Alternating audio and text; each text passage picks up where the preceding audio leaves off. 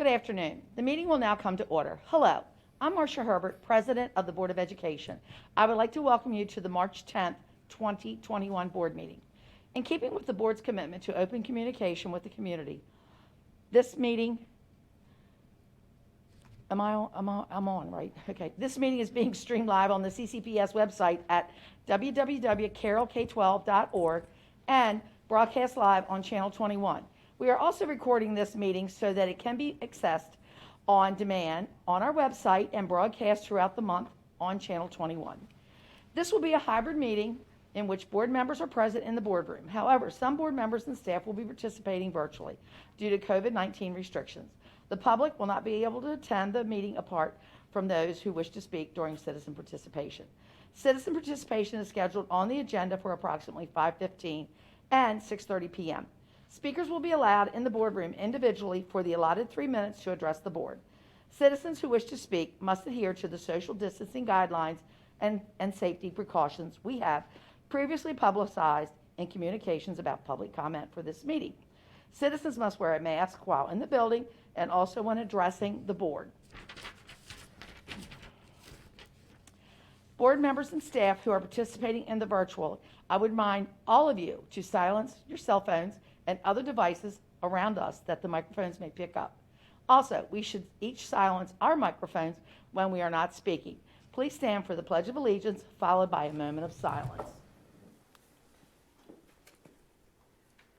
I pledge allegiance to the flag of the United States of America and to the republic for which it stands, one nation, under God, indivisible, with liberty and justice for all.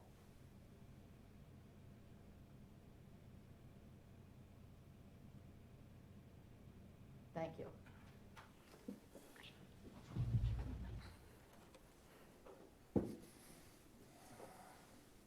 Oh, yeah, okay, will do.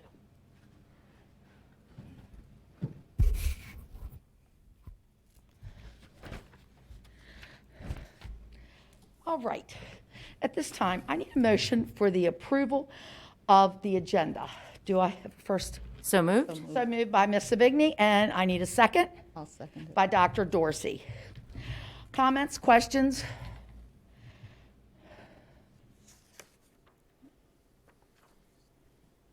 No other discussion? All right. So we will have the vote. All those in favor signify by saying aye. Aye. Opposed? All right. It has passed unanimously. At this time, I need approval of the February 3rd, 2021 FY21 budget work session meeting minutes. Do I have a motion to approve? So moved. By Ms. Savigny, second by I'll second. Ms. Battaglia. All right, we are open for discussion. Any corrections to the minutes?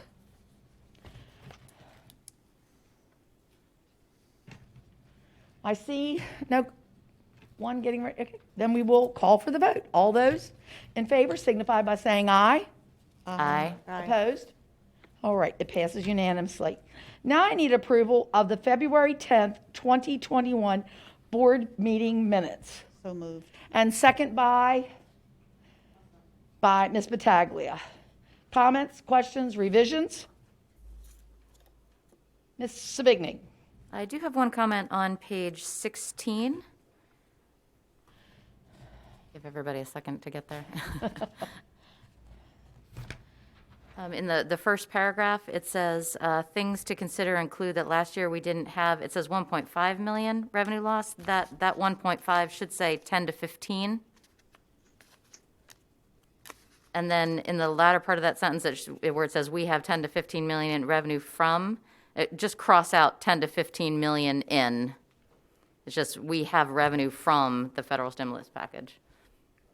The 10 to 15 million reference was in the wrong place. All right. Ms. Lucido, were you able to? Have that, Andy? Yes, I do. Okay. All right. Any other corrections? All right, I will call for the vote with the corrections. All those in favor signify by saying aye. Aye. Opposed? It passes unanimously. At this time, I would like to have the Carroll County Student Government Report, please. And good afternoon. Good evening, board members. As this past Saturday, Devonchi, our secretary, Emily Tedeschi, and I attended the MASC Executive Board meeting where we discussed the state of some bills that the Maryland Association of Superintendents had weighed stances upon, one of which being House Bill 0753 that I previously testified for. Though the Ways and Means Committee have not yet reached a verdict, we hope that we will respond favorably to this being sent to protest. CCSJ also recently held our February General Assembly where we presented educational workshops on parliamentary procedure and we hosted our SRAB elections. And we would like to congratulate our Secretary, Emily Tedeschi, for being elected as our next student representative on the Board of Education. And we hope that she'll be watching these to get a feel of how the meetings operate for the future. Additionally, applications for next year's CCSJ officer positions have been released. So if you're interested in running for president, vice president, secretary, or second vice president, be sure to ask your school's advisor or check our Instagram account at carroll.sba. That's all. Thank you and have a great evening. Thank you so much, Emily and Jamie. Appreciate it. Thank you so much. We really appreciate it. At this time, we will go to public participation. Mr. Tyler. Ms. Herbert, but before we move on, I think we have one more set of minutes that we needed to go through. Dr. Dorsey, you're right. I need a motion to approve the February 24th minutes. So moved. And Ms. Savigny? I'll second. All right. Comments, questions? I'm moving along here. Go ahead. Ms. Savigny. I did have a couple of corrections on page 3. Okay. Round about the middle of the page, it says students will now be sitting together in the seats. I think that was just siblings that we said would be sitting together in seats, correct?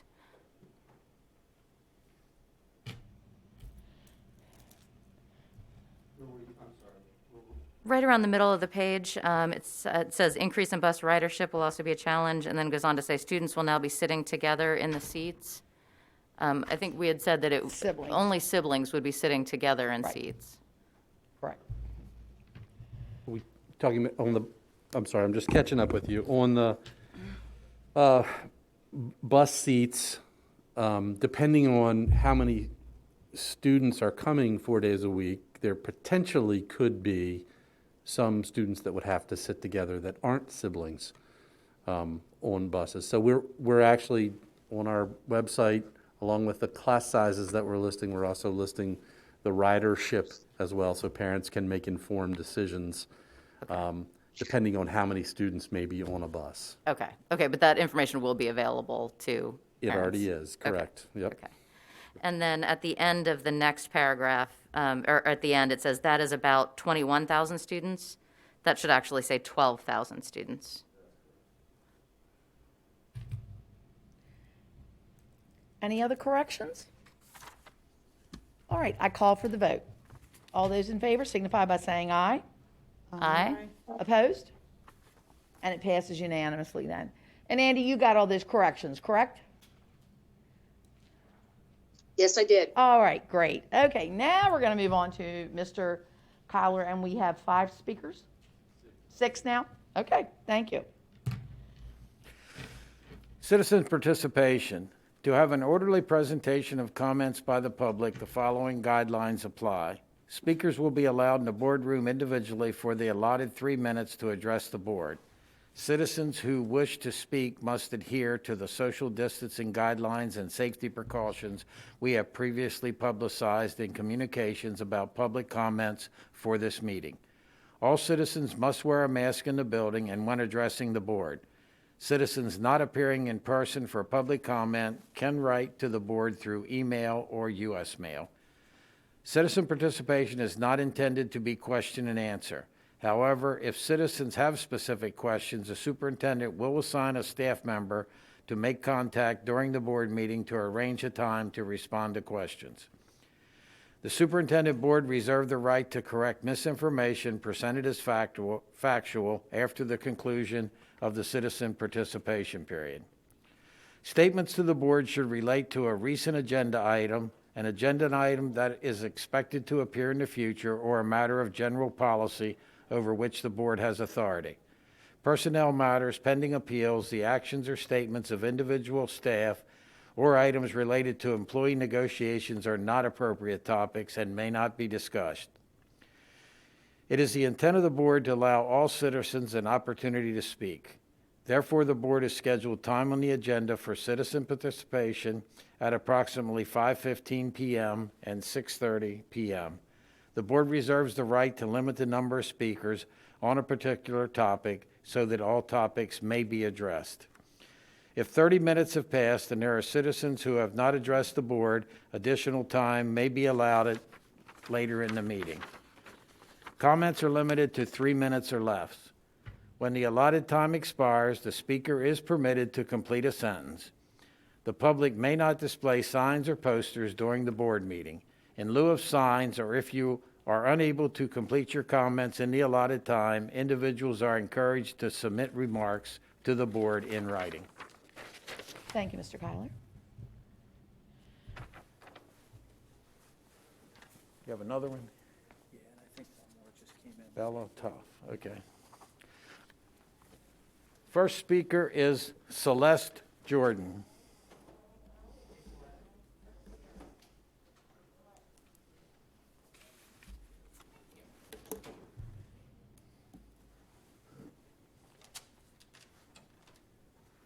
Good evening, School Board, Commissioner Weaver, Dr. Lockard.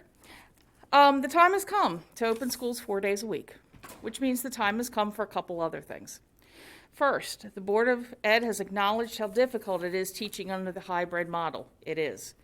One thing you can do is to publicly state that you expect students who choose the 4-day model to be in school 4 days unless absent for the usual pre-pandemic reasons, illness, funeral, etc. I can tell you that some high school students have already said to me they simply didn't feel like getting up in the morning, and that's why they were at home instead of the classroom where I planned them to be. It is a major problem when students are not in the place we expect them. We have planned for both in-person and virtual instruction. I have planned for certain students to be in front of me, and I have run off the materials for them because I don't use the computers in class, because part of the reason we're doing this is they were getting too much screen time. I have planned out the virtual instruction as well. I have heard it stated, if a hybrid student stays home, it's less of a problem than if a virtual student shows up at school. No, they're both problematic. I can assure you for decades, students have been showing up at my classroom that they registered at school that day and been brought to class while I was teaching, and I was told to accommodate them, and we did. Okay. There is another time now as well, the second thing. It is time for this room to be open at the minimum 50% capacity. You are not filling this to 50%. If the students of Carroll County are being told to not expect social distancing, then the decision makers of Carroll County have given up that luxury as well. It is time for the Board of Ed and Dr. Lockard to return to their place at the front of the room, and it is time for the chiefs, directors, supervisors, etc. to be in this room again. Again, if our students do not get social distancing, then neither should you. I would also like to just take a moment to thank the CCPS nursing staff. While getting an appointment for a shot was nothing short of the Hunger Games, getting the actual shot was a breeze and extremely well run by the CCPS nursing staff, and they deserve all the kudos they can get. Thank you. Thanks, good comment. Thank you.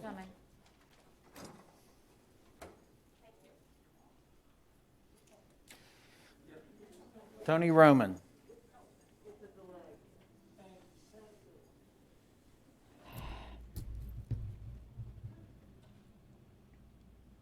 Good evening, Dr. Lockard, school board members, Commissioner Weaver. Once again, thank you for allowing us to be able to come speak to you. My topic for tonight is planning for the future. As staff members, we'd like you to know what your plan is for the 4-day week and be able to see your plans for the 4-day week starting 3/15/21. I hope you have created a fluid plan that will be able to deal with the changing rules, regulations that we're given once we start the 4-day week. For example, the federal government has provided CARES money. Governor Hogan said he was providing at least $1 million for schools to reopen, but where's the PPE for each teacher? We are told we can ask for PPE as needed. We should not have to ask for masks. Every teacher should be provided a box of disposable masks in their mailbox on either March 15th or March 22nd. The air purifiers that were requested by CCA will be a great addition to the rooms. office personnel have plexiglass protection. How many people do they see a day? You're expecting us to hopefully have full classrooms with how many people, but we don't have that courtesy of being able to have the plexiglass separation in the rooms. All staff should know that what are the changing rules for contact tracing, quarantine. For example, high school sports. We've had examples of teams getting together at parties, spreading COVID to each other, or teams that we just had at my school who traveled to a wrestling tournament and came back and gave COVID to their fellow football team, and now our football team is quarantined for a week. None of this shows up on the dashboard because supposedly it's not in the building, but we're affected by this. The other students are affected by this. And lastly, God forbid, a student or teacher becomes gravely ill or dies. What are the plans for dealing with this on a school-wide situation, on a school situation, on a community level? Anytime you make a major shift in the educational paradigm, there must be a plan for all the possible outcomes, and everyone should be able to know what that plan is and be able to see it. We are still in the orange from the CDC chart. Our numbers have plateaued and actually increased a little bit.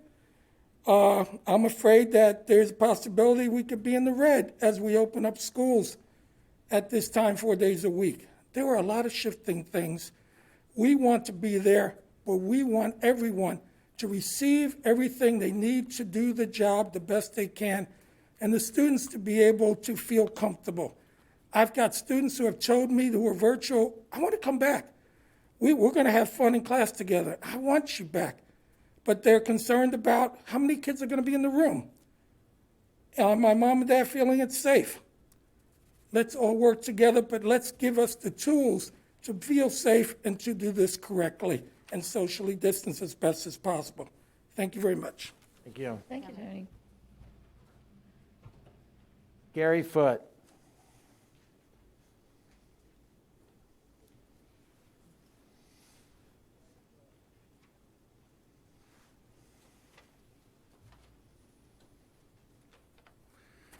Good evening, Superintendent Lockhart, board members, Commissioner Weaver.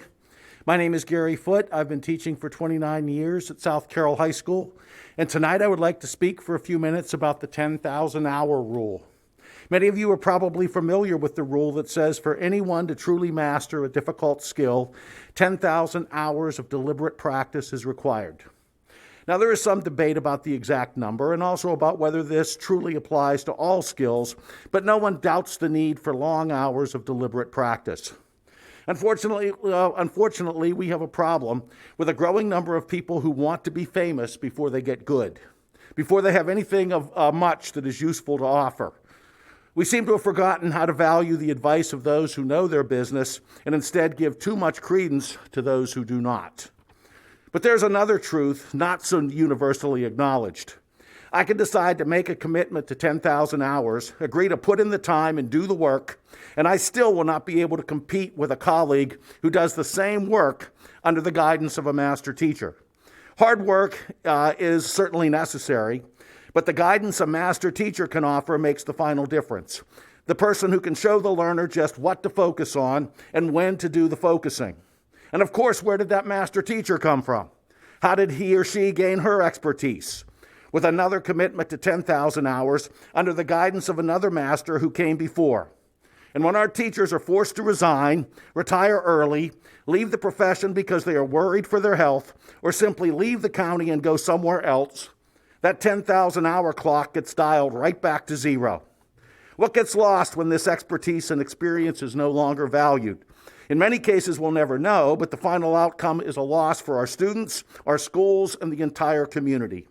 There is much evidence to support the fact that the difference between a good school system and a great one is simply the ability of the great system to honor and retain their talent and to value the wisdom and expertise they offer. When students are taught year in and year out by outstanding teachers, the results are clear. Those students learn more, they're more likely to have greater success with post-secondary education in their career, they earn more, and they're more likely to end up satisfied with the work they do and the contribution they can make. What is the true value of such a staff for Carroll County? If this were a credit card commercial, the answer would be priceless. But of course, that answer is irrelevant for us. The real question is, how would you respond? Thank you. Thanks for coming.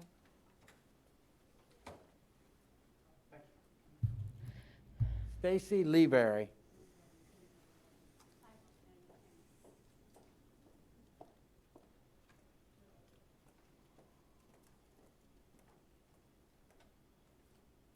Good evening. I am Stacey Lee Berry, a fourth grade STEM teacher. The decision has been made for students to return to in-person learning 4 days a week while allowing family choice to remain in virtual learning. And I would like to make some recommendations so that in-person instruction can be as interactive as the virtual instruction. Middle school and high school students have been permitted to bring digital devices to school in hybrid environment. I would like to advocate the same need for digital devices at the elementary level. Equity in learning activities could be provided to both in-person and virtual learners by allowing elementary students to bring digital devices to school. Numerous online instructional activities do not do justice to in-person students because in-person students need to be provided a paper copy of the activity, or the digital activity gets completed as a whole group, defeating the purpose of individual analysis and feedback from the teacher. Allowing elementary students to bring digital devices to school will also provide more efficiency for teachers when evaluating student work. Currently, in-person students need to complete any assignments on paper. This still requires teachers to assign the work to students in Google Classroom. Then the student needs to remember to go home and turn in the assignment, as well as the responsibility of the teacher to keep track of where a student has completed the work, on paper or in the Google Classroom, and enter a grade for the activity in the Google Classroom. Also, teachers do not want to take student paper copies home in order to maintain healthy safety precautions. A teacher's time during the day is limited, and staff must also leave the building at the end of the duty day in order to allow for thorough cleaning of classrooms. If students completed activities online, then the teacher would be able to review these activities at his or her time discretion, and students would not have to take on another responsibility to submit the assignment when they return home for the day. Permission has been granted for elementary students to bring CCPS-issued laptops to school. Students and families have not been given the choice to bring their own personal device, BYOD. If students bring their CCPS-issued laptop to school, I would have those laptops shared among other students in the class. I wouldn't be asking for BYOD if there were enough CCPS devices allotted to our students. Even my own middle school daughter takes a personal device to school, because if she did not, she would have to come home and type up her assignments into the Google Classroom that she already completed in class. At my school, laptops were distributed from mobile carts to families. We had 6 of these carts, which had 30 laptops each. These laptops are now in the hands of our families, which was a necessity for virtual learning. 30 of these computers were brand new, updated, and purchased using $17,000 of school funds raised during the school's fun run. Teachers relied on these mobile carts to plan instructional activities. Now those mobile carts are unavailable for classroom use.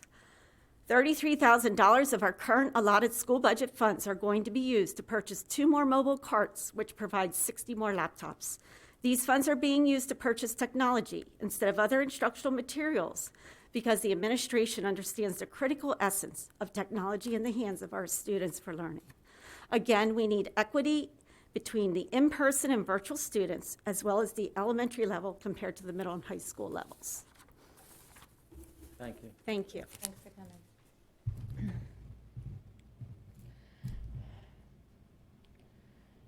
Barry Tuff. Oh, no, I'm sorry. Bella Tuff, correct? Hi. Okay, wait. Hi, my name is Bella. I want to thank you for giving us more information to make it easier for our decision to go back. The class sizes and bus driver lists are very helpful, but we still don't have enough information we need.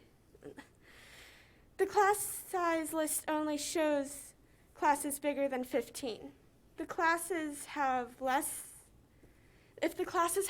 then they aren't listed, so we don't know how many kids are in each of the schools. And we don't know how full the lunchrooms are going to be. The other problem is that if that information is not all in one place, it would be easier to do the math.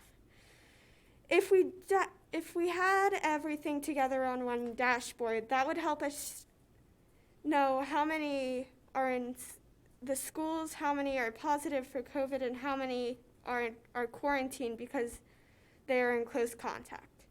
But thank you for giving us more information. That is important so we can make the right decision for our families. But I am very concerned that there will not be a lot of social distancing. That is going to be a problem because we will have more kids in the classrooms and less space between them, which means that there is a higher chance of the people giving COVID to more students, causing bigger outbreaks.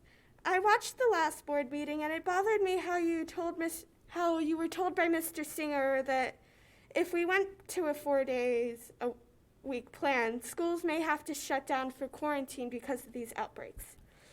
You need to figure out a way to make it so there is less of a chance for an outbreak so this does not happen. There is something you can do. What about those plastic separators to put around the desks so that the kids have a shield?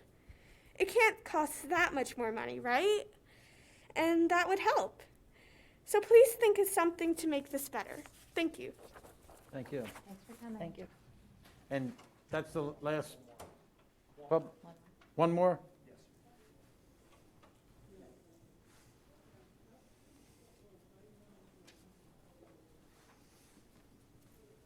Thank you. Rebecca, is it Rolfs? Yes, sir.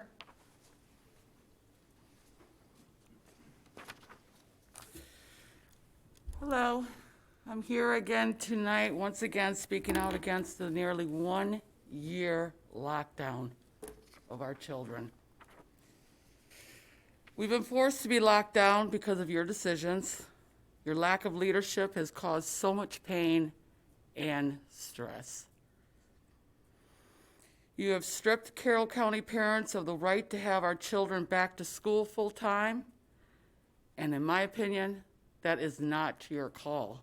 That is our call to have our children back in the classroom. For over 9+ months, parents have pleaded to all of you, pleaded to allow our kids back in the classroom. That's a sad moment in our country. We've been stuck in this hybrid model for months now. It's been substandard at best. Most of the children were given a quick assignment in the morning, and then for the remaining time during their mod period, we'll do whatever. So again, it's been substandard. Many states did not close down their schools, while our children have unjustly suffered for a year. For over 6 months, our president at the time, President Trump, the CDC, the National Association of Pediatrics, and countless other experts in the field said that the schools are the safest place for our children. Lockdowns do not work, and our students need to be back to school now. This has been ignored. This Board of Ed did not follow the facts, the science, the data. The teachers' unions have pushed their agenda over the welfare of our children. You have the authority to get our children back to school, and you've chosen to kick the can down the road for a year. A few members even suggested at last meeting, 11 months in this lockdown, that we take baby steps to get our children back full time. After 11 months, we're going to take baby steps. Or another one person said that we need another work session to decide what we're going to do with our children. A year has been stolen from my child and thousands of other children. I'm sorry. This has really been tough for us parents. Going back to a 4-day is not full-time. Full-time is 5 days. Full-time is teaching, allowing our children to express their joy of seeing their friends, the advancement of an education that has not been given to them. Please finish your thought. I was told by a board member that some of the teachers will not come back because they're not able to find babysitters. or the fact that they don't feel that the classrooms are safe. All while I'll see some of them out having dinner at restaurants or shopping, or I even see Facebook pictures of them in Ocean City and Disney. It's time to make the decisions, get the students back full-time. And may I note that I don't think it's fair that parents are only allowed 3 minutes to express their opinion. Thank you for your thoughts.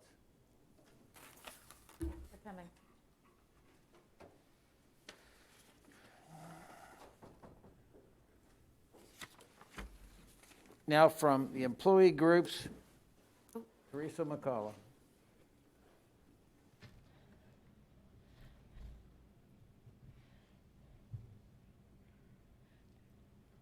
Good evening, Superintendent Lockhart, members of the Board of Education, and Commissioner Weaver. I always have to look who's here. I'm Teresa Basler McCullough, President of the Carroll County Education Association, who represents the teachers, counselors, RNs, speech-language providers, OTs, and PTs who continue to go over and beyond to make this current learning environment work for our kids. CCA experienced a phenomenal event with the collaboration of the Office of Equity and Inclusion and the Human Resource Department. We were ecstatic with the outcome of the Cultural Transformation Conference held this past Saturday. The information acquired from the facilitator and keynote speaker was powerful, and the discussions in the breakout rooms were meaningful. We continue to look forward to taking this journey together.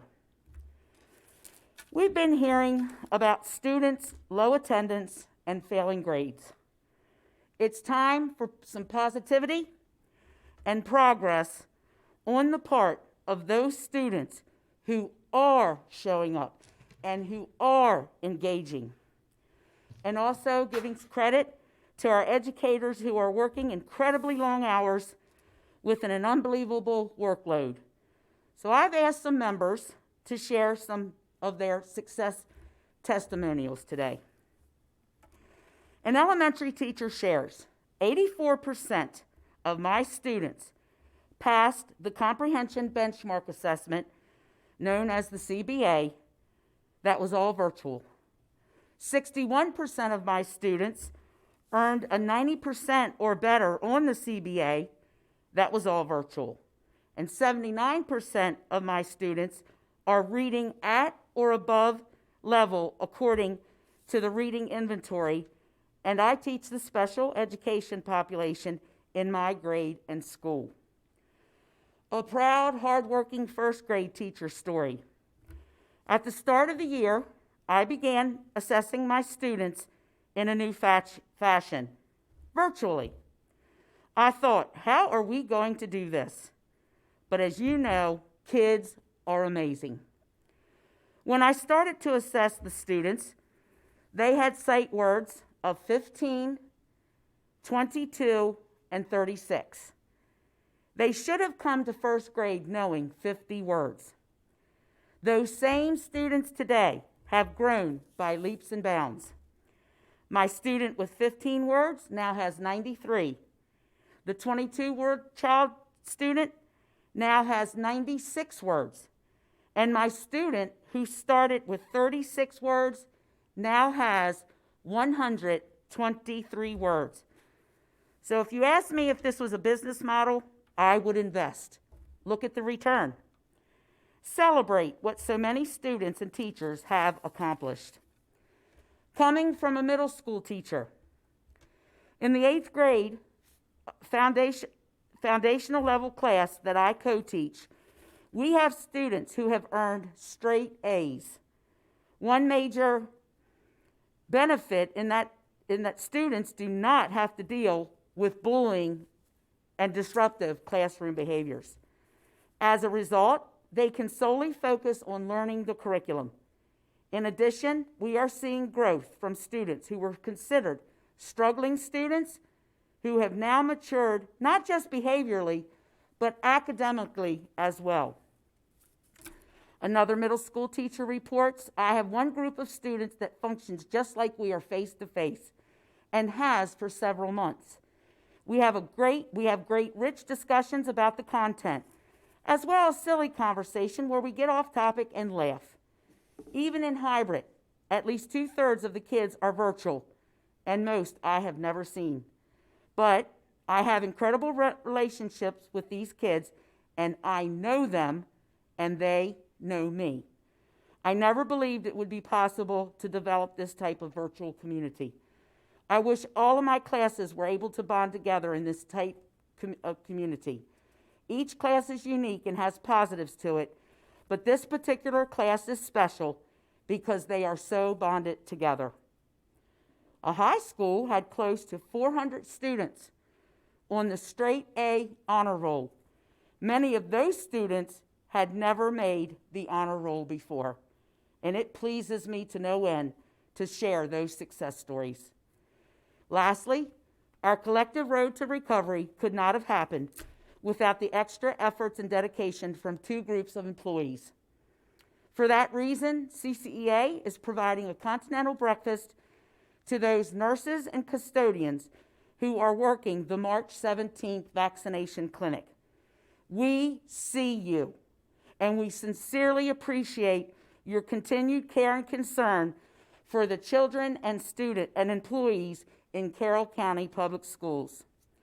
Moving forward with vaccines being rolled out, nicer weather, improved metrics, CCA will continue to advocate for safety, which includes social distancing and proper mitigation practices to ensure a faster return to normal. Along with safety, we need to be cognizant of our educators' mental health, including the stress that comes with the untenable workload. And from Henry Ford, coming together is a beginning. Keeping together is progress. Working together is success. And I thank you on this beautiful day. Good job. Thank you. No Miss Steele tonight? Miss McCullough, is Miss Steele out there? No. Okay, all right. Well, we will move on then. That was very nice. Okay. At this time, I would like Dr. Dorsey to read an announcement, please, followed by Ms. Battaglia. Okay. Youth Art Month and Music in Our Schools Month. During the month of March, we are highlighting 2 of our fine arts programs to recognize arts education as an essential part of the curriculum and life experience. Youth Art Month encourages support for quality school art programs and provides a special opportunity for us to feature the wonderful artwork created by our very talented students. Artwork by elementary and middle school students is being featured in a display at the Carroll Art Center through March 17th, while high school art will be displayed from March 15th through April 30th in the Langdon Gallery at Carroll Community College.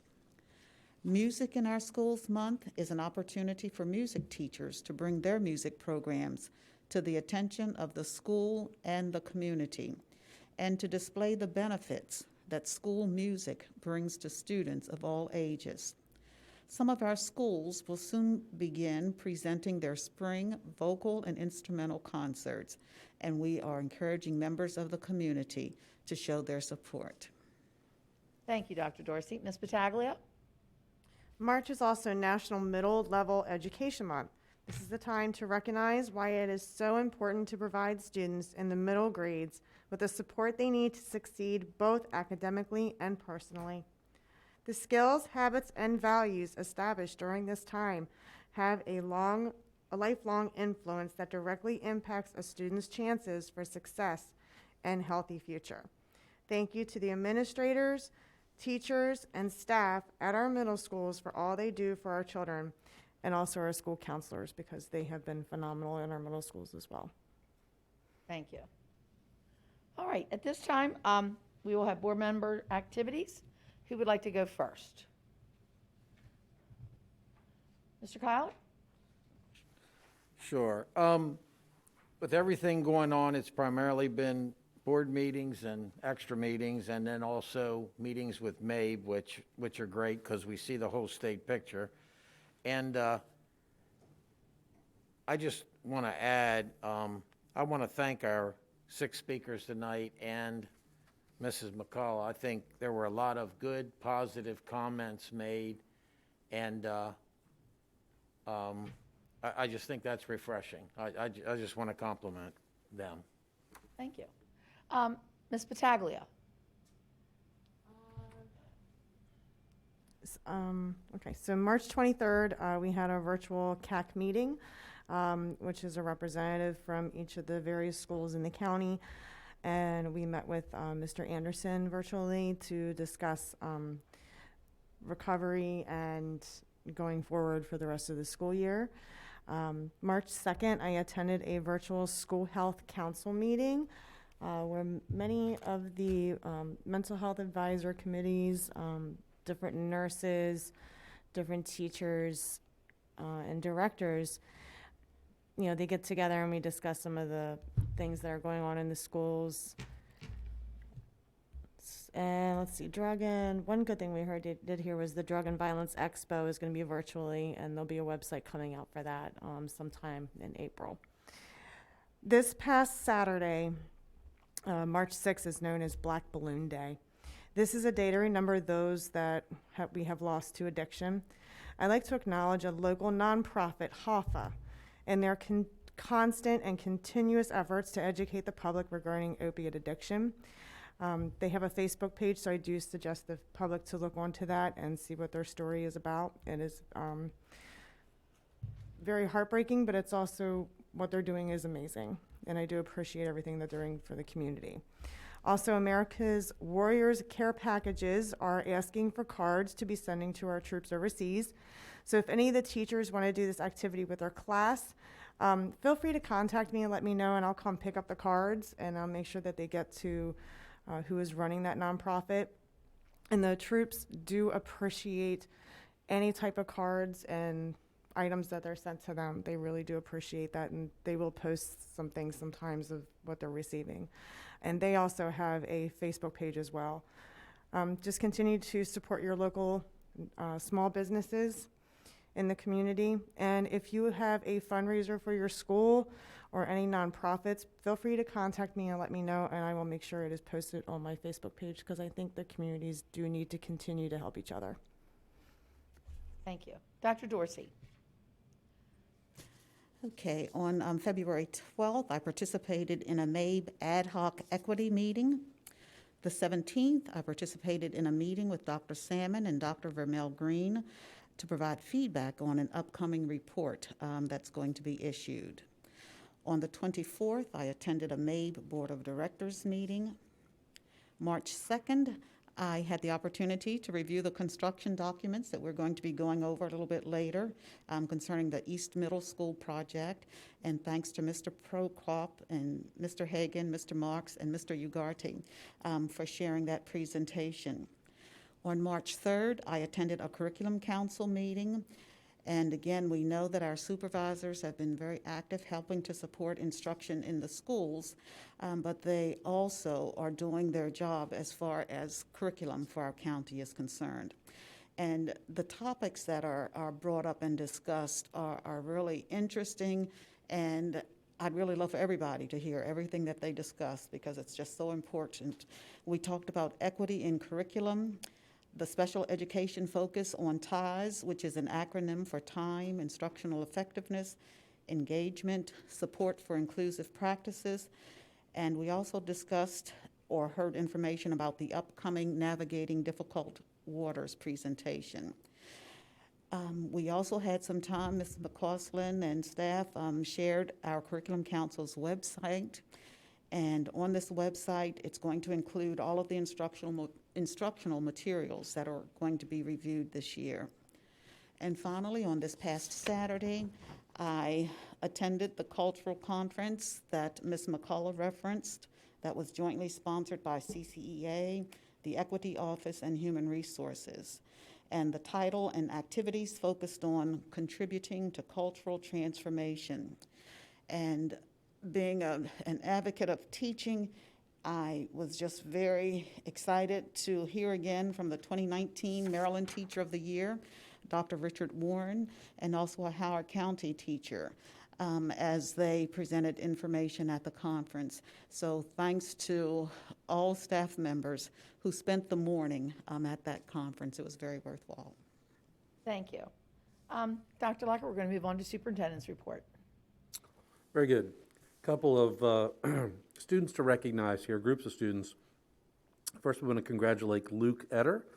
Luke is a 5th grade student at Spring Garden Elementary School. Luke won first place in the Maryland Department of Natural Resources annual Arbor Day poster contest out of all of Maryland.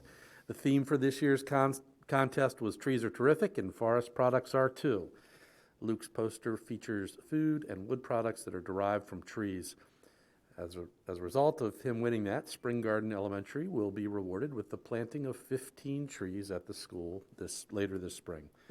We also want to congratulate a number of students from Century, Liberty, Manchester Valley, South Carroll, and Winters Mill High Schools who participated in the Future Business Leaders of America Leadership Conference. These students competed in events that tested their business knowledge and skills in a broad range of business and career-related areas. They brought home first place awards in 23 different categories, ranging from accounting to social media strategies to sports and entertainment management, just to name a few. They also qualified to advance now to the state competition, so congratulations to those students. And we'd also like to congratulate the RoboCavs Gold Team and the Gear Freaks team for their outstanding performances at the first Chesapeake District Robotics Championship in robotics in Maryland. The RoboCavs Gold Team won 3rd place in the Collins Aerospace Innovate Award, and this award celebrates a team that thinks outside the box and has ingenuity, creativity, and inventiveness to make their designs come to life. And the Gear Freaks won 3rd place for their Compass Award video in honor of Coach Joe Walton. This award recognizes an adult coach or mentor who has given outstanding guidance and support to a team throughout the year and demonstrates to the team what it means to be a gracious professional. Really proud of these robotics teams and have seen a great growth in the interest and the offerings that we now have in Carroll County Public Schools for robotics, so it's great to see them recognized. And finally, every month when I get the chance to recognize students, it's important for us to remember for them winning awards like this and representing Carroll County Public Schools so well. Remember that there's, in addition to their family and caring adults they have in their lives, there's typically a staff member or a group of staff members in our system who provide support and encouragement and opportunity. I know we're getting a little bit of feedback here. So, okay, there we go. There's a staff member who typically provides that support, encouragement, and like I said, the opportunity to seek out or participate and support those students as they pursue some of these challenges, endeavors, extracurriculars, whatever it might be. So, all things considered, I again want to just say thanks to our incredibly hardworking staff who continue to find opportunities like this for our students, support them, and encourage them. And we see the results all the time and are happy to share those with the public. Thank you, Ms. Herbert. All right. Well, thank you very much for your report. And I guess now we'll move on to COVID-19 updates. Ms. Herbert, before we move on real quickly, I think, did Devonshee have something that she wanted? She didn't have her hand up. Oh, she didn't have her hand up? I'm sorry. No. Did you want to say something, Devonshee? Because you didn't have your hand up. I looked.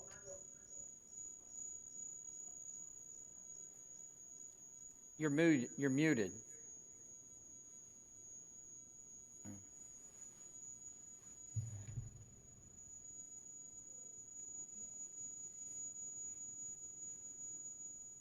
Got a little technical difficulty. Yeah, sorry, we're having, there we go. Okay. All right. Devonshee, we'll come back to you. Okay. Was there anything that you had? Yes. Devonshee, you didn't have your hand up. Did you have anything you would like to tell us? I can't hear you. Oh, she can't? Not yet. Okay. Something's wrong. All right, well, we're going to hold just a second. Bob, are we having issues with the stream? Okay. All right, we'll just hold tight.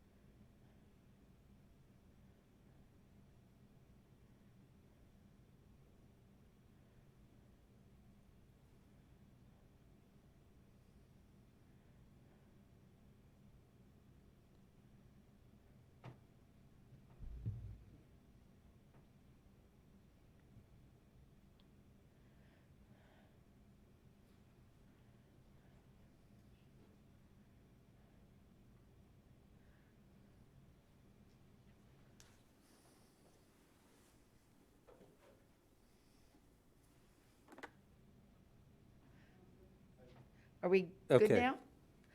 Devanshi, would you like to say something, please? Can you? Did you have anything to report, Devanshi? We want to make sure we didn't Yeah. miss you.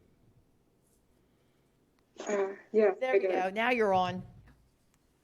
Okay, so on February 27th, I attended the CSGA legislative session in General Assembly.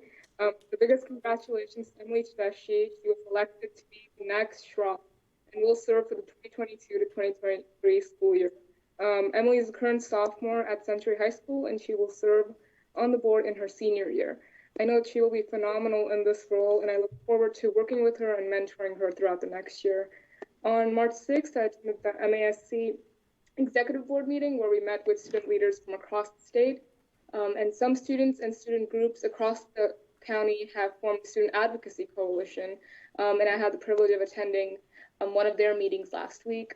These students are incredibly passionate and driven leaders in their schools and in their communities. This month is Women's History Month, and I was thrilled to learn and talk about Ruth Bader Ginsburg in my high school advisory lesson today.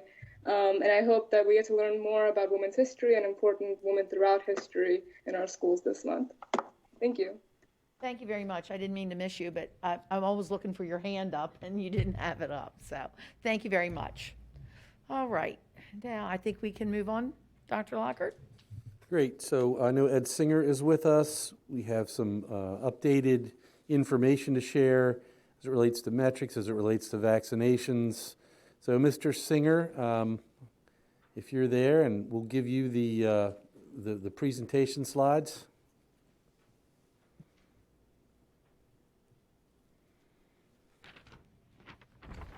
Okay. Oh, I was having difficulty unmuting myself. I thought maybe you guys just were going to leave me on mute. That would make the night a little more interesting. Good evening, board members and Superintendent Lockhart. It's good to be here this evening and just give you a brief update on some of the data that we're seeing right now related to COVID and kind of where we are with vaccinations and where we see some things headed. Next slide, please.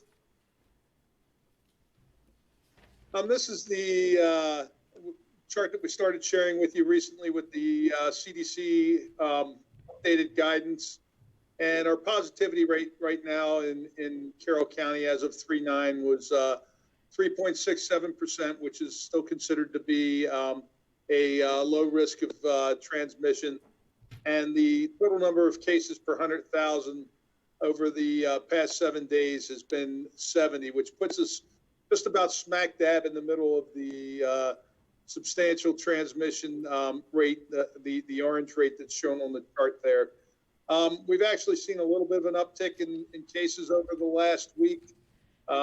Some of them, as we get into the slides, you'll see some of them have really, we've seen them seen a lot of fair number of increases in the 0 to 18 and the 18 to, I think it's 30 age group, but we'll hit that on one of our slides. Next slide, please.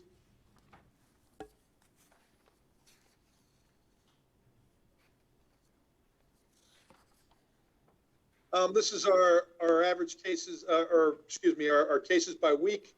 As you can see, that as I mentioned, we had that little bit of an uptick this week, and it seems like we're seeing a small increase in cases continuing into this week as we move into the week this week. So hopefully that won't continue, but it's hard to say. I hope we're not seeing another trend towards a higher number of cases. Next slide. This is just our overall 14-day rolling average, and you can see just as you get towards the end there's a little bit of, again, a little bit of an uptick in cases over the last week. Next slide, please. This is what I was referring to a little bit earlier. The age groups of less than 18 and the 18 to 29 are actually smaller demographically than some of the other age groups, but relative to, if you take a look, our highest number of cases over the last week was in that 18 to 29-year-old age demographic, and we also had our third highest number of cases was in that that red line, the less than 18. The green line, 45 to 64-year-olds in Carroll County, is a substantially higher number of people than the number of people that are in the under 18 or the 18 to 29-year-old demographic. So the case rates in the less than 18 and the 18 to 29 are the higher case rates that we have in Carroll County this week, and you know, substantially the students that you have attending school in your school system. Next slide. This is our hospitalizations. Hospitals actually been in really good shape recently with the number of COVID patients they've had admitted. That's down to a much more reasonable, manageable level. They've been in the single digits for over the last week. And while the hospital's been busy, it hasn't been largely because of the COVID cases that we were seeing in previous weeks. Next slide. This is hospitalizations and death by age group. The next slide. And as I said, you know, often we see the deaths lag the cases, and as the cases have tapered off, the number of deaths seem to be all tapering off to a certain extent. We had just one death over last week, and I know I've looked in the system, and as I've seen since the last week, I think we've had just one additional death. So when we were seeing 3 and 4 and 5 or more deaths over past couple of months, that number of deaths is coming down, and we would expect that to lag the cases. So next slide, please. This is the pyramid we're working from, and this has been an extremely frustrating pyramid for me, for our local elected officials. I know our delegation and our commissioners have been advocating for us to get more vaccine, and it's not been completely clear to everybody is exactly how the state's been allocating the number of vaccine doses. We've been getting about 1,000 doses a week, and working very hard to try to get the teachers and the people who are over 75 vaccinated. We're actually making some progress, and as we get into the next couple of slides, we'll talk about that. But it's been really frustrating to the people who are in Group 1C that are 65 to 74 and some of the essential workers, because we haven't moved on from the people who are at highest risk in the 1A and 1B groups onto the 1C, but we're gradually starting to do that now. Next slide. So where we are right now, we're essentially in phase 1A and 1B, as I mentioned. We've got targeted clinics we actually did another targeted clinic for the 1A and 1B group and private schools. We've got that actually scheduled for Friday. We're actually adding a few of the public school teachers to that clinic as well. And we're having a clinic for continuity of government and higher education that are also being held this Friday. We've got a rather large clinic for 75 and up, where most of the people are over 75 in the South Carroll area this week. And we're also continuing with the individuals with intellectual and developmental disabilities who we've been including in our 75 plus clinics. We're planning on having clinics throughout the county again to reach the 75 plus and and even starting with the 65 to 74-year-old age group. As it says here, we're having a soft rollout. We're gradually, as we get to the point where most of the clinics filled with 75-year-olds plus in our clinics, and they don't completely fill up, we're reaching out to some of the people who are in that 65 to 74-year-old age group, and we're starting to work with businesses and economic development to identify how to vaccinate people who are in the 1C essential employee and manufacturing work group. Next slide, please. It's just our vaccine distribution slide. It's gotten to be a pretty busy slide at this point, but essentially, we actually wound up with an extra 500 doses last week because of the Johnson & Johnson vaccine coming out, and we got all those doses out in the same week that we received them. But when the doses show up here on a Tuesday, and generally what we're doing is we have clinics scheduled, and we're getting those doses out by the next Tuesday. Is where our goal is, and we're generally over 100% of vaccine administered, and that's because we can get some extra doses out of some of the vials that we have from Moderna from time to time. The one drawback to the Johnson & Johnson vaccine is there are definitely no extra doses with that. It's you get the number of doses that are that we receive, or the number of doses you get out of the vial, and you know, we like to get the extras because it's just more people that we can get vaccinated. Next slide. And I think this chart really kind of tells the story of where we are. And I've been talking with your staff and the superintendent about kind of where we are with public schools. And the last clinic that we scheduled for that's coming up, I believe, I just lost track of whether it's, I think it's next Wednesday. It wasn't today, I don't believe. That's correct. We have 450 slots scheduled for teachers then.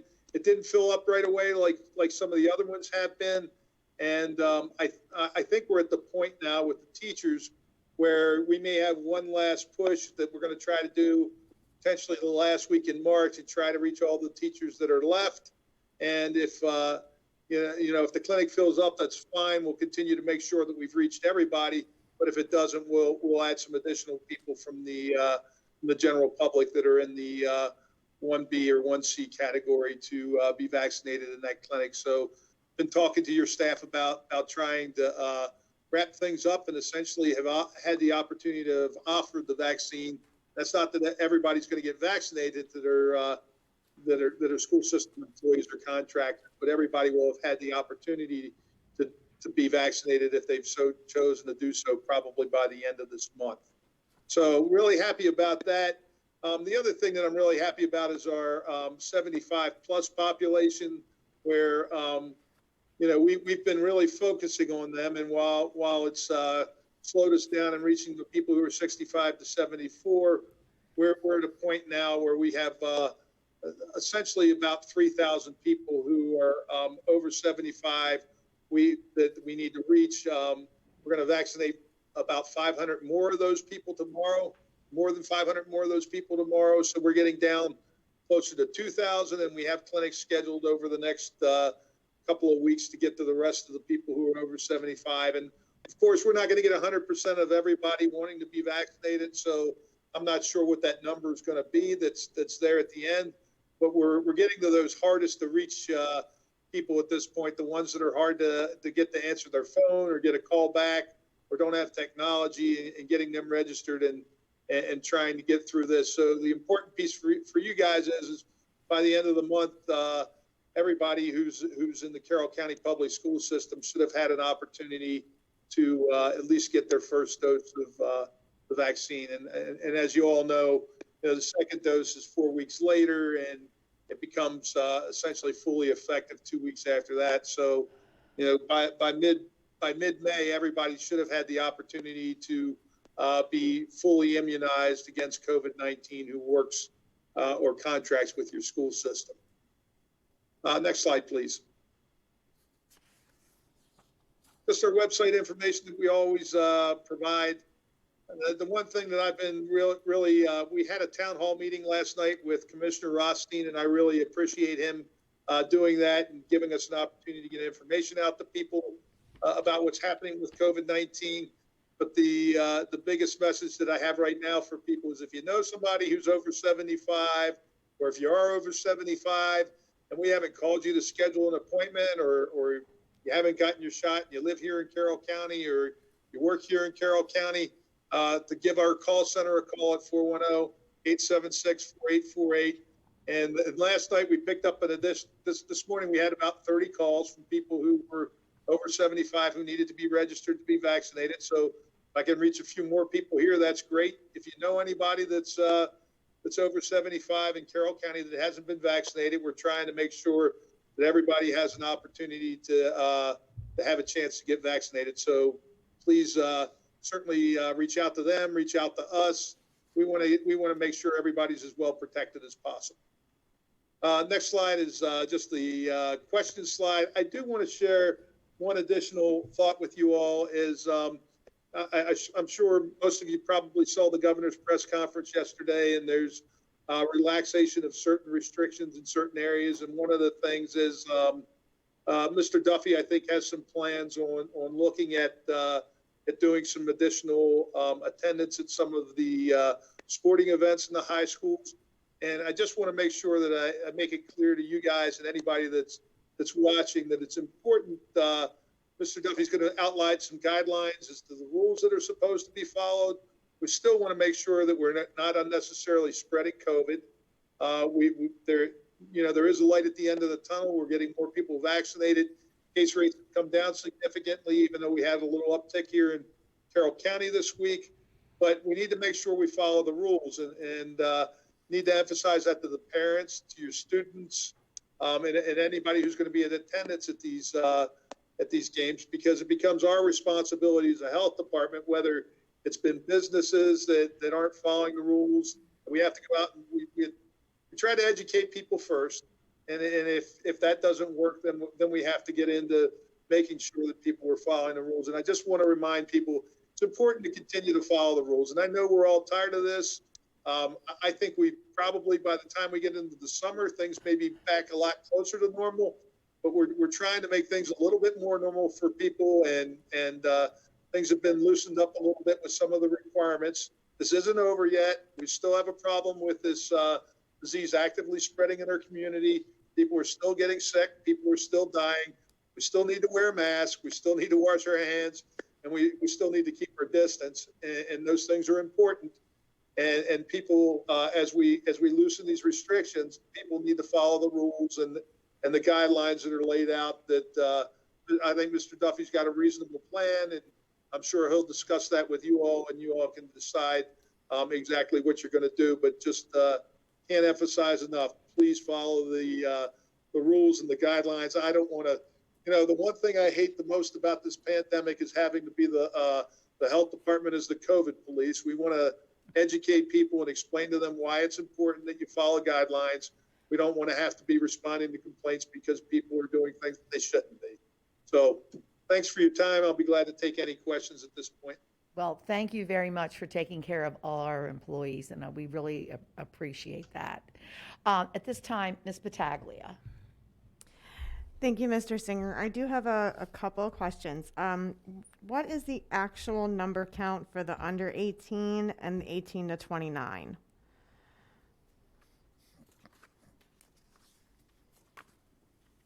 I'm going to pull that slide up. Well, at least on my own computer. If you want to go back to that slide, you can. But the actual number count, and you can see it on the graph, looks like the under 18 is at 20, and the 18 to 29 is at 40 cases in the last week that we reported. Okay. Do we know how many? I could be off by one or two. I'm just looking at where the line is here. I don't have the actual number in front of me, but the line's a 20 and the other line's a 40. So it could be 39 or 40. The one's definitely at least 20. It might be 21. I don't know. I don't have the actual chart with the data in it in front of me. I just have this graph. Okay. Now, do we know how many of those 20 could be CCPS students? Well, if we go to our dashboard, now this might project a little bit differently, because what we look at in our dashboard is not necessarily just for the week, but who are actively with COVID. So the dashboard that was updated this week shows 47 students. And so again, Ed's data might be some kids from last week that are still considered active, and he's just showing a 1 week number there. So I don't want to confuse folks, but our dashboard shows more. Right. It's it could be carried over from last week. Because some of those students haven't been cleared yet. Have not been cleared to return, right? The numbers that I'm showing, I'm sorry, I didn't mean to cut you off, Superintendent Lockard, but the numbers that we're showing are a point in time when that case was diagnosed, when the person tested positive. Right. So it doesn't, somebody the convalescent period for somebody who's sick with COVID is essentially 10 days after they've tested positive or when they started being symptomatic. So that's where the numbers might look a little bit different. But the numbers that are on this chart are specifically when somebody tested positive during that week. Right. Okay. And then the second question I had, and I actually received a couple questions from parents regarding this. The first one was about masks. Some of the concerns have been regarding gaiters, the large pull-down ones or pull-up ones. And I mean, I certainly don't want to be go to somebody and say, be the mask police on someone, but I do want to make sure that the masks that the students are wearing and any teachers are wearing in our schools are, the proper masks. They can't see through them. I mean, that was technically what we were always told right from the beginning. You shouldn't be able to see through it. So, Mr. Singer, is there, regarding masks, is there something that you can recommend to the public, to parents, like this should be the appropriate mask for your child?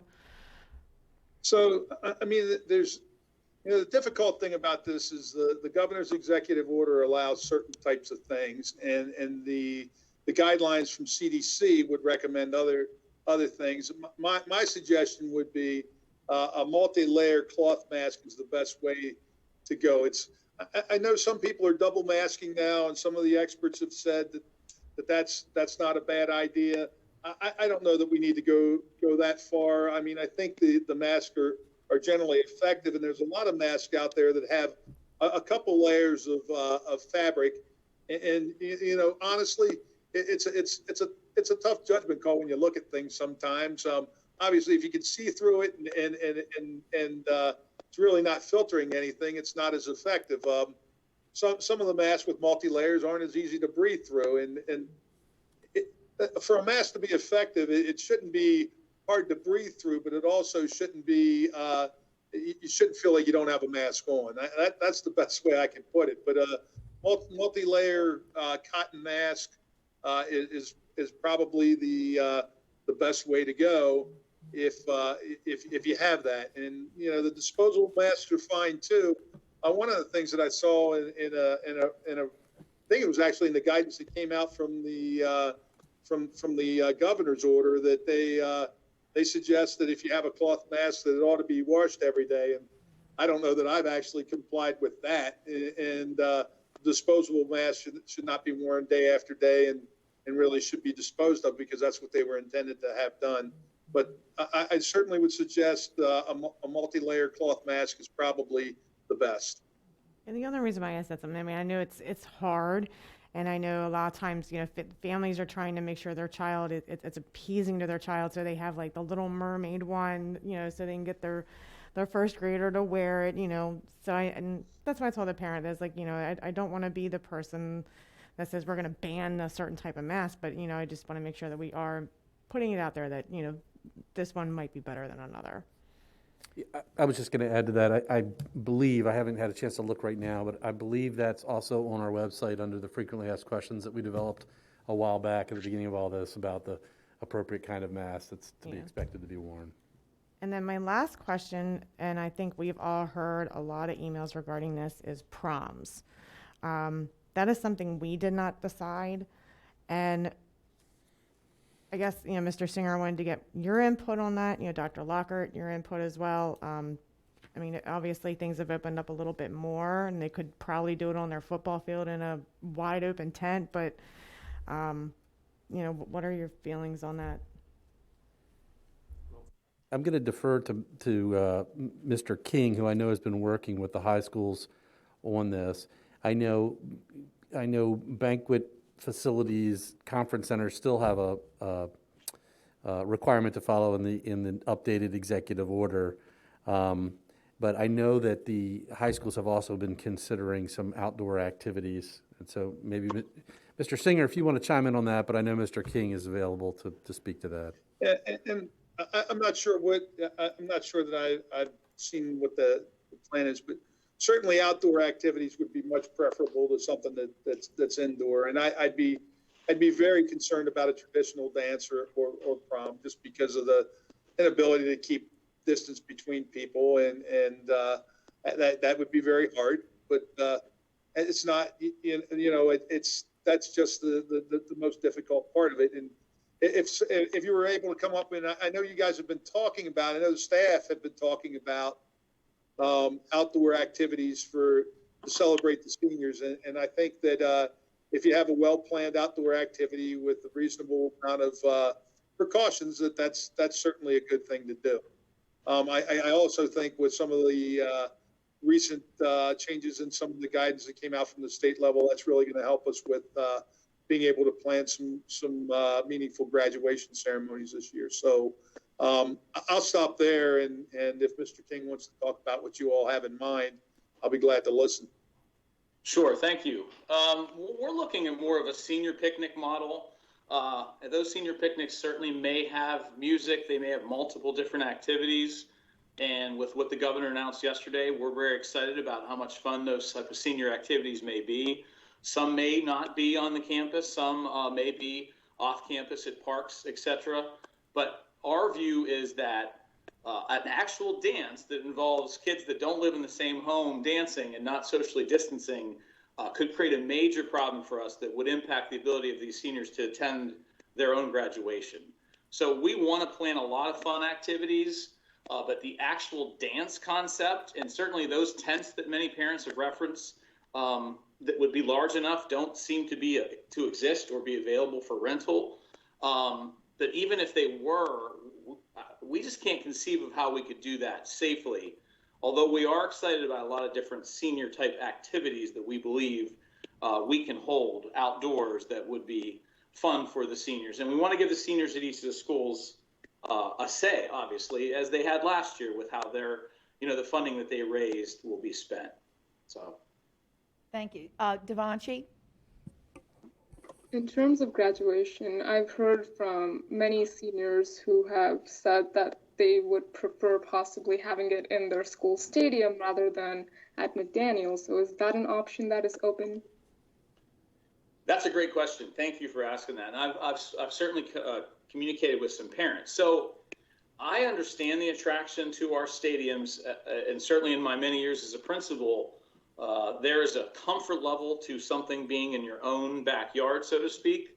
But our concern is the infrastructure in our stadiums, although great for sporting events, is not going to meet the needs of what we want to do conceivably compared to what maybe the McDaniel Stadium will do. Now, we're still in talks with them to try to figure out if we can make this work because of all the logistics.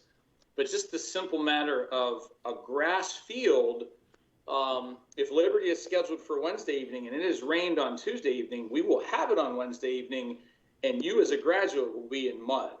And we would really like to avoid that and create more of a professional, comfortable environment besides because of bleacher seating and whatever the standards are, and we're very appreciative of how much more and how many more folks we'll be able to invite to these graduations thanks to the governor's loosening of restrictions. But same with adults. If there's a set of parents that need to sit on the floor of a stadium, they're going to be much more comfortable on a turf floor, along with the Jumbotron and the sound system that McDaniel has. Our stadiums are at all different spots. They're fine for PA and warm-up music, but may not meet the needs that we want to hear your name called when you cross the stage and all the other wonderful seniors who we want to make this as special as possible. So your home stadiums are still a possibility, but we really want to look at all the pros and cons of your stadiums as well as McDaniel's if it is officially offered to us, and make the best possible decision for the seniors, their families, and all the staff and principals, et cetera, that have to plan and run these events. Because we are very worried about weather. Honestly, as we look at that time of the year, thunder showers are obviously a concern and can pop up with very little notice. Okay. Yeah, so thank you for that clarification. I've heard from many seniors regarding that, so thank you. Oh, no problem. Dr. Dorsey. In addition to those items, we've also been questioned concerning the vocal and instrumental music concerts and how we might be able to proceed with those. And my second question, Dr. Lockhart, concerns our board meetings, if and when we will be adjusting our board meetings. I'll address that first, and then we can have Mr. King give us an update on the instrumental music, vocal music. I was recently conversing with Mr. Singer about a plan for our board meetings, for occupancy for the room, for moving forward in a little more traditional fashion moving forward. So I'll be working on that with him and giving that to the board in the next few weeks. I would say, as far as looking at outdoor concerts, we are doing that now. We're looking at possibilities of being able to hold some of those events outdoors. A lot of it may depend on the number of students involved in the activity or in the concert that we're planning for. So that's really where we are right now, is working with each level director to determine what kinds of concerts they would like to have this spring and where they may be able to go outdoors. Okay, do you have anything else, Dr. Dorsey? All right, Mr. Kyler, you're next. And back to the talk of graduations, I was wondering, Mr. Weaver, do you think, will anything be ready in time for graduations at North Carroll High School? And then, I don't know, Copper Mine's also another, just as a fallback for you guys. I understand eventually about, wanting to be at their school, but it's a good point on weather that time of year, but there's a few other options with turf fields, but I don't know if they'll be ready in time. You'd have to go to the people purchasing the building to get that answer this time. That's right at settlement time, right before the fields won't be ready other than what we have now. So they won't start construction until they've purchased. Exactly. Yeah. Okay, so that's what I take thought. a little while to get through that. Okay, Dr. Lockhart. I'm going to yield to Devanshi. I saw she had her hand up all again. Right. Is I'm trying to. No, yes. I know. Okay. Devanshi? I had a question separate from this kind of, but Dr. Lockhart, there have been some decisions made regarding AP tests and the testing window, correct? Yes. Okay. So there was some concern with the students that it was a bit too close to the finals. So it would be 2 whole weeks of testing, and then right the week after they would do more testing with finals and everything. So I just wanted to bring up that concern. Sure. Mr. King, do you have anything you want to contribute there to the concern? Sure. Devanshi, you're hitting on the things I spend a lot of time on. Yes, we have been in conversation about this. We wanted to give the students as much instructional time as possible, which is why we went with a second testing window for AP. We have had some initial conversations about the final exams.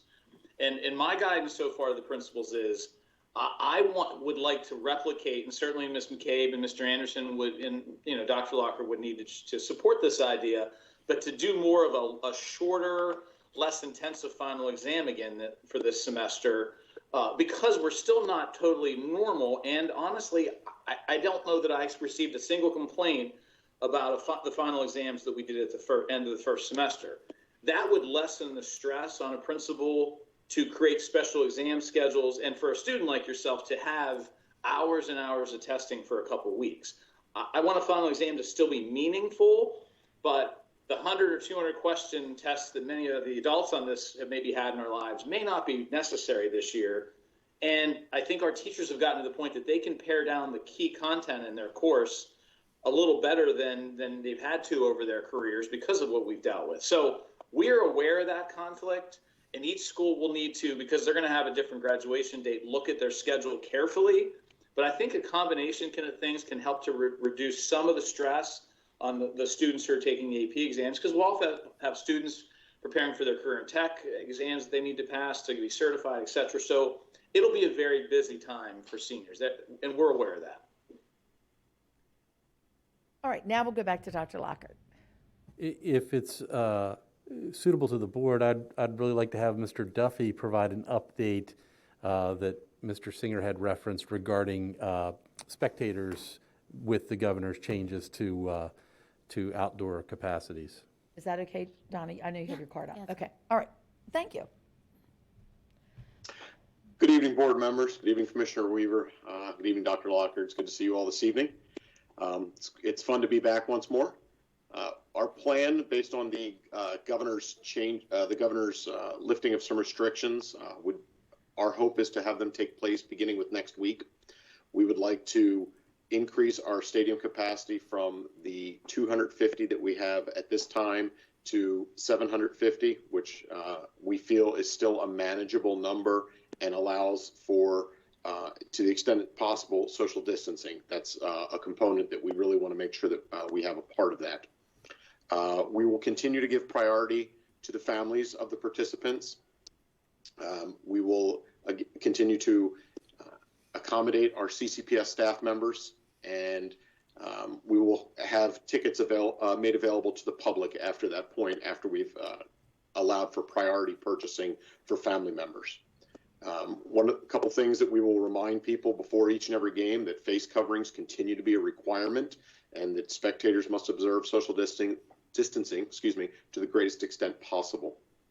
We also will make sure that we are expressing very clearly our expectation that any non-high school students are to be accompanied by an adult, and that's our expectation for our outdoor events. What we're also excited about is we believe now, again, looking at the loosening of some restrictions, we want to allow parents and guardians, two per participant, to come into the volleyball matches as well, starting with next week, so that we would have tickets made available for them as well.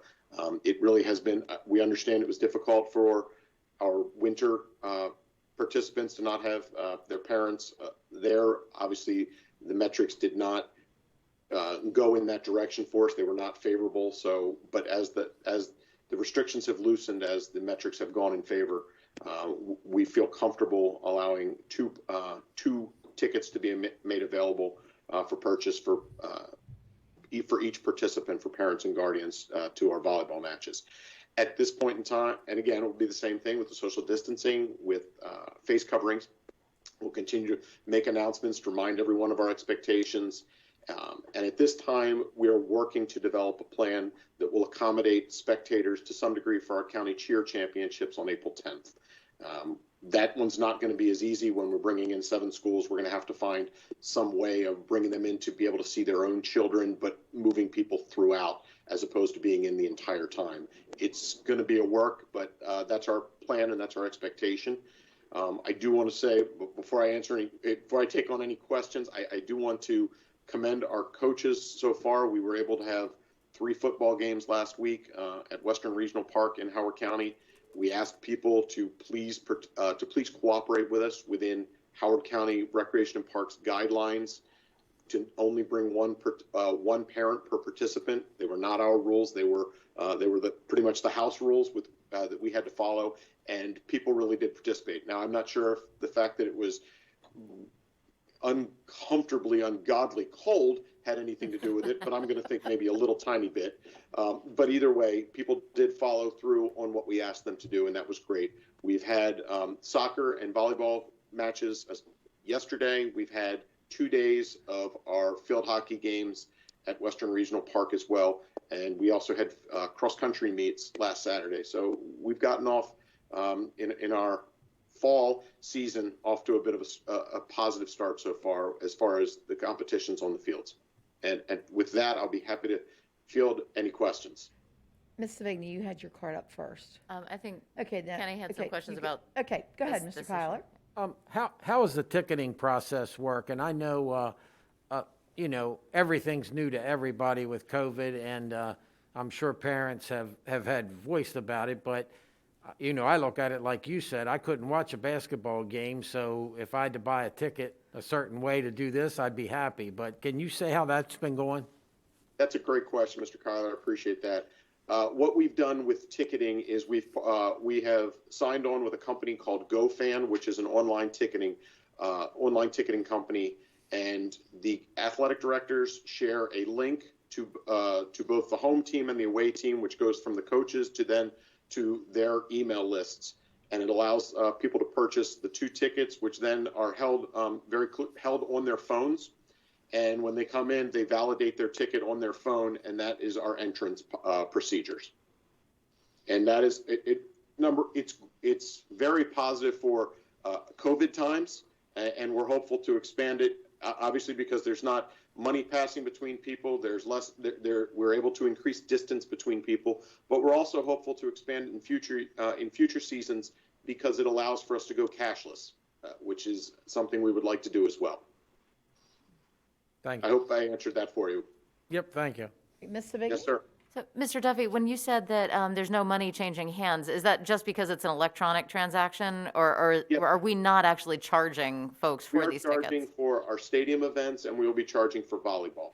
Our typical events for which we charge during the fall season. So we charge for football, soccer, and volleyball. Okay, and are they the standard fees that we've been charging in the past? We have actually all of our tickets at this time are $5 because our expectation when we started was that we would be accommodating parents. So the plan was to have all tickets to be adult tickets, and that's what we have set up at this point. So that is where we've been for this season. One thing we did reduce costs. We are not charging for the remainder of this year participation fees for any of our seasons as we have in the past. So it comes out, I think, probably favorable. Mr. Duffy, what are we paying Howard County for using those fields? Is it a per event, or do we have a group rate, or how are we doing that? We get a very favorable rate from Howard County Recreation and Parks. They work with us and provide us their school system rate. We pay an hourly rate, so we're paying for the field hockey games. We have the fields from 3 to 6, which allows teams to get on, warm up, and then we have to be off by 6. So we're paying for essentially 6 hours 3 times a week.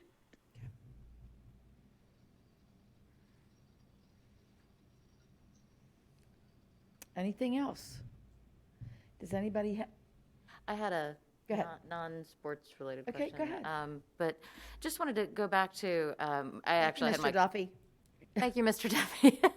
changing gears on us. Yeah, changing subjects. That's fine. I'd had my card back up a while ago, but it was just to kind of follow up on the question that Ms. Battaglia was asking about proms.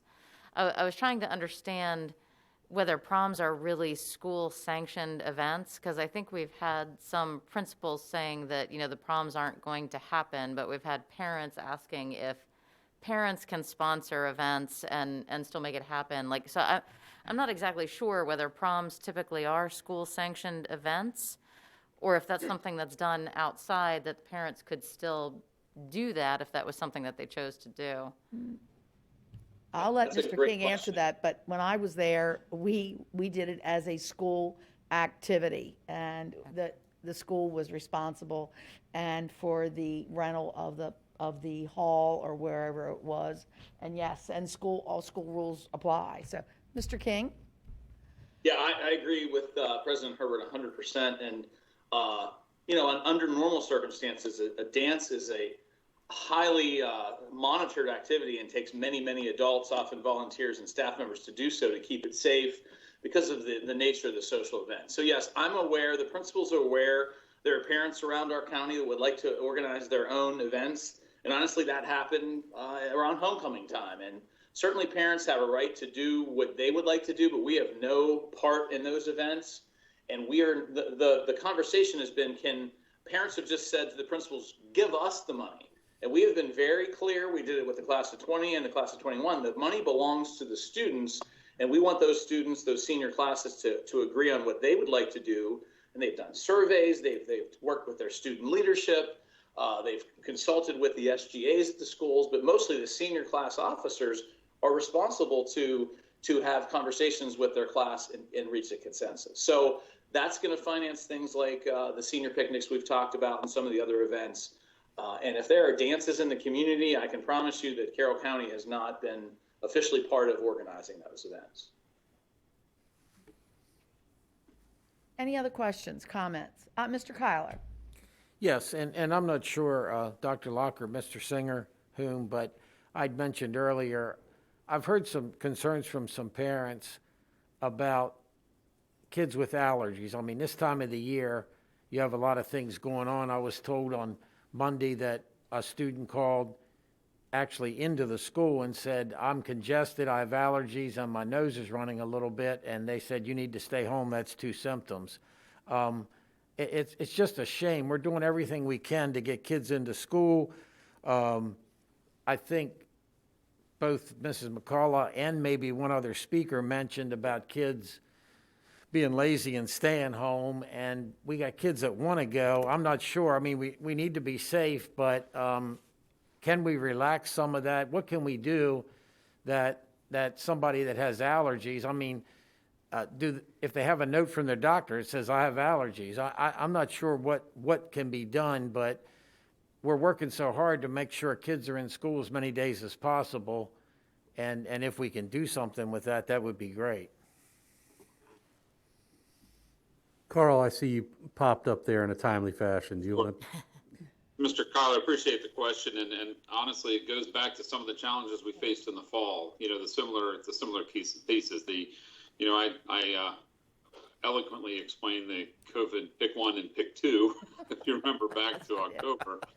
Yes. I think the menu, and it was a hit. Little shout out to that. But at this point, I think that certainly is a challenge, right? It's allergy season and whatnot. So we're kind of in the same situation. A few things working towards our favor that we're working toward. One, you did mention that students can get a note from their doctor. We definitely allow folks to have that diagnosis. They would need to work with the school nurse. The school nurse would provide the parent and family a form that they would take to their doctor, and our doctors would need to fill that out. Typically, we don't need it can't be an indefinite amount of time that the student. My kid has allergies for the rest of time.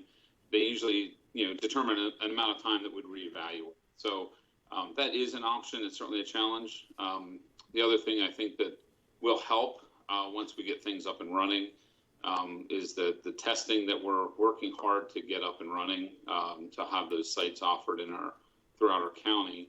We're working on getting those in place that families can take their child to get a test, which would certainly help. We would know the results. Now that they still can't come back if they're symptomatic.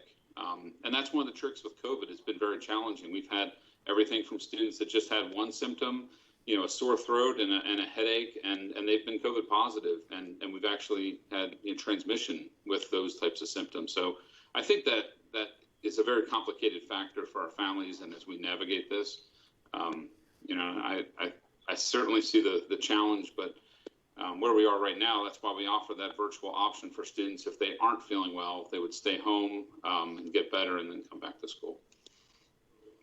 Thank you. All right. Anything else for COVID-19?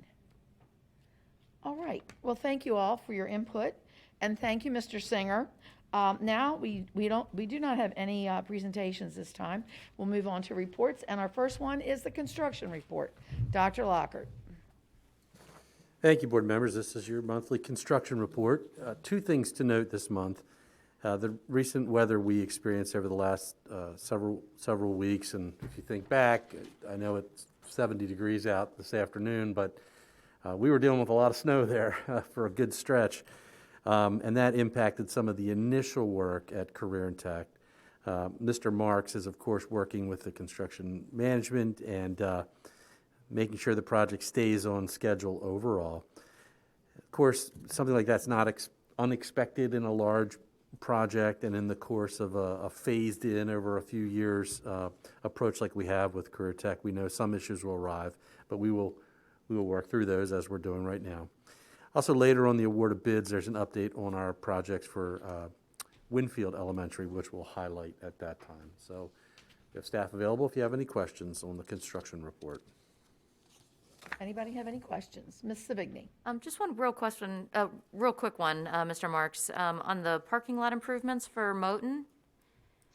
I see that's the design has been sitting with the county for a while. Is that in jeopardy of not being on time, or do we still have some room there? We have a little bit more room. It's making me a little nervous, but I think we're okay right now. They say the project's still in their queue for their re-review. They communicated with us I believe it was about a week and a half ago, and said we're still in the queue. They are very busy over there. We're not privy to, how much workload, but we know that they are very busy, and we're anxious for them to give us a response on this second design. It's a great improvement what we have projected there. Obviously, Principal Robbins and I are in communication frequently, talking about what this summer might look like. We're going forward as if we will be approved to do this, and so we're ready. Obviously, if other decisions are made, we're there with you for anything with summer. He's looking into relocating summer school activities as of now and finding some contingency plans. All right. Thank you, Mr. Marks. And Ms. Battaglia. Just a quick observation. I was taking Sophia around Westminster High School. She was practicing her driving. Career Tech looks really good as far as what they're doing and what they're starting to do. So I got to take a little peek as she was driving by. What was going on? Okay. Yeah. Any other comments, discussion on the construction report? Well, thank you, Mr. Marks. And now we will move on to COVID-19 physical report. Dr. Lockhart. Sure. Board members, this is the monthly report. We're tracking our expenditures specifically tied to the pandemic. One large change this month reflects the purchase of the classroom air purifiers we discussed at our last meeting. And this report is important for the community to understand our one-time expenditures as we continue to navigate forward. At the time, as a reminder, at the time you adopted your budget request, we noted the beginning planning for academic recovery and compensatory services and began to apply initial budget estimates to those programs, and that's on the agenda for a little bit later, so we'll hear more about those. And those cost estimates are in the millions and would be one-time, one-time of what's reflected in the report. So for folks in the community who hear about one-time funds we received and wonder how they're being used or planned, this report and that recovery work more than account for those funds. We've said it's great to get an influx of one-time money. That's why we report on it, because we're spending it. We have plans for how it's going to be spent because we have significant needs to support our students moving forward. So with that, I'll stop there, see if there's any questions about the fiscal report. Dr. Dorsey. We heard from one of our speakers tonight concerning PPE and teachers not having PPE equipment available. Can you elaborate? I know you've shared with us before, but can you elaborate on that again for us, please? I'll be happy to elaborate. We encourage anybody who feels they don't have PPE to contact their principal, because we were just going through PPE supplies and we have plenty of it. We have masks, we have gowns, we have gloves, we have sanitizer, we have face shields. We have an abundance of PPE available. So teachers should be in touch with their Thank you, administrators. Dr. Lockhart, for Yes. telling everyone that. Mr. Kyler. Yes, two things, and the one you mentioned, but these are one-time funds. So we aren't taking anything from operating money that could be used for salaries or other things.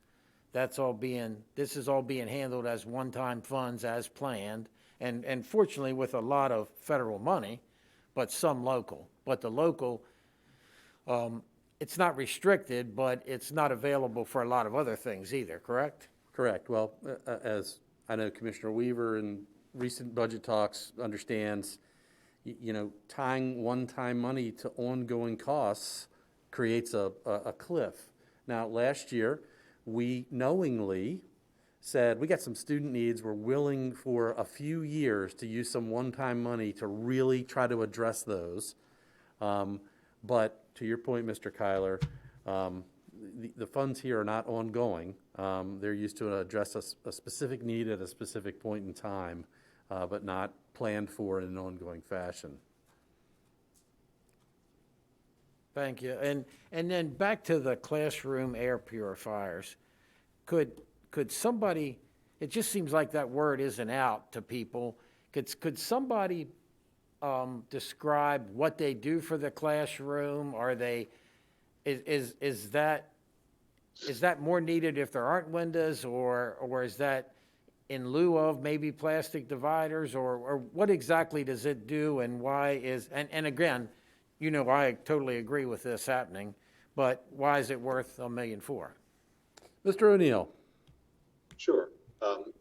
It's a conversation that we had been having, not necessarily these units, but a conversation about what additional mitigation strategies could happen in a classroom. We've been having with the CCA representatives in the joint committee we have to address these issues, and so it's something we've been thinking about.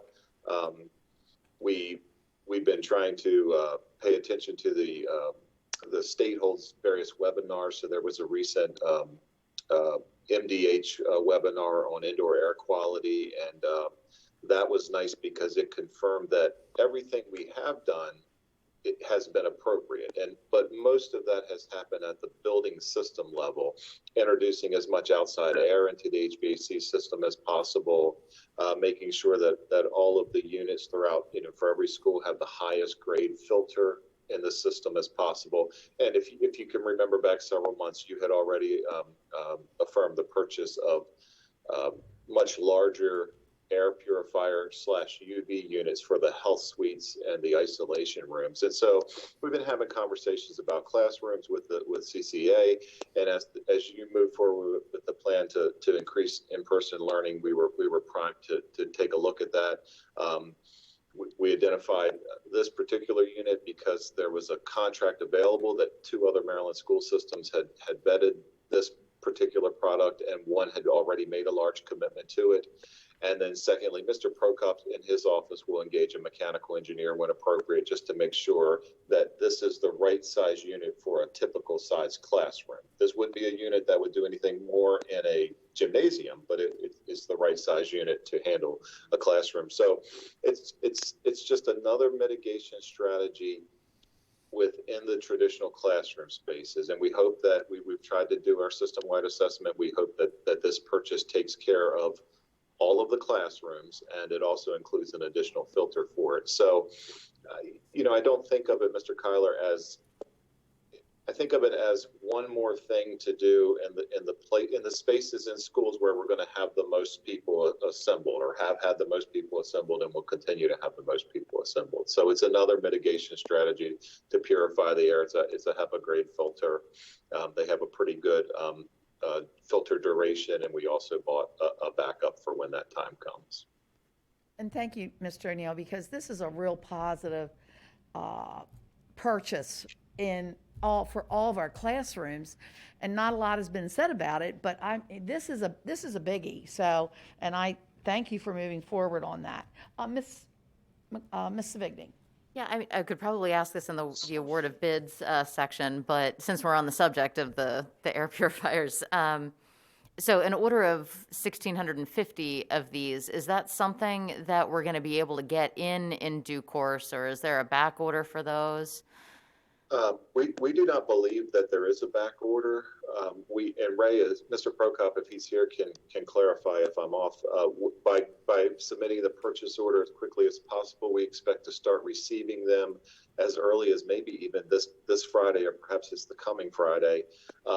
In addition to, so for instance, Ms. Savigny, I think it's appropriate to say the other school system that has already made a large investment in this particular unit is Frederick, and they managed to obtain and disperse or disseminate over 2,000 already to their classrooms, and they didn't experience a problem. Logistics is the next problem, because they'll come in centrally, and we need to get them out to schools while those schools are in operation. So Mr. Prokop's already, from his own operation but facilities budget, is engaging some, I guess you could call them, Ray, like office movers, or a large scale mover firm to help expedite the receiving and transporting out to school process once they begin arriving. Okay. Ray, you did. Commissioner Weaver? Just comment here on, I appreciate your, the funds, the one-time funds. Just to give you an appreciation, and we just went over preliminaries yesterday. Yes, we have one-time funds coming in here presently. We have a lot of our own issues, same as yours, except just a little different scale. Our operating plan, though, goes from next year being 22, not looking too bad, to 26, $10 million deficit, and we balance out for those years. So we really are under the same restraints in many of this. We're not sure where COVID's going to go.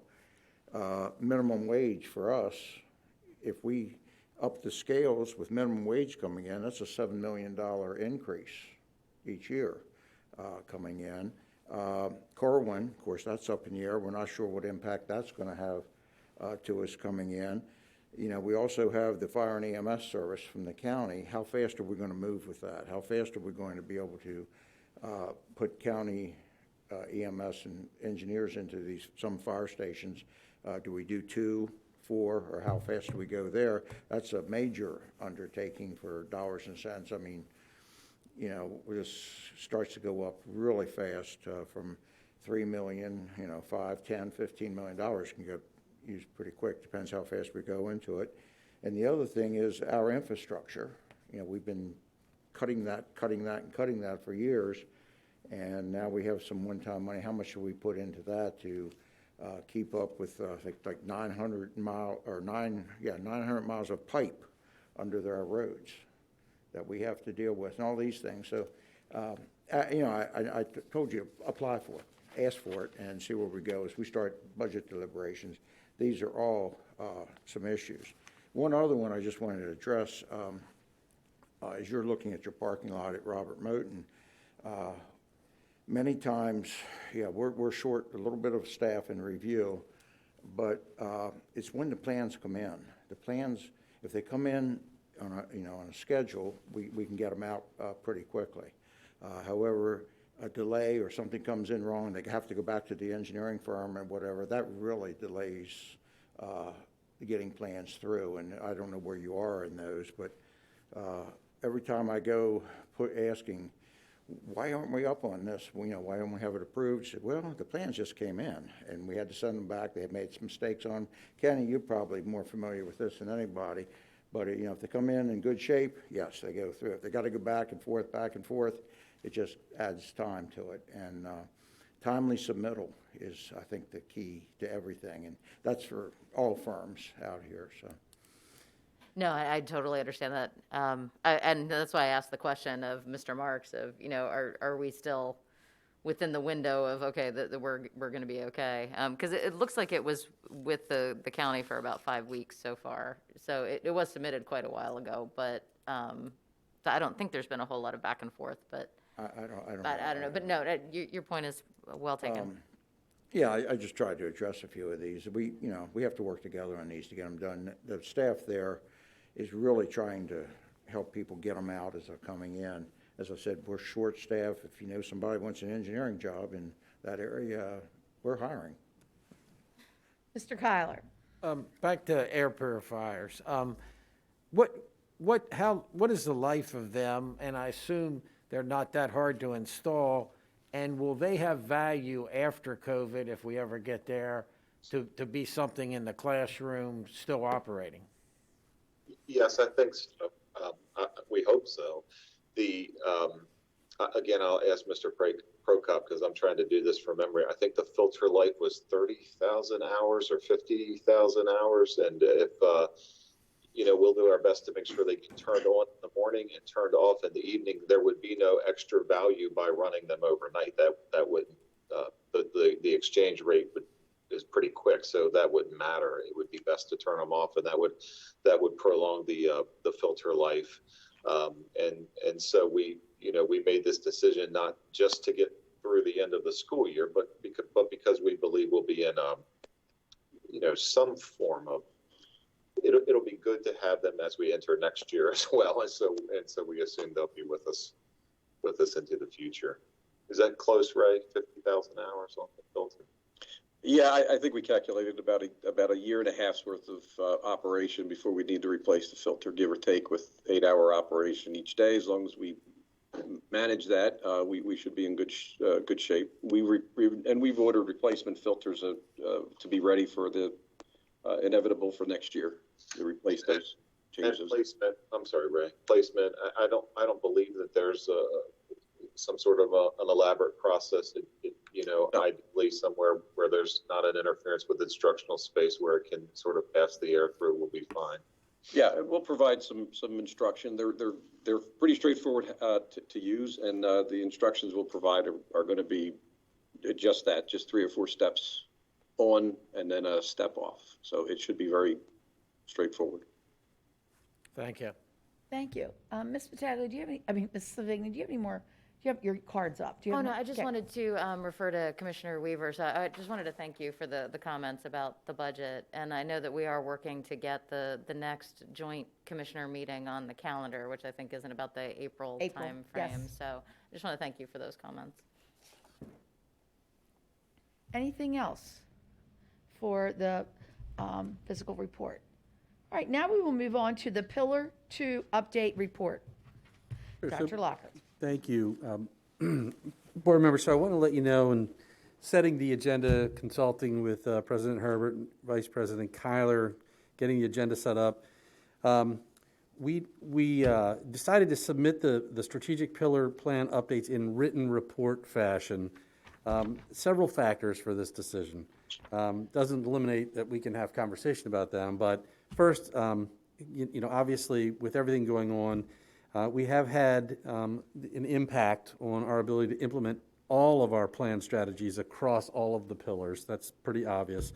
And in many cases, it's limited some of the data that we were applying to the measures. Now, we're still holding them in front of us. We're still looking at where we are addressing those areas, where we can, any kind of information that we have, we're doing that. But secondly, as we talked about, we're in the process of developing proposed revisions to the strategic plan.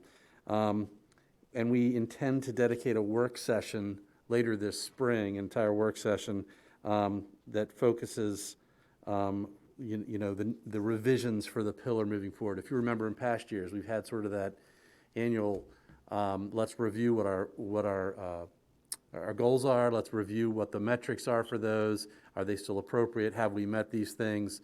Are there other more priority focus areas? And so we'd like to do that this spring as we head into next year.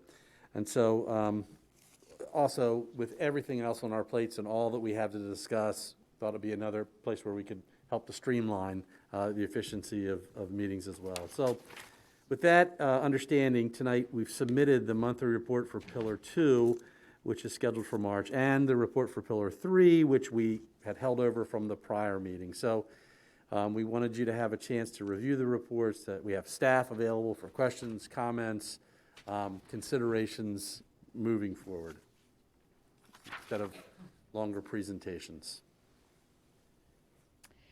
Do we have the date for the Cultural Expo? Yes. So right, yeah, I know Judy is on. She can go ahead and jump on right now, but we are looking right now at a similar time during the year. So Judy, you want to go ahead and share? Yes, hi. Good afternoon, everyone. We just confirmed that the Culture Expo will take place on Friday, August 20th this year. Thank you. Thank you. Yes, You're we need to welcome. get that out. You're welcome, yes. Ms. Savigny. Mr. Anderson, I was looking at the statistics and the metrics that you've shown, and thank you for providing those. I know that, in a lot of cases it's a struggle to try to report out on these metrics right now with so much else going on. But I think it's still good for us to keep our eyes on them and understand what's happening in the community. And I think that we probably need to revisit some of those metrics in the not too distant future, because the world has changed. Right. And so in the spirit of the strategic plan needing to be a living, breathing document, since the world has changed, we really do need to revisit those measures of accountability and what's most impacting the school system now. So I'd like to see us, start thinking about a work session as soon as that's reasonably feasible. Yes, ma'am. And I was looking at the Title I families piece where it says that we're developing a new tracking system to better capture engagement because one of the Title I schools was unable to demonstrate their engagement. That's correct. And we only have less than a handful of Title I schools. 3. Right. 3. So with one of them not being able to demonstrate, is there something specific going on there that needs to be addressed? Yeah, absolutely. So the way that we've collected data historically, we've been working to revise that type of collection methodology. And so what we're doing is we're working with tech services right now to go ahead and come up with something that's a little bit more streamlined and a little bit more easier for our schools to be able to identify which families are participating in community engagement activities. To your point, what we want to be able to do, we can see now that where we started our initial, I guess, our baseline data is we were looking at about 20% of our families were taking part in an actual engagement opportunity at the Title I school. Yes, that one school didn't have accurate data, so I did not report it at this time. We are working on that solution. Again, it is a technology issue that we will figure out. However, I do want to report that between 60 and 70% of our families were taking part in community engagement opportunity, which is superior. I also want to put in there that to your question earlier, Ms. Savigny, I sent a note today, I believe, to Andy that we are looking at the second week of June to have that work session set up where we can revise and provide the next iteration to the entire strategic plan. Excellent. Thank you so much, Mr. Anderson. And just to reiterate what you said about the 60 to 70% of the engagement of the Title I schools is an outstanding result. I mean, clearly we're having an amazing engagement with that group. So that's why I wanted to ask about the third school that was struggling. Like, is it just that they don't have the data to report, or is it that they're not meeting those same level of metrics? It's more along the lines that the way that we are collecting it and our ability to collect it appropriately or accurately, we need to update our how we do business in regards to collecting that right now, to be honest with you. And so we are doing that. We're working on that, and we will have a better method to do that. And so as we look forward and we have our revised goals, we will have better ways and methods of collecting data to illustrate our type of engagement. Okay. Thank you.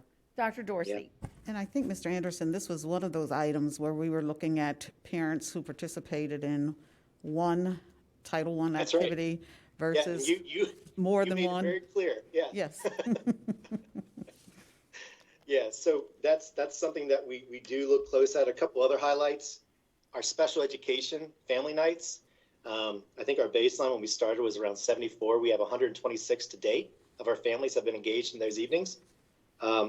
And then obviously our international phone line, which didn't exist when the plan was written, which it seems to be the priority or the type of modality that our families want to use in regards to communicating and connecting with the school. To Ms. Savigny's point, now more than ever, the way the world is, engagement and having different various forms of engagement are necessary. Anything else, Dr. Dorsey? Yes, I'm looking at the tutoring support, and again, there are some wonderful partners there. Are we tracking how many students are being tutored at each of these sites? So right now, we haven't tracked the number of students that are taking part in the outside of these organizations, but after having several conversations with a number of you, Mr. Kyler and I also had an in-depth conversation about who are we utilizing in our community to support our efforts. We wanted to go ahead and highlight some of those partners that we consistently know that we can lean on. If the offerings at the school aren't working with schedules or availability, then these actual partners that we have right now are available, and those are the contact people that we'd want to reach out to, or schools can reach out to, or community members can reach out to. Do we have the boys and girls group on this list as well? Yeah, the Boys and Girls Club. So I serve on that board, and they are presently, or they have been presently, providing during the day programs. And we recently had them speak to our cabinet. They are going to continue to provide programming for our students after school. And I want to thank Mike Hart, Student Transportation, that we've already worked that out. So students will be able to attend Boys and Girls Club after school as well. And as we've shared before in previous meetings, that our curriculum team is working closely with the Boys and Girls Club to make sure that the content that's being delivered and supported at the Boys and Girls Club is directly aligned to our curriculum. Good. Ms. Battaglia. I have two questions. Okay. What about Together We Own It? Was that also part of the tutoring support? So Together We Own It is providing more of the social emotional type of support. They are a fantastic partner. We have created a memo of understanding with them. And we continue to work with them. Later in the report, you can see Navigating Difficult Waters is taking place at the end of this month. I want to thank all those that have been involved in that. It has been a team effort across our organization. I want to thank Marta Jody, who is on this evening. She's really helped us spearhead and facilitated that. But already, board members, we have I believe over 200 participants signed up for that evening. So Ms. Battaglia, this was something you came to us with a couple years ago. And that we ran with, and this year it will be virtual. However, the majority of our partners will be taking part in that. Together We Own It, I believe, will be taking part in that, as well as Commissioner Rothstein will actually be doing a presentation for us as well. All I did was plant the seed. That was it. Well, that's all you had to do. My second question is in regard to Carroll County Council of Parent Organizations. Yeah. We have the 4 board members on that have been picked out. They're a part of parent organizations in our schools. Are we going to have an actual board member be on that as well?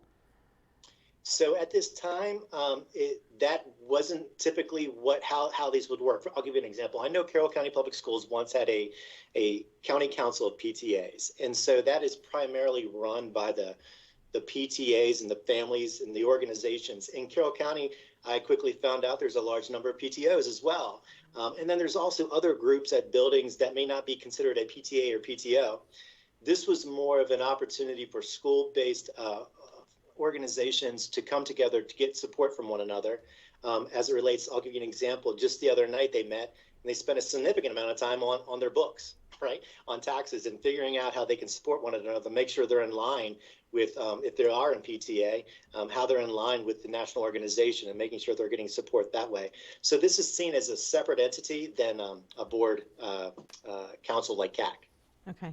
I just like just saying I would like to see hopefully they can make sure information is sent to CAC so CAC can report to the Board of Ed, and even fundraisers, events that they're having can be sent out on our dashboards that we have, that Ms. Gatta sends out, little blurbs of this is what's going on, this is what's going on. So I think that would be wonderful to see happening with that organization. Yeah. It's interesting. It's very organic, right? So it's very much driven by the leaders of each of the organizations at each school, whereas CAC is board driven, right? So there's benefits to both, and obviously just having the opportunity to be at the recent CAC, I mean that was another huge highlight in our metrics as well. Seeing the participation at nearly 70%, which is pretty impressive as well. Dr. Lockhart. I was just going to make a comment about the county council of parents from the school organizations. Another thing I've seen in my past lives, and I sense that that's becoming a reality here, is the whole idea around improving engagement of parents in the community. And I know these folks are also interested in learning from each other. When they're sharing, yeah, sure, they're sharing about handling the books and some of the logistical things, but I know that also leads to conversations around, hey, we had this kind of event that drew these folks for this purpose, or we did this engagement night that is a great idea. It's also a great place for folks to be sharing what's working in their schools, how parents are being utilized, engaging the community as well. And may I add, Dr. Locker, just really building volunteerism in each building to support students on a daily basis, no matter what the task is in the building. That's, this is a great group of people to support one another to do that. Any other comments? Thank you, Mr. Anderson. And, Yes, ma'am. Now we will move on to Pillar 3 update report. So same approach there, and again, we have staff available if there are any questions regarding Pillar 3, and again, plan to come back later this spring, make some updates there. Comments, questions? Ms. Savigny? I do have some similar questions. So we saw in the Pillar 2 update, there were some metrics there of what we were trying to track and meet. I didn't really see any of those metrics in the Pillar 3 update and was wondering when we would expect to see those. So Pillar 3 comes to the board for report in November and February. So those were the statistics we shared for the November report. They would not have changed in a measurable way, and so we didn't re-include them. We certainly could make a point to do that in the future. Although I think eventually the goal is to have the active dashboard where all of the relevant data would always be displayed. So those were the hiring and the staff demographic and retention numbers from the November report, and they would still be available to the public online. We took the approach here that we were going to share some of these initiatives, and in the theme of Dr. Lockhart sharing early on that he has a goal of returning with a work session to look at future revisions or future iterations. We did want to especially highlight the employee engagement survey that's referenced in this report, where we're hopeful that once we can take a good look at those data, that might be something we would be trying to bring back to you, the board, for a future focus area, measurable focus area. Dr. Dorsey. Okay, as far as the survey, the Minority Employee Engagement Survey, do we get a lot of participation with that? And I'm noticing the ongoing strategies and next steps. I know you had that Winter Diversity Staff Gathering, February 24th, which was a time when we had a meeting, and I'm just wondering how well attended that was. Just briefly. If Ms. Baptist is available, I would defer to her on those questions. Sure, I am. In regards to the engagement survey, we've had approximately 45 respondents in regards to our minority staff members, in regards to how they feel the environment is in regards to Carroll County Public Schools. And in regards to the social gathering, we had about 30. Okay. And what's our total number? Do you know off the top of your head? Oh, sure, I do. We have 186. Okay. Any other comments, questions on Pillar 3 update? Okay, we'll be looking forward to receiving those numbers in the near future. All right, now, Dr. Lockhart, we will move on to Academic Recovery and Compensatory Services Report. Sure. Board members, as we've noted earlier in the meeting, we're continuing to work on plans for academic recovery and compensatory services. These are significant programs that we intend to start this summer and continue over the next 18 to 24 months. There's a considerable amount of planning involved here, and really what we're providing you is a 30,000-foot overview. Please know, and I'm sure Mr. Anderson will reference this, that there's a tremendous amount of work and planning behind the structure for these kinds of programs. We've also been in initial conversations with our employee groups, having them being involved in aspects of the planning as well.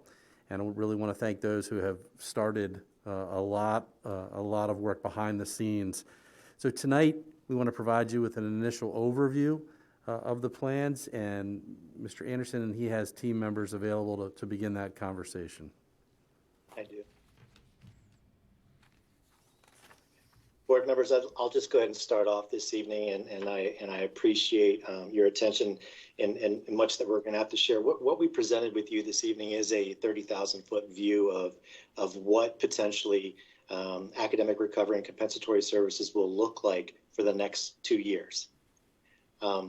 We presented to you also in this report a focus on a comprehensive systemic effort. A comprehensive systemic effort being that this will require academic, obviously intervention and support. This will require transportation on a regular daily basis. This will require nurses being available in our buildings. This will require food services being engaged with us. And this will be a type of effort that we in Carroll County Public Schools, again, this is my third year that I've heard that we haven't done something like this in some time. And so this evening's report is a very high-level general overview. I would like to speak specifically about the 14-to-1 ratio. By no means is that a quality instructional ratio. The reason why we use 14-to-1 is that we, in this proposal, would be bringing students back into our schools 5 days a week for 3.5 hours a day. And that's something our students haven't had the opportunity to be engaged in for some time, that being 5 days a week. And so what we do know is that if we can keep the ratio of 14-to-1, that we can provide the adequate social distancing that may be necessary. And so that's why that number was used. Where we are right now is working with our school directors in the month of March to recruit and recruit teachers that would be willing to take on this responsibility from July 6th through August 6th, and then also identify students and then begin to invite those students to take part in the summer recovery. The academic recovery and compensatory service will not stop on August 6th.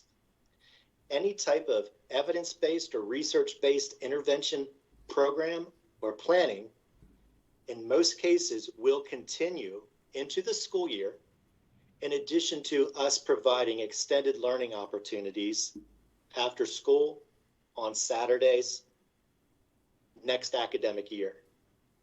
I want to make it very clear that yesterday, House Bill 1372 was laid on our desk. We received it, and we did a cross-reference on it. And at this point, we are in direct alignment with the law. And that's a very good thing. And I want to commend the team for the pre-planning to make sure that we are there.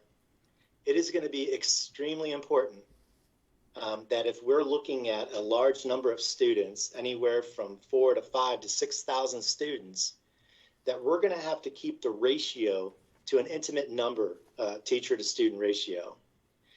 The 14-to-1 is a classroom teacher, but we know that we are going to need instructional assistants to support us through the programming, without a doubt. They are the folks we lean on a regular basis. Our concern is, once again, recruiting enough instructional assistants as well to provide a ratio that's going to be effective. What we do know is if we have 6,000 students potentially being identified across our elementary and middle and high schools, to get to a ratio of 14-to-1, we're going to need several hundreds of teachers and assistants.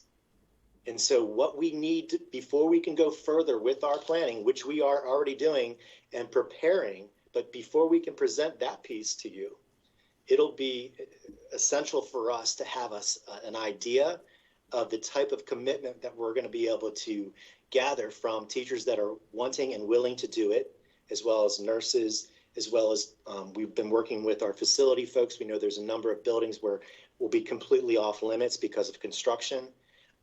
And it's going to take a huge amount of teamwork to lift this. My team this evening is prepared to answer any specific questions that you may have now as it relates to instructional programming, diagnostic assessments, pre- and post-test assessments for evaluation of the program itself, which is by law, that's a requirement, and any type of evidence-based or research-based programming that we will have in place.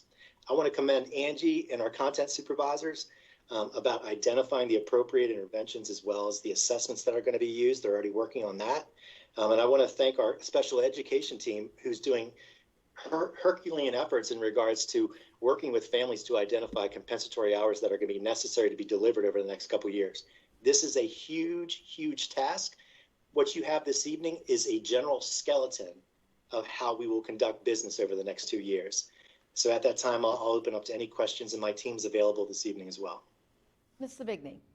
And Mr. Anderson, I appreciate the fact that this is a skeleton, and that background is very helpful, right? I mean, this is at a 50,000-foot level and very preliminary. And Yes. honestly, that's where I was struggling with it when I first laid eyes on this information. And the huge questions to me were, will staff be willing enough for us to be able to get the number of teachers in that we're going to need, or the number of educators that we'll need. The next was, out of the 6,000 students that may be identified, how many of those students are willing to come in? And then what does the curriculum look like in that situation, right? Like a 14-to-1, all of these kids are going to be in different places with different issues, and they're going to need more of a tiered intervention structure. Like I was thinking of, the 14-to-1 student to teacher ratio being way too big of a number to address the needs of these kids on a very individualized basis. But I understand all of the issues that you're trying to. It's going to be an iterative process, I think, right? Yeah, I you know what? I appreciate your concerns, and I know there's been a couple community members that's reached out with similar concerns. Here's what I want to respond to. Here's the good news. If we can get to a 14-to-1, then we can have what we would basically requires us to do is to provide a methodology where we're diagnosing students. We have now a dashboard where we can do item analysis of our local assessments in some cases, and so then we can focus on standards. The other piece that I wanted to share was in regards to our curriculum. That is what we will be delivering. An example is Mr. King and directors and I were meeting last week. In some cases, we will be compacting curriculum over those 5 weeks of instruction over the summer, which is a process of accelerated learning that we're working with content supervisors to identify the power standards, if you will, within each course. This is something that's similarly done with credit recovery. But in this particular situation, our content supervisors will be working, and already have started working on this in a number of our courses to make sure our teachers are very clear on, here's where you're going to get your greatest return, if you will, in the amount of time that you have. It doesn't stop in August, but here's what you should really focus on over the 5 weeks. And I'm so excited to hear about, the ways they're going to be measuring the standards that the kids aren't meeting, and where are the kids and how do we get them to where we need to be? Because I think that's really how we hold ourselves accountable, right? And this is going to be a monumental effort, not just for 5 weeks in the summer. It's a monumental effort to completely shift the intervention strategy for our most struggling students. Well, I can't agree more. And I want to thank, our psychologists. I want to thank our content supervisors. I want to thank our directors. We've been meeting as a team in regards to developing a response to intervention model for Carroll County Public Schools. And I'll be honest with you, through this year, it's been very difficult to hold those meetings, to keep those meetings. We've been covering schools. However, we haven't lost sight of it. And I'd like Angie or Nick both to jump on and talk specifically to how it is that we're measuring efficacy of our interventions, and most importantly, how we're going to hold ourselves accountable with pre and post assessments, which is a requirement also of the House bill, which is now going to be law. So Angie or Nick. Sure. Thank you, Mr. Anderson. Good evening, board members and Dr. Lockhart. So in regard to pre and post assessments, the instructional teams are working to appropriately identify and create those tools that will be implemented to students. We want to be able to definitely hit the ground running come July 6th. And have our instructional programming and plans in place. And so I've been working with Jeff Alasakis and other content supervisors very closely to determine how we are going to collect that information and how we're going to get it into performance matters, so all teachers and administrators have access to the data to continue to plan ongoing instructional programming well past August of this year. Thank you, Angie. Nick, can you talk specifically to give the board members some insight on how it is that we implement our current interventions right now and collecting that data? Sure. Good evening, board members. So for special education recovery and compensatory services, we start with the basis for determining eligibility is based upon individual student IEP goals. There's no greater accountability system than the IEP. That's its whole function and its whole structure. All of our IEP goals are written in a measurable, clear, concise way. And typically they're written on an annual basis where we're setting a target for what we plan to accomplish to narrow the gap for that student with a disability. But the first question that we are going to look at when we determine eligibility was there a loss of skill or regression or lack of expected progress in individual IEP goals? And when we started way back last year this time, we implemented those ICLPs. And those ICLPs, or individualized continuity of learning plans, were not the same as the student's individualized education program. It was almost a condensed piece. So we're looking at what didn't we provide, what couldn't we do at the time, and then in those very clear areas, was there an impact for the student? And then any other special circumstances. And then from that, determining a plan for how we're going to go about addressing or redressing those areas of concern. And for our students with disabilities, a lot of that is going to look similar to the interventions that we utilize in special education. So in special education, our services have to be specially designed or individualized for the student. That means differentiating or adapting the content, the method, or delivery of our instruction based on standards, based on the content, based on the curriculum. We do that through utilizing a lot of evidence-based and research-based interventions, but we specially design them. That is the requirement in special education, that we individualize that to the student. So it's going to look similar to the services that we would have done in a very condensed way. And like Mr. Anderson identified, it's not just this summer. We know that we're going to start this summer. We're going to continue into next school year in very creative delivery methods, as well as into most likely into next summer and potentially beyond. Typically in special education, we try to provide any owed compensatory service within a year. The state has already said that we very well may need a greater time period than a year. We'll work collaboratively with families on how we're going to deliver those things. So my team has been working very hard developing some resources for our staff, a process guide for how we're going to guide our staff to make these decisions, an eligibility tool, and then some worksheets. Starting April 1, we're going to start to reach out to families to make these determinations. And it's going to be done in a collaborative manner, and then we'll work with families on how we're going to deliver these over time. Thank you, Nick. And board members, what we are prepared to do is to come to you next month if you'd like more broken down in regards to, we would hope to, the month of March is going to be focused on, as I mentioned, recruiting human capital and identifying students. That's what the timeline was when we met with directors. April, we have to start working on transportation. We have to start figuring out how we're going to get these kids to school. We're going to need lots of buses and lots of bus drivers. As we get into May, we're going to have to start solidifying and confirming who will be attending. And then once we identify who those people are, then we have to go ahead and make sure we have the appropriate interventions aligned to those students. We have to make sure we have our local assessments being able to be availed so we can look at item analysis to see where the holes may be in the instruction so we can drive our instruction, or teachers can drive their instruction over summer. So we're more than ready and prepared to come to you with something that's far more detailed if that's what the board would like to see. Go ahead, Dr. Dorsey. Well, I was just going to comment. I mean, I really do appreciate the pre-post model that you're going to be using. And again, you assess and you reassess, and you're really going to be targeting the needs of the students.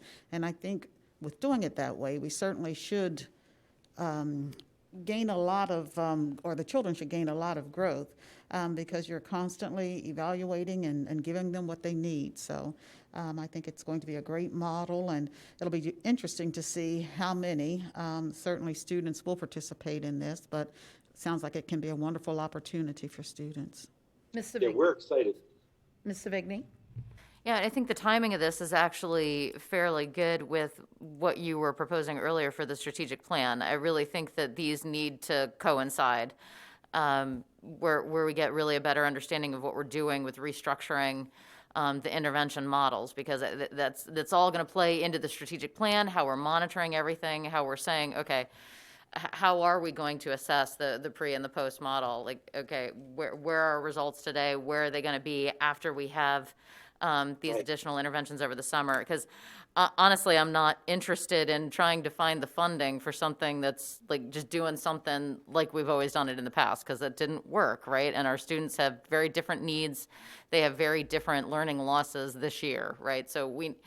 But if we're looking to making a monumental shift in our thinking about the intervention models, and that's going to be that shift that takes place over a 2-year period, we really need to consider that in context with the strategic plan, making sure that we're holding ourselves accountable. And that's something that I'm willing to try to find the funding for.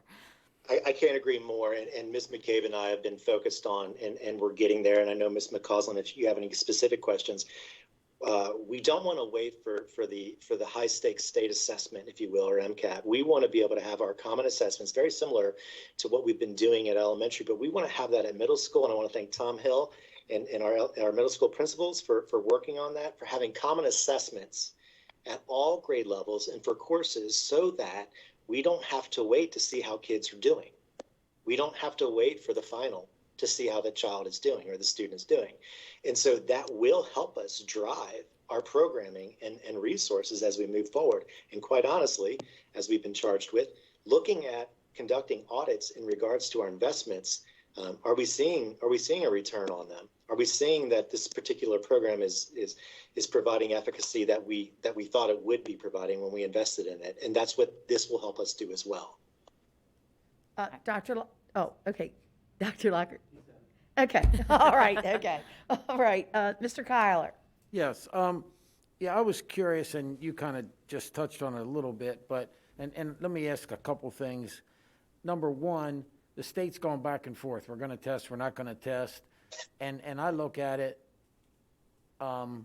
hopefully that gives us freedom to do better evaluations for what we need than to rely on that. But then secondly, how much and how soon are you orchestrating input from the individual teachers who see these kids every day? That's almost more important than some test result. And how is that chain of communication going to get input from them? Yeah, so I will start off, and then I'll turn it over to Ms. McCausland to give you specifics in regards to the importance of providing a diagnostic assessment.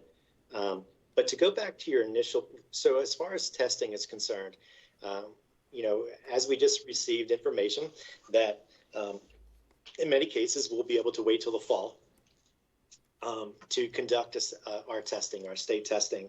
It'll look very different. But again, back to the point of, we don't want to wait until the fall to see how our kids are doing. We want to use our local assessments to drive our instruction. And that's why also, I think, to Ms. Savigny's point, when we do our next iteration of the plan, we should incorporate more local assessments. We have at the elementary level, but can we do it, at a deeper level across our school system so we don't have to wait? You're right, Mr. Kyler. There's lots of literature out there that says that a teacher can tell you exactly how well the student's going to do before you even test them. Right? So that's what you're referencing. So yes, we need to be listening to our teachers and building level administrators. And to be honest with you, those are the ones that are making the recommendation for these programs over the summer, as well as extended learning. So we're going directly to those folks who see those kids on a daily basis to make the identification and the suggestion and recommendation to take part in the programming. But I'll let Ms. McCausland talk specifically about the conversations that I think she had as recent as today. Sure. So content supervisors at the elementary level, the ELA and math, work very closely with their resource teachers, and really a teaming model at the elementary level that includes the resource teachers, the content supervisors, administrators, and the teachers. So they're working together as an instructional team to make those decisions, identify the needs, where are the gaps, what can we do, or what can we put in place, how do we diagnose where kids are in the learning process, and then creating a plan that is really individual and will meet the students' needs. And through that blended learning approach within the classroom, they'll work over those 4 weeks. I almost said 4 years. Those 4 weeks to work with the kids individually, implement intervention, and look at the data as they go. And then at the end of those 4 weeks, again, assess where they started, what they implemented, where they ended, and then how they're best going to meet the students' needs moving forward at the next grade level. So yes, it's important to have the classroom teacher involved in all of those conversations. Same at the middle school level. They don't have the number of resource teachers in ELA and mathematics that are available at the elementary level, but they work with the same approach. Again, that teaming model, having input from the classroom teacher, working closely with the content supervisor, making sure we're identifying the appropriate standards, making sure the diagnostic tools that we are using are appropriate, for the students, and are measuring the standards we need to measure within the curriculum itself. Thank you, Angie. Sure. Any other questions? I'd like to say a couple things. Number one, it's a lot of money, and we've got to do this right. And who is actually on your team, Mr. Anderson? Yeah, so where we're at right now is over the past week, I've met with the operations team to look at facility use. I've met with the transportation team to start to plan about how many buses we're going to need. This is hundreds of individuals that are going to have to be available to get our kids to school. And we've also then obviously worked with our food services, which we just got great news. As of, I think today, or was it yesterday or today, Karen shared with me that USDA is going to be able to provide us meals at any location, which we're very excited about that. This is a comprehensive, systemic effort. If you can touch the person in the building, they're probably been a part of the conversation, or at some level will be a part of the conversation. And then obviously funding. Chris and his team have been fantastic in getting us there. But now the work, and our school directors have taken it on to this month to identify the staff that would be interested. We also know that Mr. Streeker is identifying nurses that would be available, and as well as students then, obviously, and families will be starting to be contacted in the month of later in April, as Nick said, as well as into May to confirm that. So there's everyone is pretty much involved right now, Ms. Harper. Okay, that's, we need to know. It sounds like it's all hands on deck. My concern is the ratio a little bit, and I will be honest, but I'm also concerned about if we have it in every school. I'm not sure. I'm concerned about people need a break, and yes, they do. They will have a break, but if we open up 40 schools, we're going to need 40 nurses, and that does concern me. And will we ask outside, Dr. Lockhart? I see maybe you can answer this for me. How will we do that? I can. Well, that's why we're starting so early. Okay. Because we're trying to identify as best we can early on what those physical plant needs are, what it's going to involve. The chances are good that we'll combine, like we do for some of our traditional summer program or ESY. So it might be a regional site as opposed to, 3 elementary schools in this little pocket right here. One of them would provide the service for the amount of students that we need. That would lessen the need for nurses and other supports. But that's why we're starting now. Mm-hmm. The 14-to-1 is assuming that all 6,000 invited kids would come. And so we envision, now remember, we're also talking about instructional assistants. They'll be very valuable to us. So the chances are good you're going to have a lot more folks in schools with a teacher supporting them. So I would imagine that, we won't have all 6,000. We're trying to best plan for, okay, what's the main frame we got to put around this? If we come in under budget, that's great.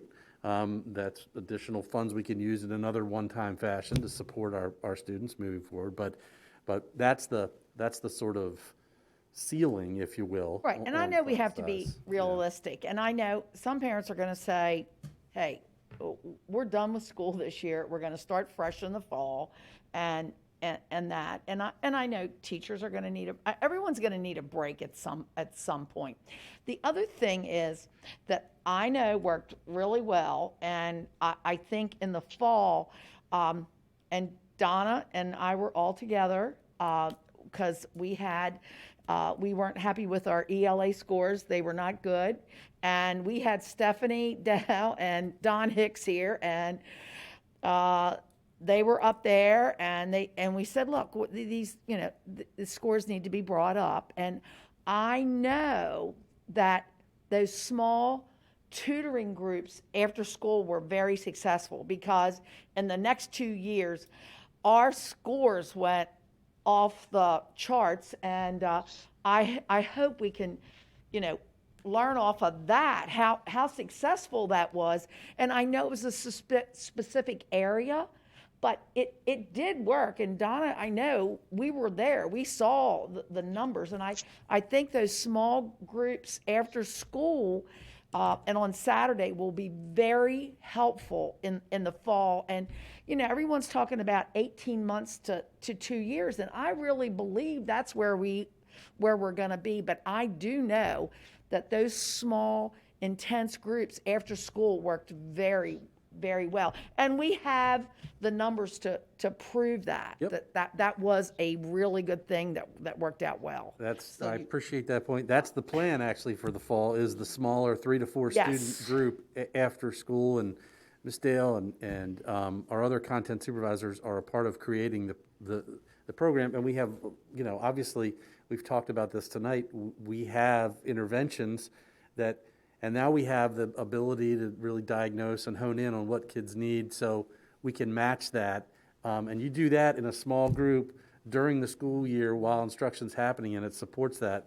That's why you saw that benefit. You had talented people working on that, but you were also capitalizing on the specific needs. They did a great job, and also those teachers knew those students. Right.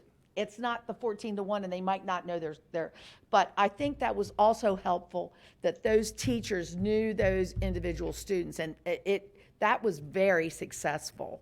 So you were identifying the need and then targeting the instruction. Yes, and let me tell you, our scores were off the charts then. So. And it's Ms. Herbert, there's no doubt, working in a number of schools and school systems, the 3 to 1 model is what the literature is saying. That's where you get the biggest bang. Yep. Right now, where we're at, with the number of kids that have failing grades or not meeting grade level standards, to run that type of ratio, we don't have enough teachers. So what we're trying to do right now. Yes, and I understand that, to get that off. But to work on that once school starts in the fall, I know that was successful. Very, very, very successful. And we have the numbers to prove that. So I know we got to get a starting point. I know we do. Ms. Savigny.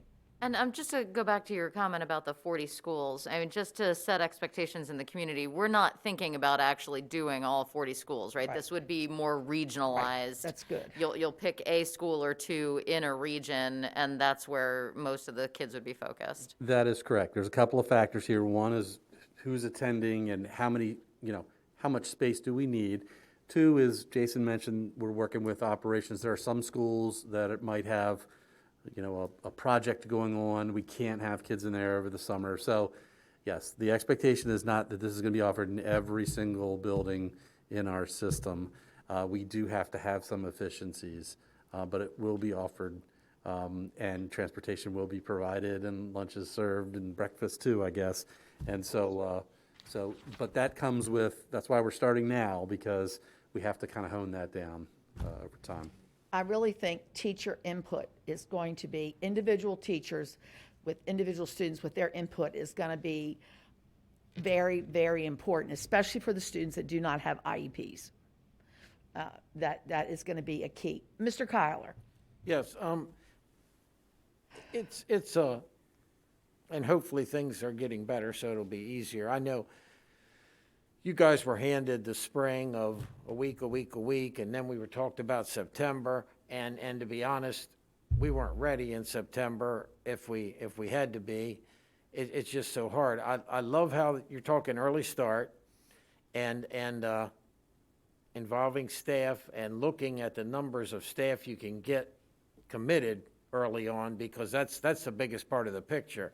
But Mrs. Herbert kind of asked about the team, and I understand you talked about all the different areas that have to be involved in this, but I'm curious. I know you've got more people coming into the building all the time now.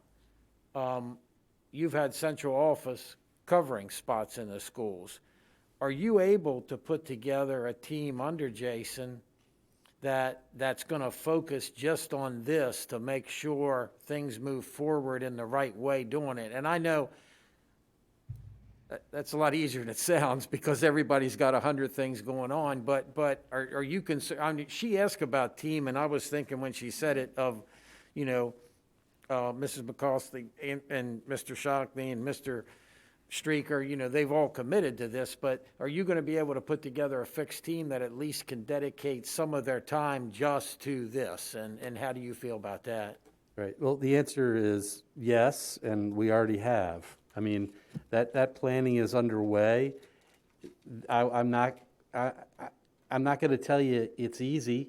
I'm not going to tell you that every day doesn't present some sort of challenge for us, and we got a lot of folks running in 1,000 different directions.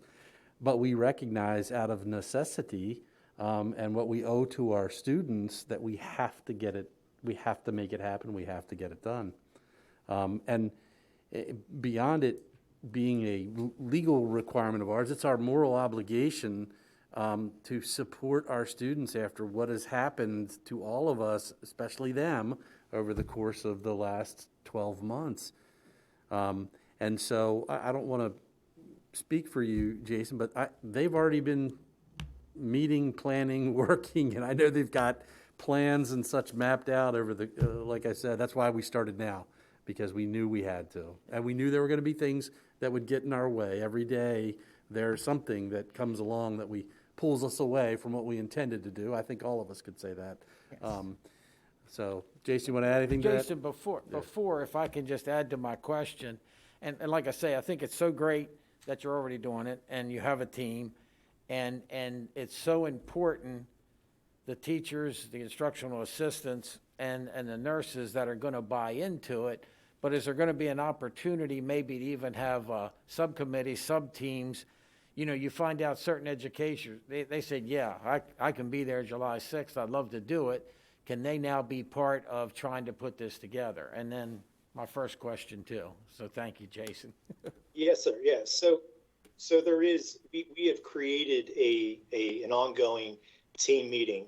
As Dr. Lockard said, it is folks that are wearing multiple hats, but there is a group of people, primarily content supervisors, directors, and then special ed supervisors that are going to be responsible for connecting with our schools, to Ms. Herbert's point, of listening to our school leaders, and directors are starting to do that work, and we'll be convening with them on a regular basis to stand this up. There is no other option. It will happen, and we will do it very, very well. As far as your second question, we are looking at how we can use some of in the spirit of Pillar 2, we are looking at how we can utilize some of our partners. And I'll use a specific example right now of our libraries. They have been outstanding. And so we've already talked about how we can make this more community oriented to bring in some of those, our partners in our community to support us. I know Ms. Battaglia talked about, Together We Own It. We do know also in some situations there may be a need for us to be directing our families that after that hour, or those 3.5 hours rather, that we have partners that we are linking our families to, because this recovery will also take place once they leave our building. There might be some sort of other type of service that the family could benefit from. So I do think we have very smart people here that work very, very hard, and we will deliver. We're all wearing multiple hats. The good news is I want to thank our HR department for we're getting to the point where I think Dr. Lockard sent a note today that more folks are starting to come back in, which alleviates some of the extra things that our content supervisors have to do. So we're going to get there. Thank you. And I hope that you come back next month with numbers and more information for us then. And any other comments? Thank you very much. And Dr. Lockard, we have no more public participation for tonight, correct? That is correct. We Okay. checked at 6:30. All right. Now we need a motion for the approval of appointments. So moved. And seconded by, I'll second. all right, Dr. Lockard. Okay, board members, make sure I got the right item here. Hang on a sec.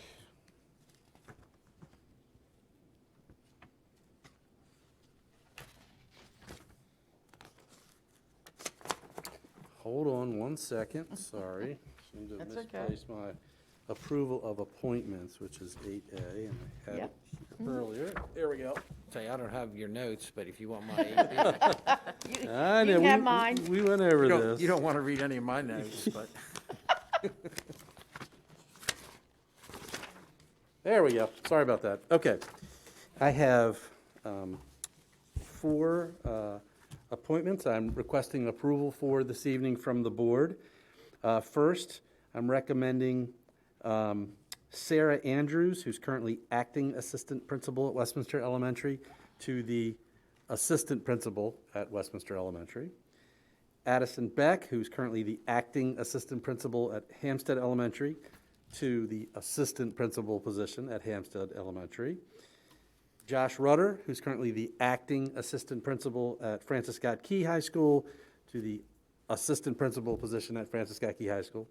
And Christy Repp, who's the acting principal at Sykesville Middle, to principal of Sykesville Middle. Before any board conversation, I'd like to personally thank each and every one of these folks for the work they've done in their acting role, each in unique circumstances and stepping up in different capacities, have certainly demonstrated their leadership value to our system. So I'm happy to make those recommendations to the board this evening.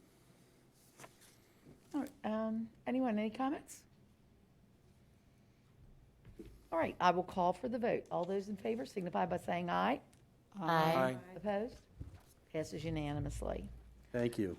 All right, now I need a motion for the approval of personnel action items. So moved? By Ms. Savigny, seconded by Second. Mr. Kyler.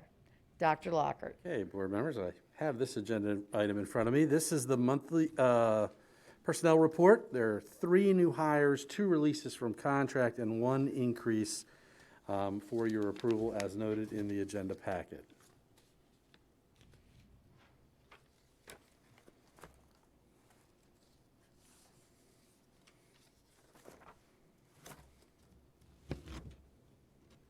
Comments? No comments? I call for the vote. All those in favor signify by saying aye.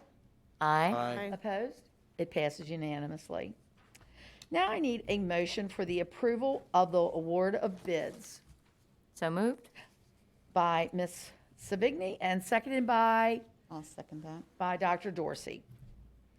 Dr. Lockard. Okay, board members, there are 4 items on the award of bids. I'll share each of those with you. We're recommending an award to Keller Construction Management for the construction management at-risk services at Winfield Elementary. As we've discussed previously, we have 2 systems renovations projects at Winfield, roof and HVAC, which are lining up to be concurrent. We believe that the most efficient manner to handle these 2 projects together is with this approach. The projects are both CIP projects. Second, an award to install a fuel tank monitoring system at Tawnytown Elementary as required by MDE. This is consistent with a prior bid we brought to you for approval at other schools just a few months ago. Third, an award to Johnson Controls for the classroom air purifiers we've been discussing with you and brought to you originally last month. The award will provide purifiers for 1,650 classrooms across our system, which we believe covers the traditional classroom space for which the units are designed to be effective. The award also includes an initial air filter replacement for each unit.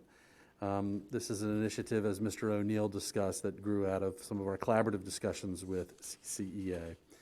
And finally, an award for TI calculators for next school year with possible annual renewals.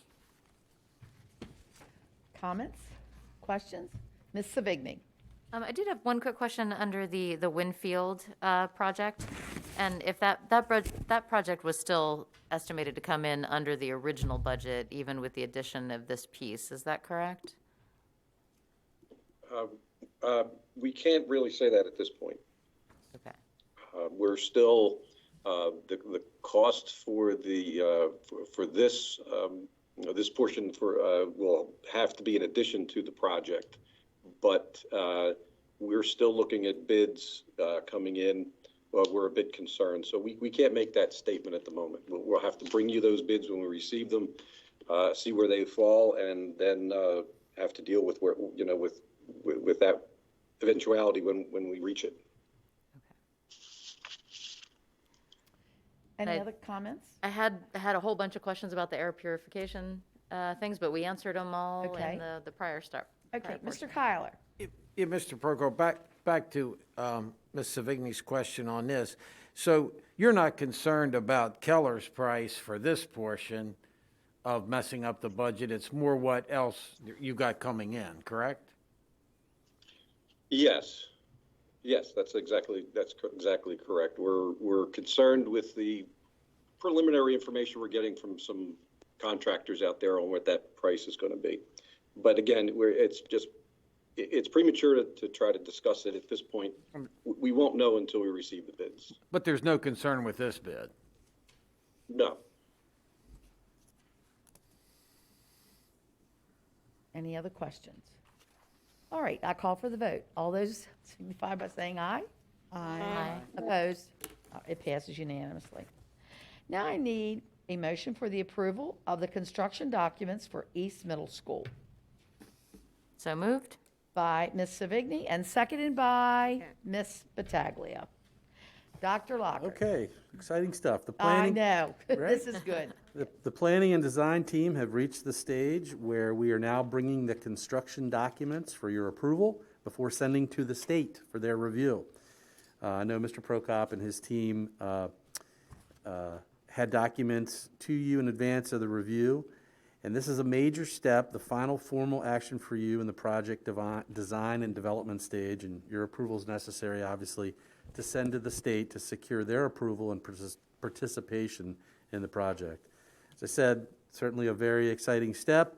I really want to thank all those who have been involved and worked on this project to bring it to this stage, certainly including Mr. Prokop and his team, the school leadership, the staff, members of the planning committee, including Mr. Kyler and Ms. Battaglia, the City of Westminster, our board, and the Board of County Commissioners as well.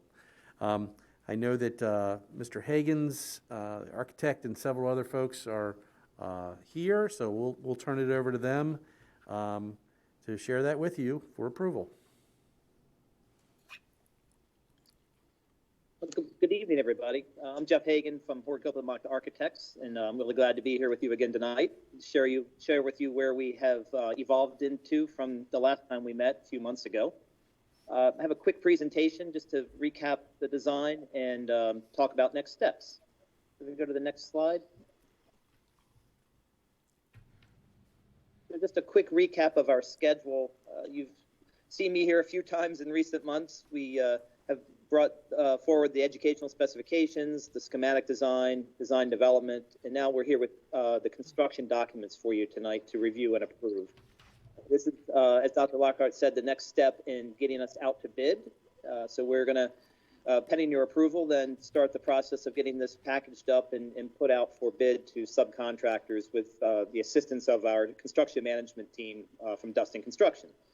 And then, if all goes well, we'll award a GMP this summer and then begin construction later this summer. And we're on track for occupancy of the new building in August of 2023. Next slide.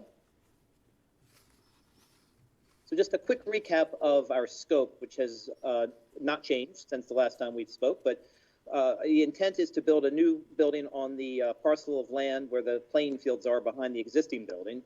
The existing building on this slide is dashed in yellow.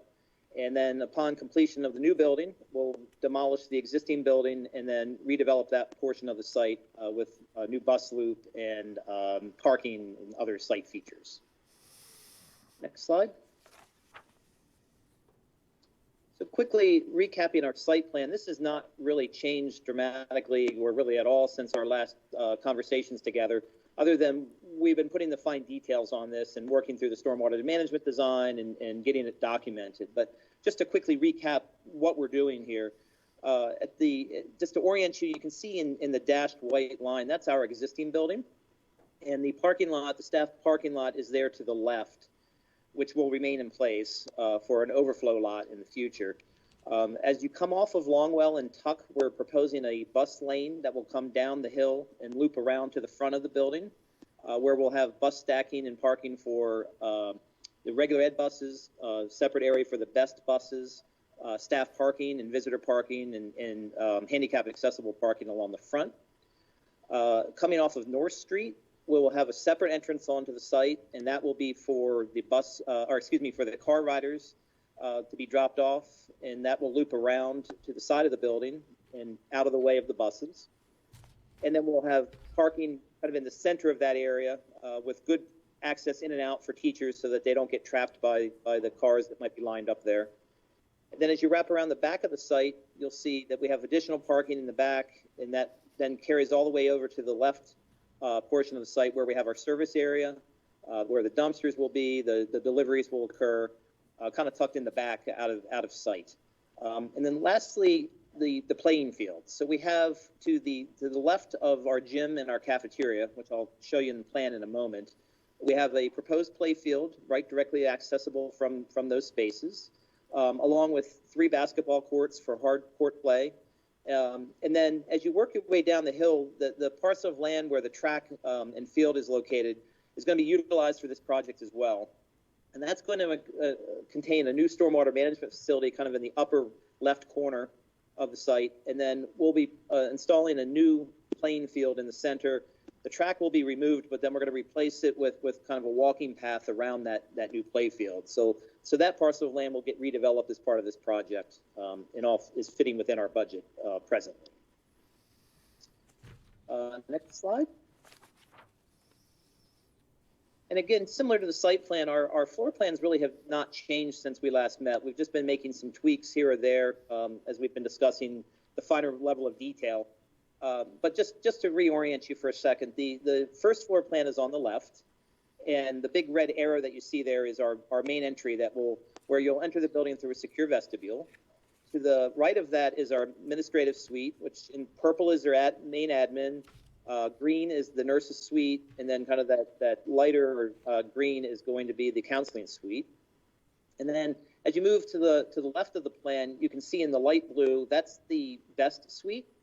And that has its own dedicated entry over to the left side of that suite, which will also serve as the after-hours entry for access to the gym and the cafeteria. And as we've mentioned before, that whole left wing of the building can be closed off from the rest of the building for after-hours use of those facilities. So the red is, as I mentioned, the gym. The purple on the left there is the cafeteria, and then kitchen, and then the building services are back in gray where we have our loading area. And then as you wrap back around the plan, in pink is the music classrooms, kind of near the stage. And then in yellow, we have the related arts programs that we call them, which is tech ed, health, family and consumer science, and art. And then they have good access to the courtyard space of that 3-sided courtyard for outdoor instruction, which we are also developing that as an educational area. And then as we move to the right of the plan, we have one of our academic wings. So the classrooms are in blue, and then we have special ed and resource rooms scattered in there at the end of the wing in orange.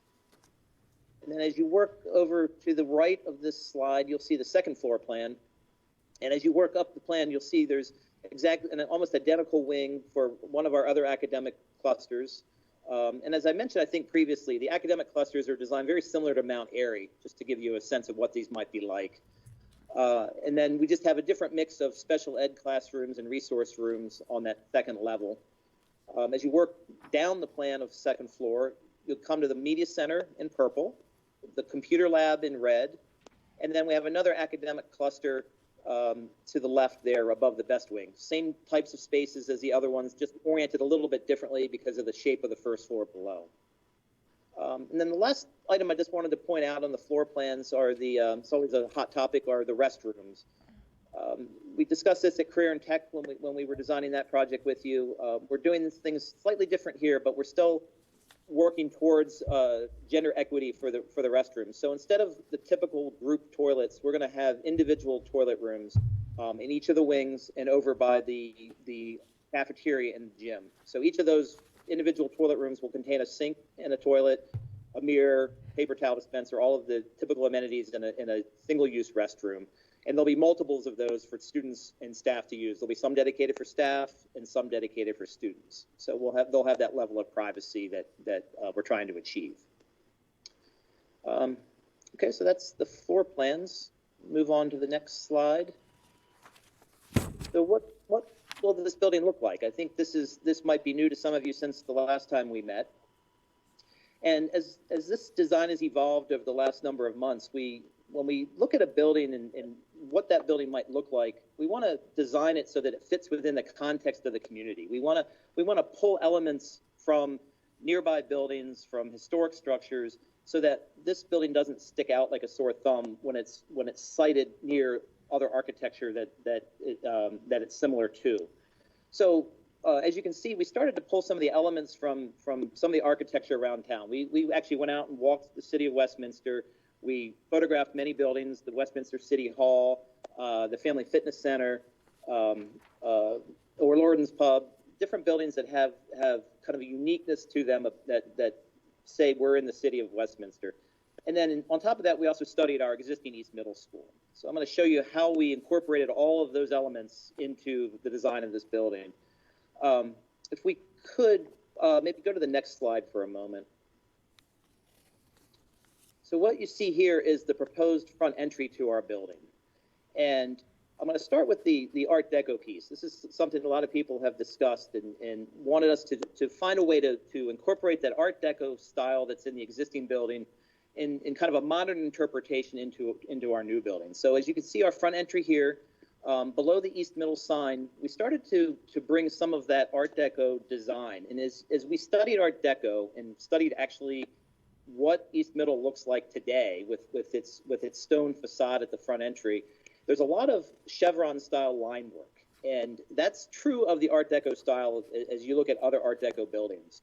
So we started to bring some of that styling into our facade here. So you can see that under the East Middle sign, that's decorative panel there. It carries over into the sunshades that you see on the second floor of the media center. So that Art Deco patterning again will be emulated in some of those sunshades, so that we remember what this building once was and how do we bring that to life here in the new facade. So that's one way we're honoring this building. We're still working through with Maryland Historic Trust and some of the other local historic preservation folks. We're going to be meeting with them actually very shortly about how to bring more of that historic nature of the building inside in terms of commemorating it with photographs or artifacts or displays, etc. So we have areas designated in the building for that. Its exact design is still in development over the next few weeks. So if we can go to the next slide for a second. So this view is what you will see as the buses first approach the building. They will have come down the hill, they will turn the loop, and they will be coming along the face of the building to park. And as I mentioned, we tried to bring a lot of the local flavor of style of architecture into this building, but do so in a practical way. So you can see the roof forms are gabled sloped roof forms here. Many schools we design are flat roofs, but in this case, we discussed bringing the mechanical equipment inside the building into mechanical penthouses, which is a benefit to everybody. It creates the longevity of the equipment, saves costs in the long run. The life cycle cost of that equipment will be much more extended because it won't be exposed to the elements. So creating these gabled roofs became a practical element to protect that equipment. And then in conjunction with that, the chimney styling that you see at the ends of the gables and the dormers that are along the face of the roofs serve a purpose of creating ventilation into those mechanical mezzanines, and in some cases for the dormers to actually bring natural light into the building from above. So all of the elements that we're proposing here were done so with the thought of how can they be done practically and usefully and not just be window dressing. And then another component that you see in this elevation are the bus canopies. And one of the neat things about Westminster City Hall is in that style of architecture is the porch concept. And we all know that we need bus canopies for the students to arrive and depart and be protected from the elements. So what we envisioned with these canopies was an extension of the building, similar to a porch on historic buildings around Westminster. So kind of a practical application, a modern application for what was once a wraparound porch. And then I guess let's go to the next image if we could. This is an image at the corner of Tuck and Longwell. And this is as you first enter the site from the bus loop. So as the buses come up Longwell or come up Tuck, they will see this image before they start working their way down the hill. And it's an important image just to show you the materials. So again, we're pulling the material styling from the buildings around Westminster. So what we are proposing is a stone facade coupled with metal panels, very modern materials that we use in schools every day, nothing strange, not odd materials, and not costly materials. These are all within its typical price point of brick and metal panel that you would typically see on a school. And then we're proposing the standing seam metal roofs, again, for longevity, and also to kind of create that nice architecture. But again, it's for life cycle. Most of these decisions are being made for life cycle, so that we're buying practical materials that will last, the 50 years that this building is meant to be. And then if you go to the final slide here, I think is our budget, which I know is what everybody's always curious about. So we just had a cost estimate completed by our construction manager, Dustin Construction, based on the latest documents, and we're tracking very well with where we are. Our estimate went up just a tick from where we were at DD's, but it's actually lower than where we were at SD's, and it's below our budget. So we felt very comfortable about where the documents stood, where the design stood, and being able to put this out to bid.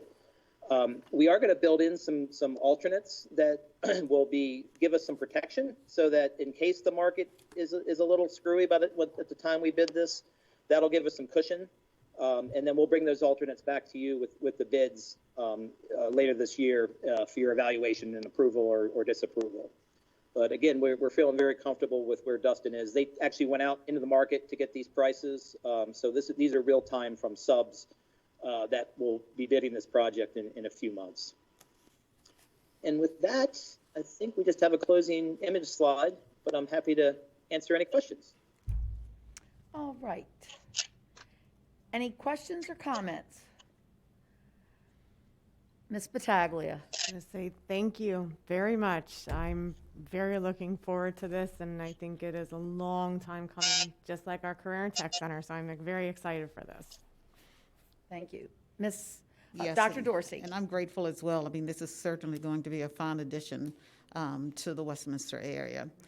And again, I appreciate your sharing with me. We walked through some of these documents the other day when I met with the team, and what collaboration and what effort has gone into this. So thank you very much, and look forward to occupancy. Mr. Kyler. Yes, looking at the package, it's a nice. You've put together a nice team for this, and I think that's really neat.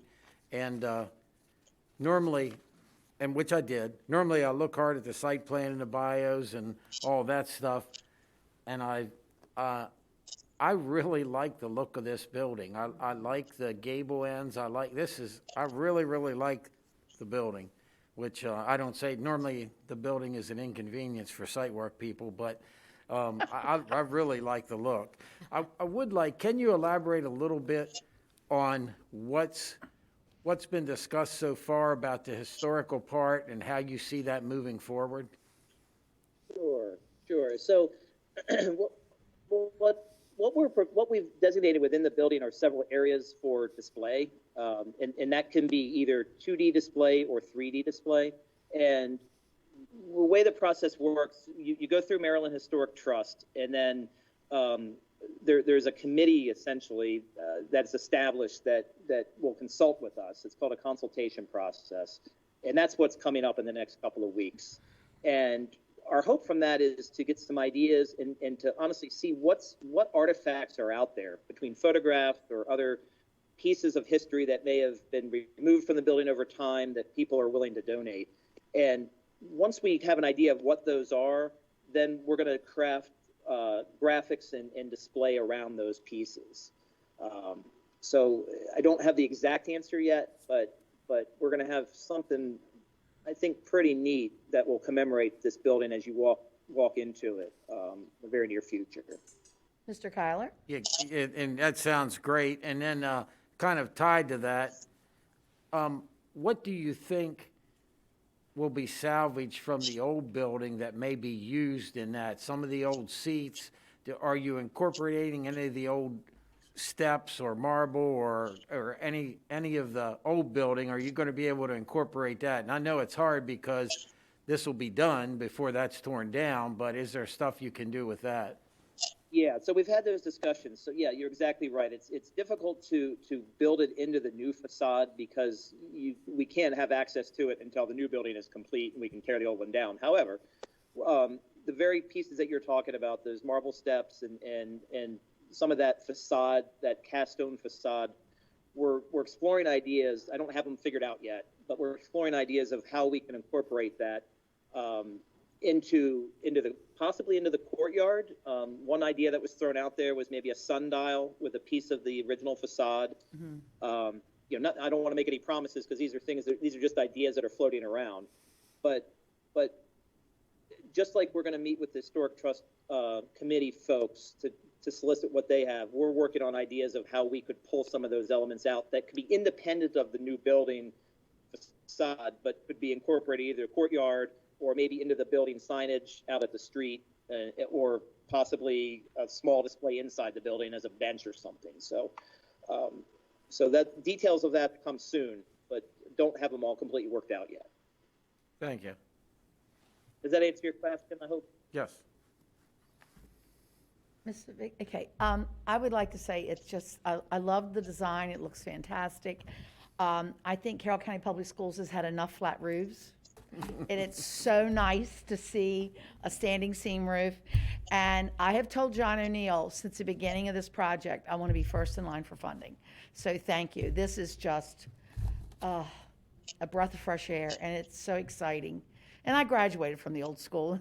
So anyway, Mr. Kyler. I think Steve Johnson took your stadium, your seat from upstairs. I don't think that's there anymore. Oh, well, okay. There's more of them up there. I think there is. There's more because I've been upstairs. So, but thank you so much. There's a few more. Yes, I think there are. There are a few. There was quite a few when I looked up Auditorium there. seats, is that Yes, what you're referring to? yes. Yes. Mhm. All right. Does anybody? Oh, Miss Battaglia. I was just gonna say, yeah, I like the design of it. It's gives it the country feel. It's modern. It does. Like I noticed on the one side, it kind of looks like the side of the courthouse a little bit over here. It's got the front. Like he said, the city hall, the old city hall actually. So I think it does a lot of really good incorporating, how Carroll County is. So I think I'm really excited for this. I am. Anything else? All right. Well, I guess I'll call for the vote. All those in favor signify by saying aye. Aye. Opposed? Passes unanimously. Thank you so much. Thank you, Jeff.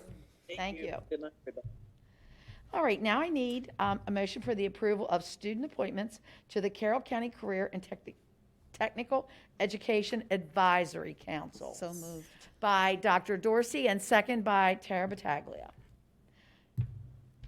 Okay, board members, as Dr. you know, our students are a very important part of the Career and Tech Education Advisory Council. And so each year, the Career and Tech Center And each high school has representation by a student, so these students are nominated by the school principal and are here in the agenda packet for your approval. And I have asked in the past if we could read those names to acknowledge the students. We sure can. And I'll do my best. Forgive me, forgive me, Starting with students. the first one. Forgive me, students, if I don't pronounce your names exactly correctly. But from Winters Mill High School in the Applied Mechanical Engineering program, Chelsea Acha, sorry, Chelsea. Westminster High School Print Production, Alyssa Dixon. Century High School Engineering, Sabina Stanger. Manchester Valley High School Welding, Michael Guyman. Francis Scott Key High School Engineering, Ryan Stahl. Francis Scott Key High School Masonry, Travis Filbert. South Carroll High School Biomed, Emma Sellers. And Liberty High School HVAC, Thomas Krieger. Didn't do too bad. All right. Commissioner Weaver, does a Guyman count as agricultural and welding? Or would you have two commissioners covered, or? I said, does a Guyman count as agricultural and welding? Do we have you, both of you covered? No, not that, oh, sorry. All right. Any other comments, questions? All right, I will call for the vote. All those in favor signify by saying aye. Aye. Opposed? It passes unanimously. All right, Dr. Lockhart, we're going to move on now to consideration of textbooks and instructional materials for 2021 to 22. Yes. So, board member, this is not for action. This is just for your information. What curriculum supervisors are recommending in terms of materials for schools in July, beginning in July of 21. These materials get introduced to our curriculum council. They were introduced, I believe, at the March 3rd meeting. And then there's conversations between the council and curriculum content supervisors regarding the materials, their use in classrooms, et cetera. They're available for review. And then on May 5th, the council will reconvene to finalize recommendations for board approval. And materials are also made available to the public for their review and feedback. And that goes on till May 28th, and the council's recommendation will then be presented to the board for consideration and approval at the June 9th meeting. So this is just sort of starting off that process of review and feedback and ultimately coming back. Any comments? Well, Dr. Dorsey? I just had a question, and now that I see the list, I'm looking at some of these copyright dates. Some of them are a little dated, it looks like, especially the one from 2008, but... Yeah, so the materials, as you know, Dr. Dorsey, the Coraline, we have that 25-minute, basically infomercial on how the teachers want to use that story.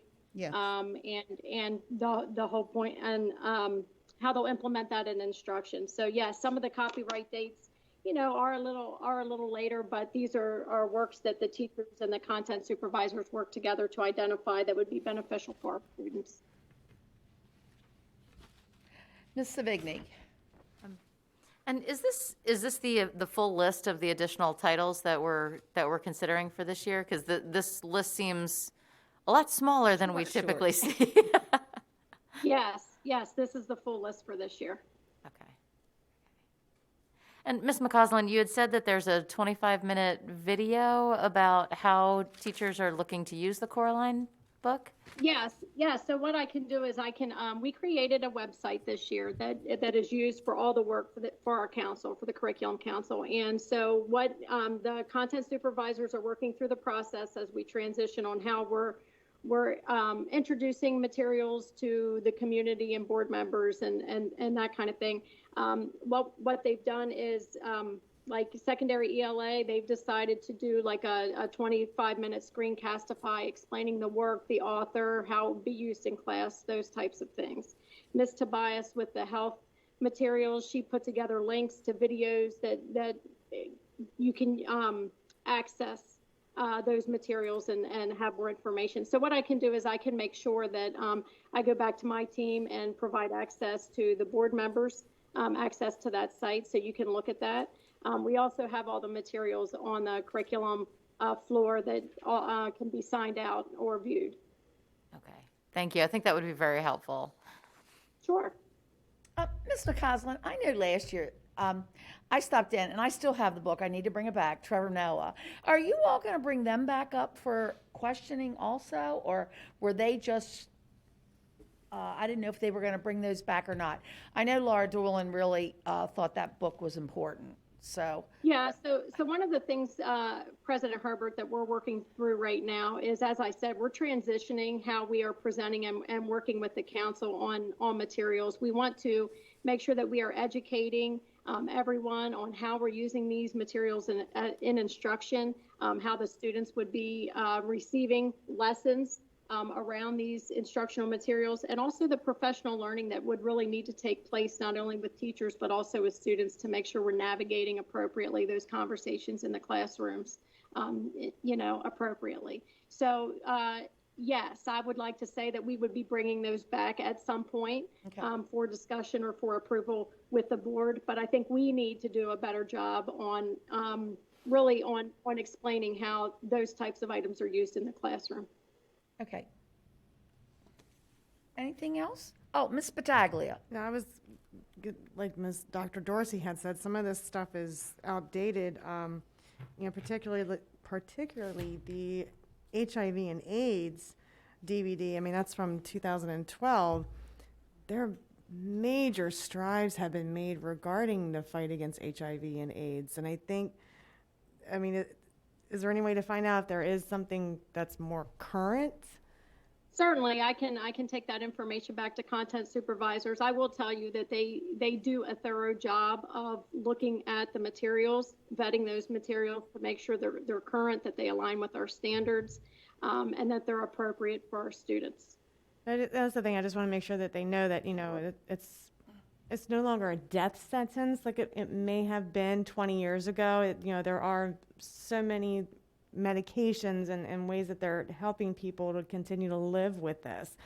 So, that's why I just want to make sure is that we are looking to find the best up-to-date information, particularly in health. To me, I think is really important because it changes all the time.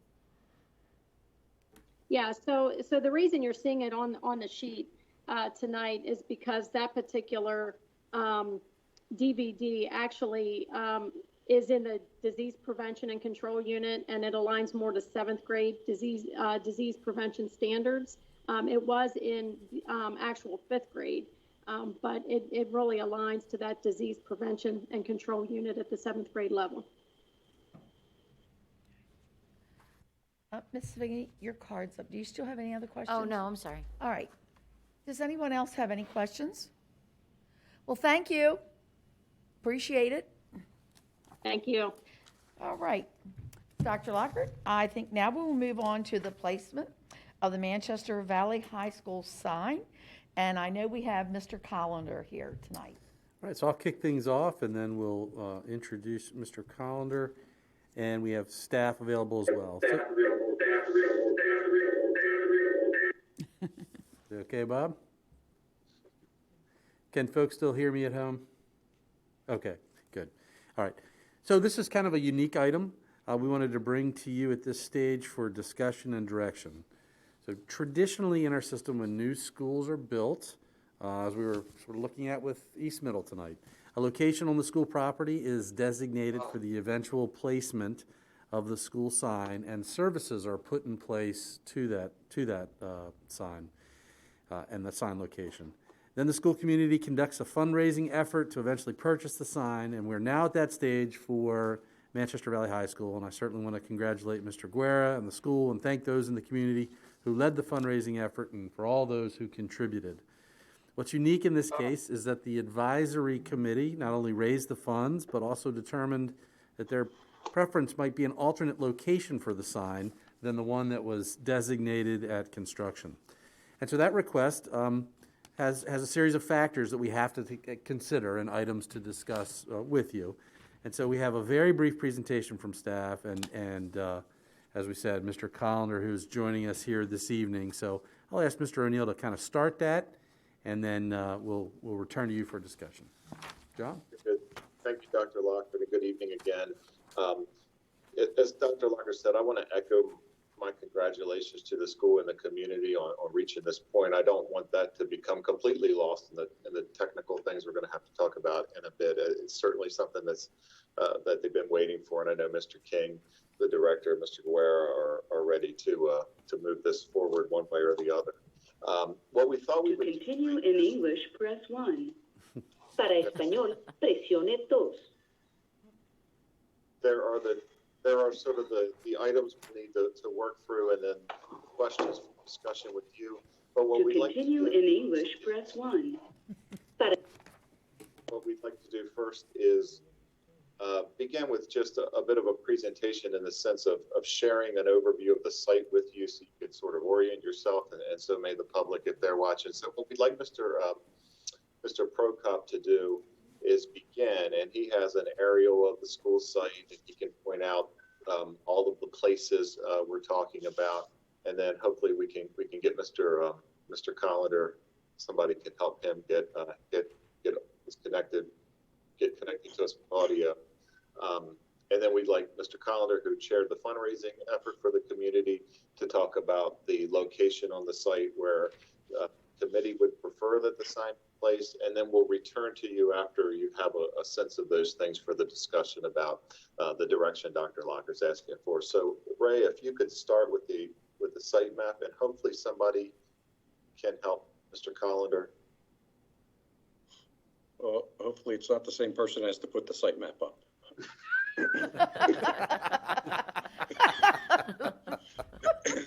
Oh, my. So Bob or Brenda, we need the site map for this item.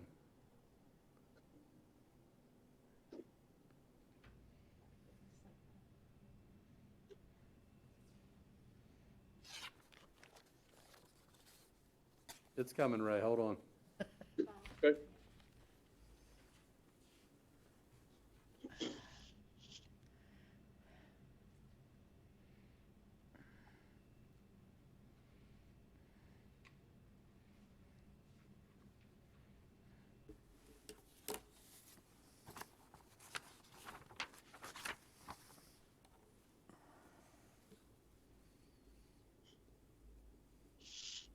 There we go. If you go to the next slide. There we go. Great. Okay, so as you can tell, this is the overhead view of the Man Valley site. Route 30 is at the bottom of the slide, running left to right or north to south, if you prefer. To the far left, what you'll see is what we are referring to as the planned sign area. That blue rectangle represents the range of locations where the sign could be placed. Pretty straightforward. Just to the right of the planned sign location, you can see the location of an existing electric box on our property. It's our electric box. We're also showing two other locations for reference. One is the town of Manchester's property, which contains the well pump house and the driveway. And it's also surrounded on three sides by wetlands, and also the requested sign location as we understand it. I'll leave that discussion about the requested sign location to Mr. Collender when he comes in. I don't want to step on his toes by talking about it too much, except to just say that there are a number of legal and technical issues to be overcome for that location. But if we return to the planned sign area, there's a few things I just want to note, and those are that it's located on Board of Ed property. A big plus, leaves us maximum flexibility. The existing electric box that we're showing has a conduit which extends back to the school, conduit that's large enough to be able to take care of the power and data needs. We're recommending that we're in the maintenance department can pull the wire. It's something we do for school-based projects, school-based initiatives such as this. If we can assist in some ways to offset or defer costs, we try to participate. And we would suggest that we would use a fiber data connection because it's simply the most reliable data connection we can provide. So that we would contract with through technology services to provide. And then lastly, I would say that we picked this site also because there are no underground utilities to navigate past. So it's a very clean area, clean site. We can go anywhere along that that blue box as you see it. If we can go to the next slide, it shows the plan. It shows a street view of the planned location, traveling on 30, and you get a sense how the traveling public would view that sign. You can also see by the height, the elevation of that grassy area that there's a chance we could have reduced the overall height needs of the sign itself, which could reduce the cost. We haven't, we haven't looked into that very much, but there's a possibility that we could reduce some of those sign costs. And so, and the only thing I'll add is that there's no obstacles for this location. There are no obstacles. We could start immediately with the procurement and planning for the power and data poles and the installation of the conduit. So we're ready to go in terms of this location. So that's where we stand. And I know Mr. Collender would like to speak about the alternate location. So I'll turn it over to you, Matt. Great. Can you hear me? Yes, I can. Okay, wonderful. So could you go back to the last slide that you brought up? And I just want to see if we can get an overview of that area. So my name is Matt Collender, and I'm the local Edward Jones guy in Hampstead, and I am the vice chair of the advisory committee at Manchester Valley, which is a group of business guys and girls, and we partner with the principal on site as well as students that are part of this committee. And we just take a look at what does the school need and how can we help to get that. So 4 years ago, what happened was the committee said, hey, this school needs an electronic sign. It's one of the only high school in Carroll County. It's either one of only or it's the only high school in Carroll County that does not have an electric sign for the school. I see that, there was a planned area for the sign, but I guess it wasn't in the original budget when they built the school. So we went about raising money for the electronic sign. So we did business expos at the school. We also went out to businesses and raised money. So the school has requirements about what kind of sign can be put within the school system, and that's a Dactronic sign. So we worked to get bids so that we would understand what amount of money that we needed to raise. And we went to create the best sign that we could for the school. So the cost of the sign was $50,000 in the bid. So we raised that money. So the cost is pretty much 100% taken care of for the cost of the sign through this committee. While we were raising money for the sign, I want to see if I can share something on my screen. Can I share that? Can you see that? No. No. No, we cannot, Matt. All right, I'm trying to share my screen. This is the first time I've been on meetings, desktop window. Let me see.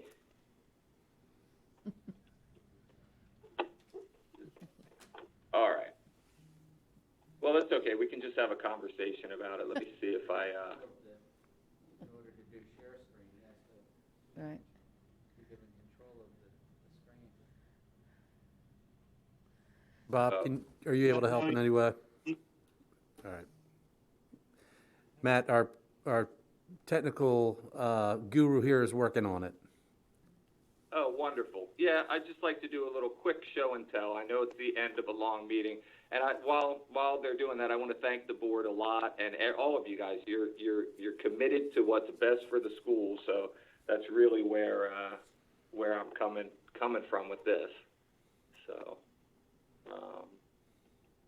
And Matt, I want to congratulate you all because I've been to a lot of those advisory board meetings, and you all worked really hard to raise this money. Thank you. Yes, we've been working extremely hard, and the work is not done yet. And that's part of it. Is we raised an awful lot of money, and we connected with one of the bidders that we were getting quotes from, and we said, hey, can we borrow one of your electronic signs to help promote our expo? And so when they brought it, they put it right on the corner of Maple Grove Road. And after it was there for a couple days, the committee said, "Oh my gosh, that's where the sign should be, is right on the corner." If you think about it, property-wise or population-wise, you have 6,000 to 7,000 people that are in Manchester. You have 6,000 to 7,000 people that are in Hampstead. Everybody comes on Route 30 and comes in Maple Grove Road. You can't get into the school without going on Maple Grove Road. So it made perfect sense for us to really look at positioning this sign where it had the maximum impact. If you put it in the proposed location and you're coming from Hampstead and you turn into Maple Grove Road, the letters on the sign would need to be 5 feet tall. I went out there with a tape measure and measured it. It's 760 feet at least from the corner. So you're really only serving the population that's north of Maple Grove Road if you put it up there. Not to mention there's all kinds of overgrowth of trees. If you looked at that location from a few hundred feet back, you'd see that there was a tremendous amount of growth from the wetland area that kind of covers some of the existing features there. So the point that the committee is bringing to the board's consideration, we've already reached out to the town of Manchester, and they gave us a green light to look at their property as a location for this sign. It would serve the north and the south communities, and it would also be close to the road and capture all those thousands of cars that are going by.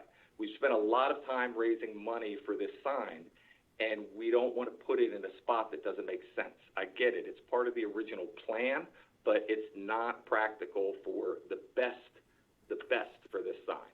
So what we would like the board to do is to say, hey, you can pursue that.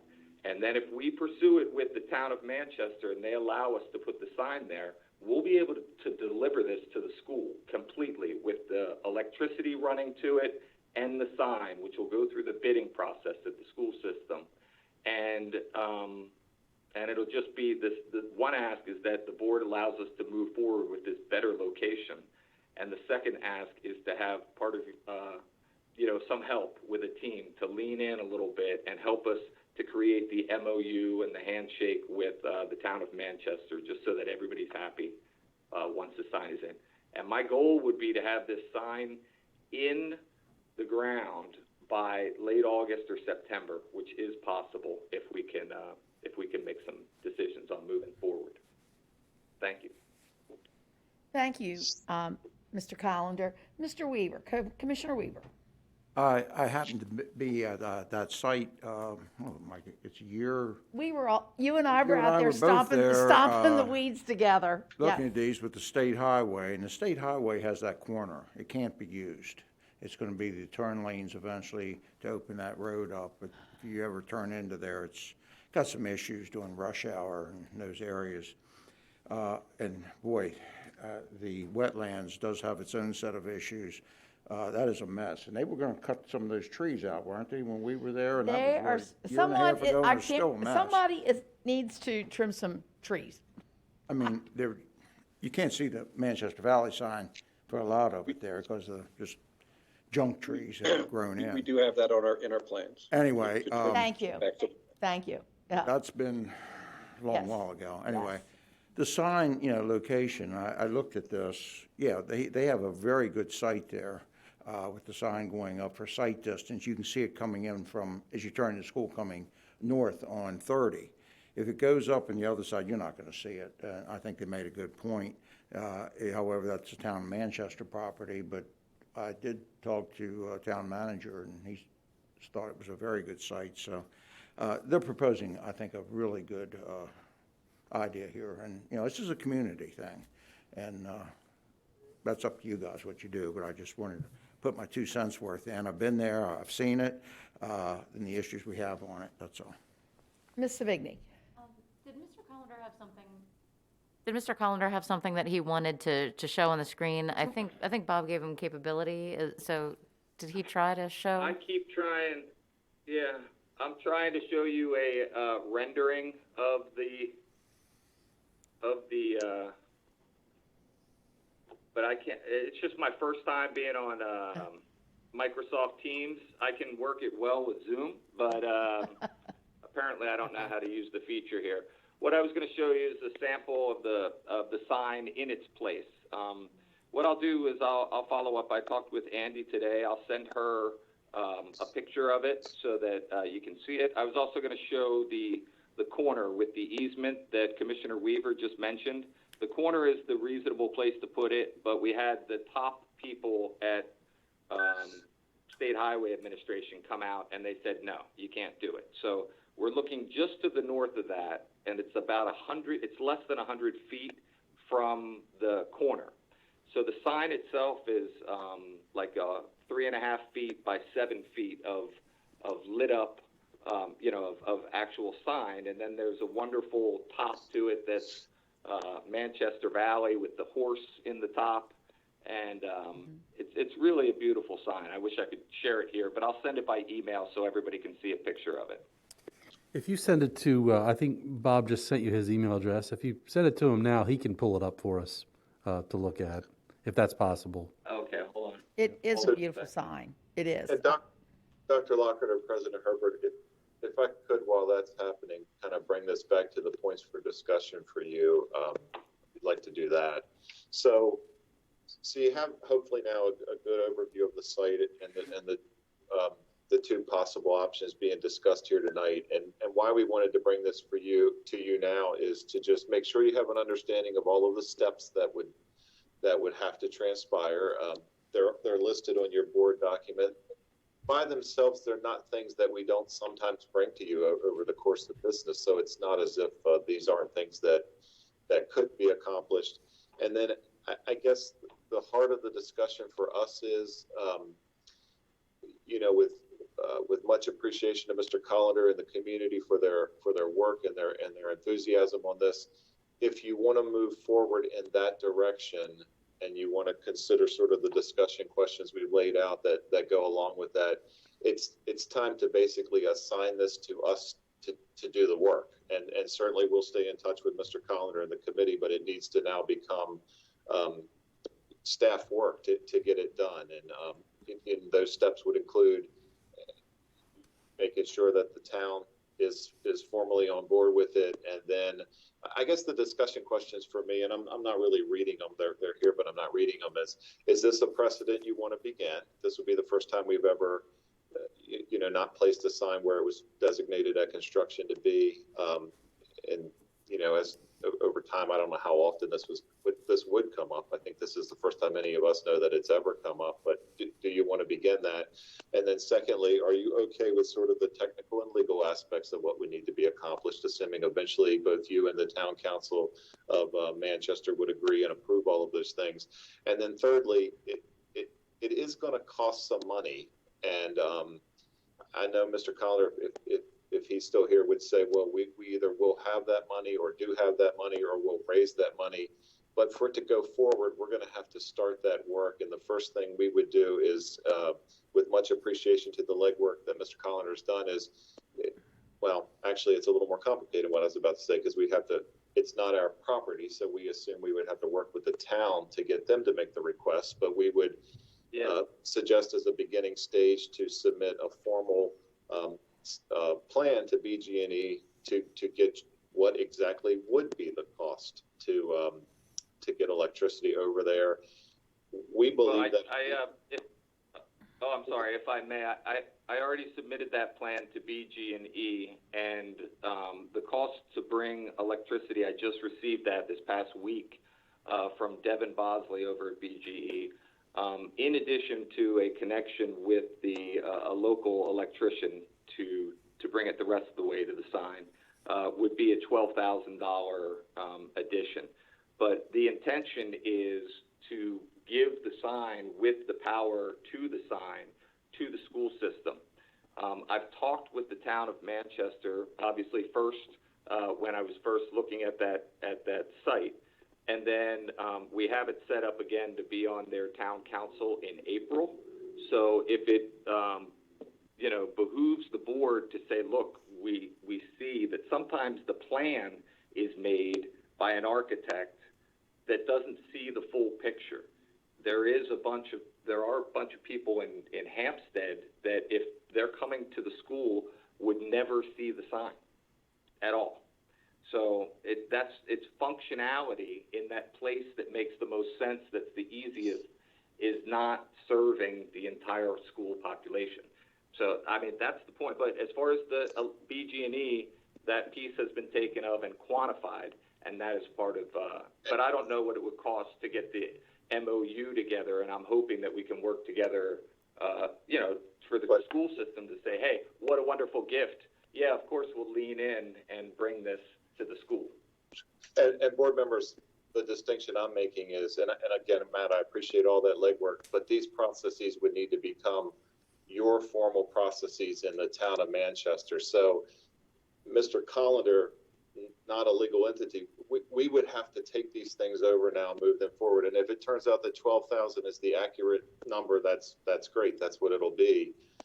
But there's, and maybe Ed O'Mealy would like to help clarify, but these things need to become actions and items that the Board of Ed and the town of Manchester own and approve. It sort of needs to move from the committee to formal work. Here's my question, because it's still held at the committee, and we still have steps to do with the town of Manchester. So I don't understand just why it has to be now owned by the school until we get to the point that the committee can hand it off to the school. I'm just asking for approval that we can look at that space, and if the school board says, no, that space doesn't make any sense, it has to go up the hill, well, then I'm going to go back to the committee and say, hey, do we really want to put it up there? And it'll be up to the committee. Mr. Kyler. Yes, a couple questions. One, has anybody done a Miss Utility to see what's underground there and how that'll impact it? Yeah, go ahead.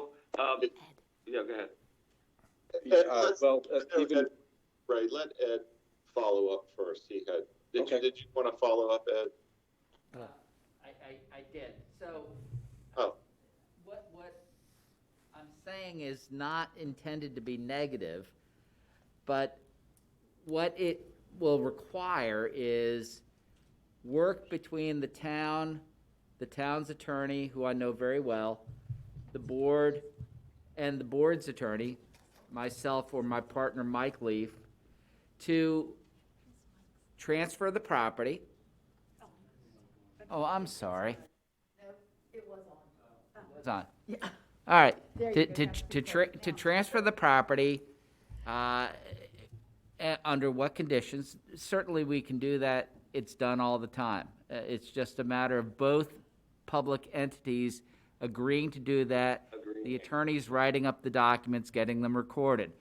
I don't know to what extent the town of Manchester would require an easement back, whether they're going to need to continue to go onto the property. That will have to be decided between the two public entities, agreed upon, and we'll write it up.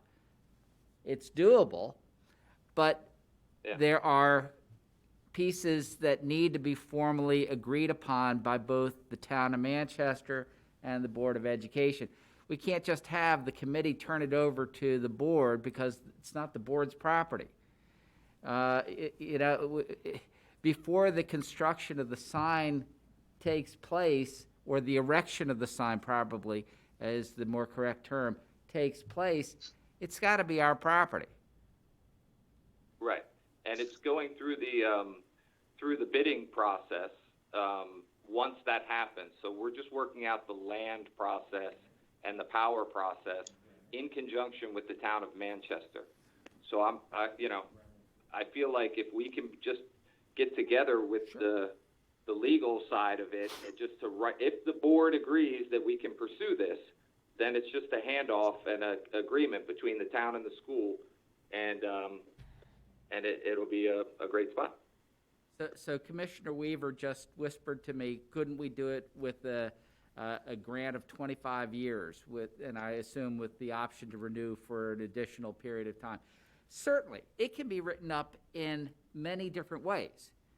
It's just going to have to be approved by the town, approved by the board, and those documents have to be recorded before the sign is erected on the property. it can be done. Right. There's going to be a time process. It's going to require a couple of votes in public session by the town and by the board. And then there's the question of the connection of the electricity. I don't know if it's going to have to go under Route 30. Yes, it does. And that's part of the so that's cost. going to require state highway approval. It's going to require, and I don't know if that's contemplated in the BG&E hookup price, but certainly we're going to have to get state highway approval for this. Is the hookup from Mr. Hill's property? The hookup is coming off of a transformer just slightly north of the pump house. Is that on It's Marty's going property? to be. No. Yeah? It's near the pump house. It's right up, if you could get that picture back, it's right above the pump house. No, that is not, no, he's across the road. Okay. Well, right. It's essentially across. It's across. Just, And the electrical line is going to go across Route 30. it's going to go under Route 30. Yeah. Right. And they've quoted a price, and it would be a meter that would be on the town of Manchester land. Okay. So all that's got to be worked out. It's doable, but it's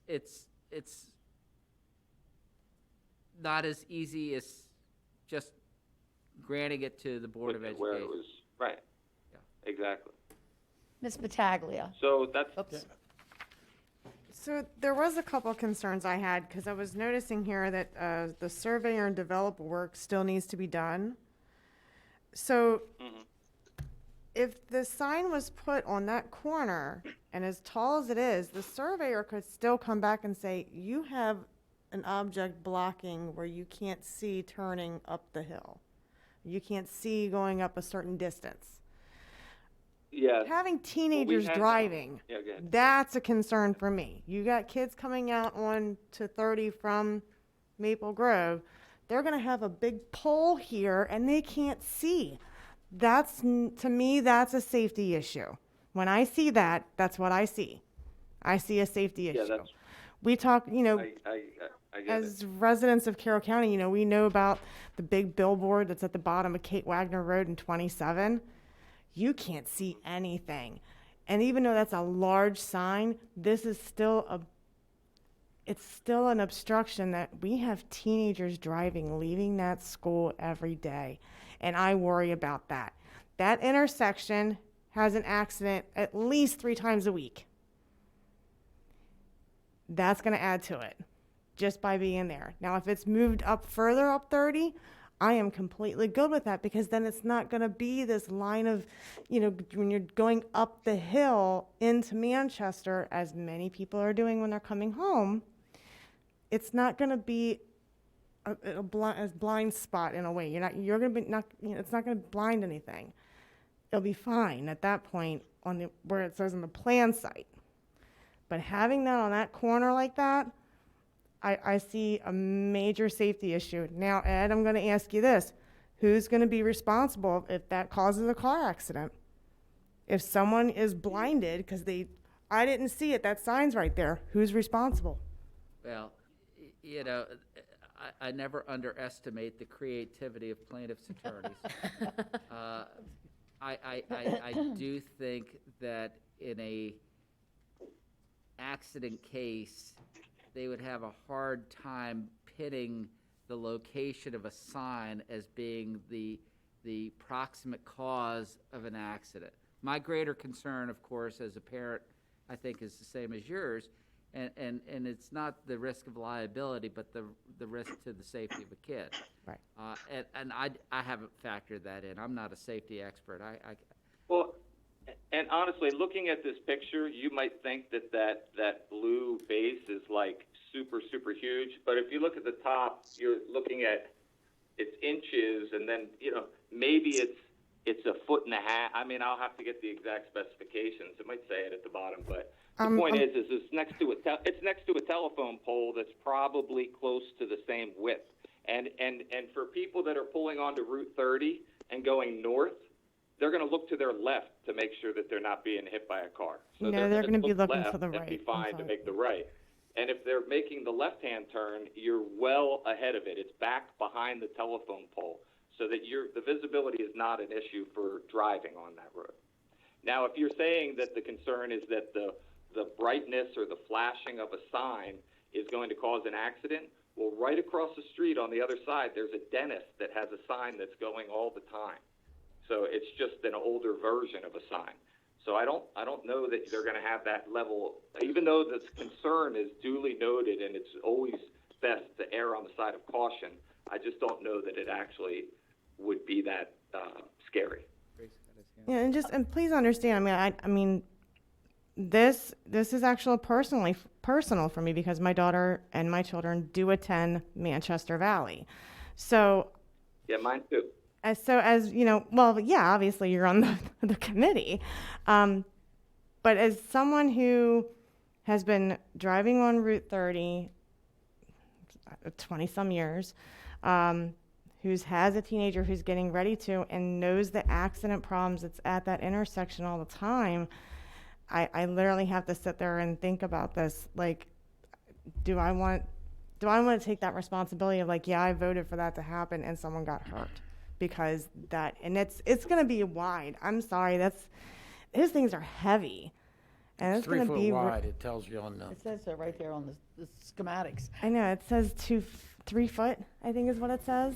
3 foot. I mean, Mr. Prokop, I know you wanted to say something. Yeah, I just wanted to get back to Mr. Kyler's question about the underground utilities. What we do know from having constructed the high school is that there are numerous underground utilities of a critical nature to the town in that vicinity that BGE or an electrician would have to navigate. And I'm certain that the town will have concern over that, crossing those utilities. I have no doubt that there's going to need to be a plan created with all of those underground utilities distinctly noted, so that anybody doing any sort of directional boring would be able to miss them. So I have, you know, I want to make sure that I answer Mr. Kyler, who's on the money, because that has been one of our concerns all along, is any sort of north-south boring along there is going to have to go through an awful lot of, it's going to have to negotiate an awful lot of critical utilities. And the town's going to have a great deal of concern about that, I'm certain. Mr. Kyler? Just to finalize that thought, it's one of the points I was trying to make sure the board understood for discussion. I hope Mr. Collander's correct in that it's only, you know, it would be 12,000 and that's final. But if the project moving forward, if that's not the case, is the Board of Ed comfortable with what I you know, I'm not a Board of Ed member and I respect that, but what I would not want to do is go down a road and then find out, okay, now that this is becoming real and the two legal entities, you and the town, are moving this forward, there's a lot involved, boring under the road, or where a meter can or can't go, or where we can pull from a transformer or not. And if it turns out to not be 12, but it turns out to be 40, does it still move forward or not? And are you also okay with the monthly, you know, the additional monthly costs, which by themselves aren't much, but would be in perpetuity, like the metering fees, and if there's a Wi-Fi feed here to feed the sign ongoing.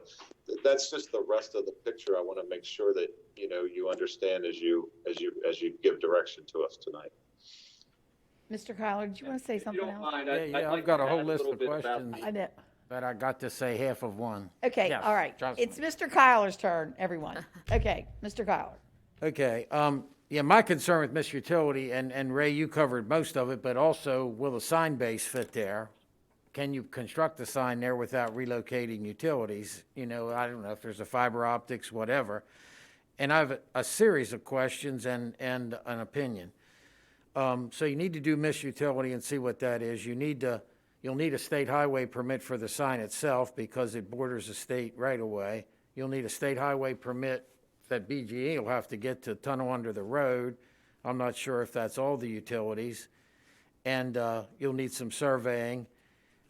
My opinion of the whole matter, I don't have a problem if the Board of Ed does the legal work. The surveying, the electric, anything else has to come with the sign. If the sign, if it costs 15 grand more to put it here than the other place, that shouldn't be our expense. I think that sets a bad precedence moving forward for tot lots projects and whatever on the other side. I understand that's where you guys want it, and I appreciate that, but it needs to be evaluated prior to spending any money or signing an easement. And then secondly, if you really want it done by fall, the Carroll County Public Schools needs to start negotiating with the town of Manchester pretty quickly. Absolutely. They can't piggyback what a committee decided should or shouldn't happen. They need to start out with it legally processed. And it's a lot of things to it. And I understand the location. I don't understand the number of people that see it, because the people that travel up and down Route 30 is 10 or 15 times the amount that turns in to go to the school. So both sides can see it, and I understand your concern, but I just feel strongly, I don't know, if you've got engineering of $3 grand, you've got this of 12, maybe you're 20 grand more putting in this location. I don't know what the precedence is for paying the electric bill forever and ever, but the other way there wouldn't be one. But I don't have any problem with it moving forward, but if the committee can't hand it off to the school system now, then I'd say it's not going to happen this year. And secondly, the money has to be paid by the committee, is my opinion. I don't know what everybody else thinks of it. Yeah. Ms. Savigny? I would agree wholeheartedly with that. Go ahead. Yeah, I agree wholeheartedly with the cost, and it does set a bad precedent in terms of the types of projects that we typically fund versus those that are funded elsewhere. So I don't necessarily have a problem with the location, but yeah, I completely agree with your comments. Dr. Dorsey? Well, I was going to say that makes sense as well. Plus, again, I would really want to know all the costs associated with this project before considering whether we move forward with it or not. But Dr. Dorsey, I guess that's the dilemma I'm trying to get to. Somebody is going to have to spend money to tell you what those costs are. You could direct us to do it, and we'll do that, because that's our job. But at the moment, it's the town of Manchester's property. They're the owner. So I could call BG&E and say, I want to put a sign on Mr. Kyler's property because we're neighbors, and I think it would cost this much. But unless he submit, that's the catch-22 here, is in order to figure out the full cost, the money's going to have to be spent. I doubt that, I can't speak for the town, but I think they're going to say, well, we want to know the cost too. Somebody's got to spend that money first to fully fund. If I could, I want to just kind of go back to a couple things. One, the BG&E and the Miss Utilities, I had, I've been talking directly with Steve Miller, who's the town manager of Manchester, and he is very aware of what's underneath there and pulled that and had a guy go down and look at it to make sure that where we wanted the sign was not going to be, a problem. So he did look at that already. I mean, Yeah, we'll definitely have to look at it again. Yeah, let me interrupt a Just for second. thought, as far as the sign being up north, it actually costs a little bit more to put it on the north side because you can't park the truck and get it on Route 30 and get it the sign with a short bucket truck to get it where it needs to be. So you'd have to park in the upper parking lot, and you would use a big boom truck to pull the sign around, which is a bigger cost. In addition, there'd be a lot of landscaping that would be destroyed as they came down and installed the sign. So it's not a big extra cost. It's not an extra cost at all, actually, to put it in this other location. Mr. Kyler? Except for the power. Yeah. Okay, Mr. Kyler? Yep. And I know Steve Miller, and he's got a great memory, but I do this every day. Miss Utilities a free call, and until you get it marked, you don't know what's underground, and that's free. You definitely do something free before you obligate to spend 50, 60 grand. And yeah, setting a sign, I mean, you're talking $500 or $1,000 difference, not the cost of the utilities. My concern is the committee needs to obligate whatever. If it's going to cost 20 grand more, we're going to pay for it. And then the investigation needs to start. And I don't know what the rest of the board thinks. I don't have a problem saying, again, personnel should start working on it. I just don't think we should spend any money. Okay. And I agree with that. I think that's cutting to the chase, right? Is the committee willing to commit the additional cost of doing the electrical work? So we are in a position that the board is going to ask you, I guess, to go back to your committee and ask them if they are capable of paying all for the electricity.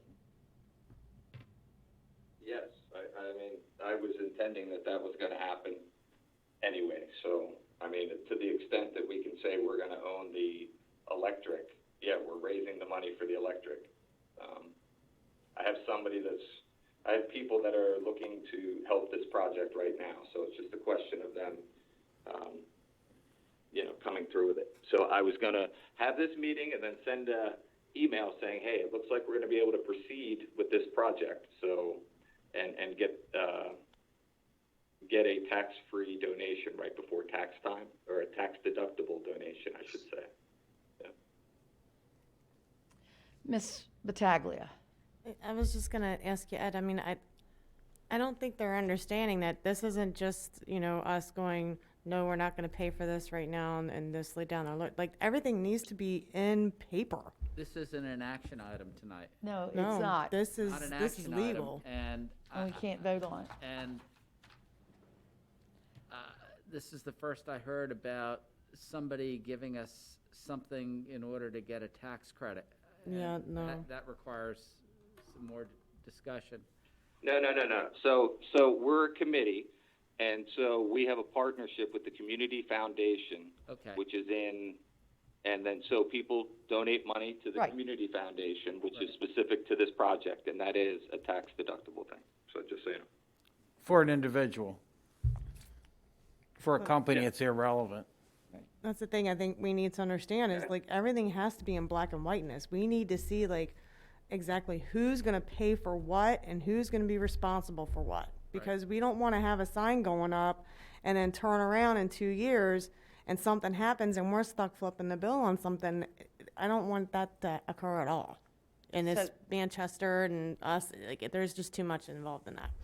Dr. Lockhart, this needs to come back as an action item. Did you understand that, Mr. Collender? Yes, I'm happy to come and bring it back the next time. If Okay. there's any work that can be done in the meantime with somebody from the board or, any help that I can get so that we can get the ducks in a row so that the board, is best served with this. Okay. Anything else, Ed? We have talked with the town of Manchester. Mm-hmm. Yes, you have. I've had discussions with Steve Miller.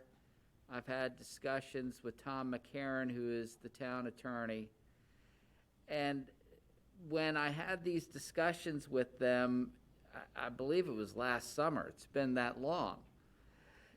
And in essence, the response that I got from Steve and from Tom was much the same as the response that you're hearing from the Board of Ed tonight. Not a no, but well, if we do this, we're going to need to do this, and this. And no official commitment, but then again, a lot of questions. And so,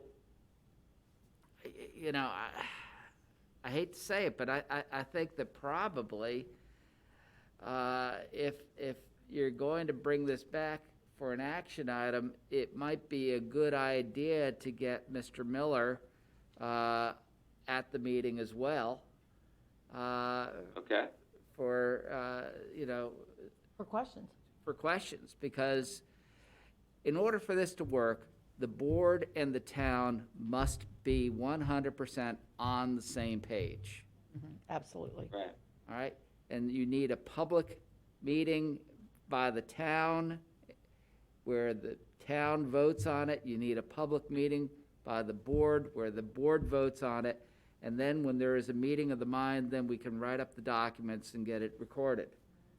And then the work can commence. Okay. You know,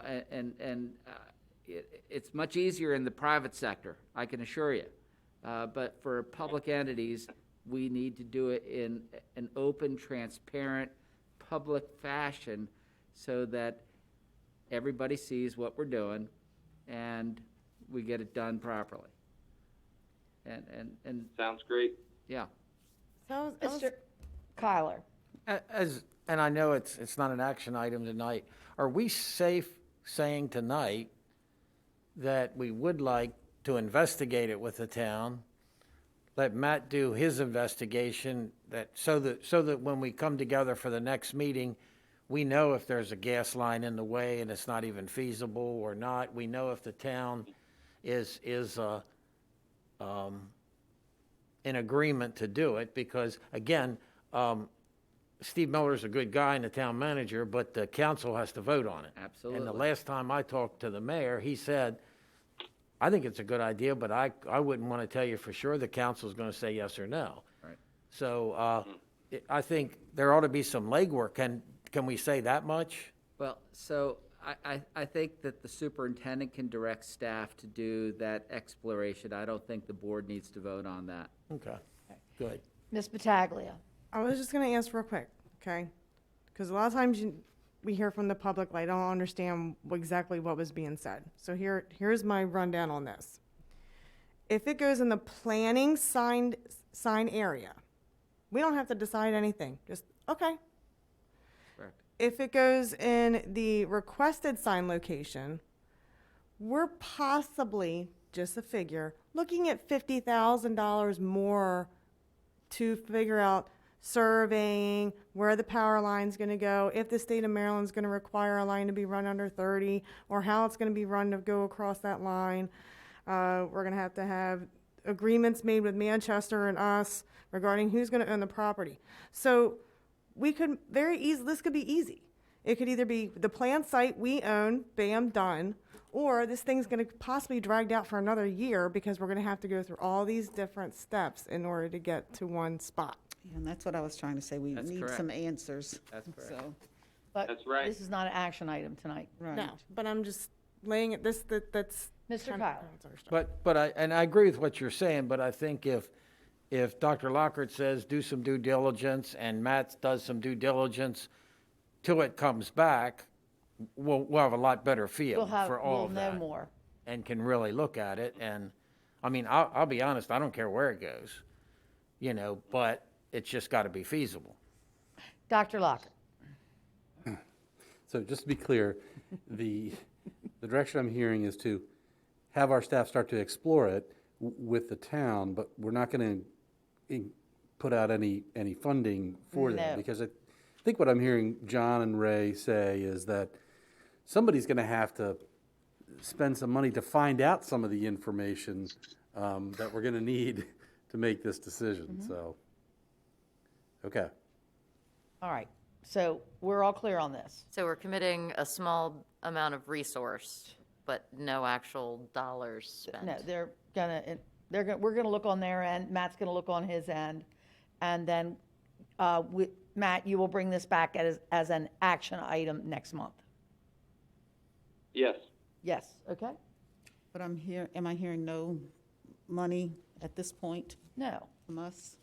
no money. No money. Exploring. I'm going to talk to Steve Miller, the board, go No to money. Miss Utilities, get all the questions that you're asking for answered, and we'll come back and we'll try to start the initial process of bringing the school and the town of Manchester, just the early stages to see if there can be an agreement made. That's what I see. Just And I'll ask Steve, to be a part of the meeting next time.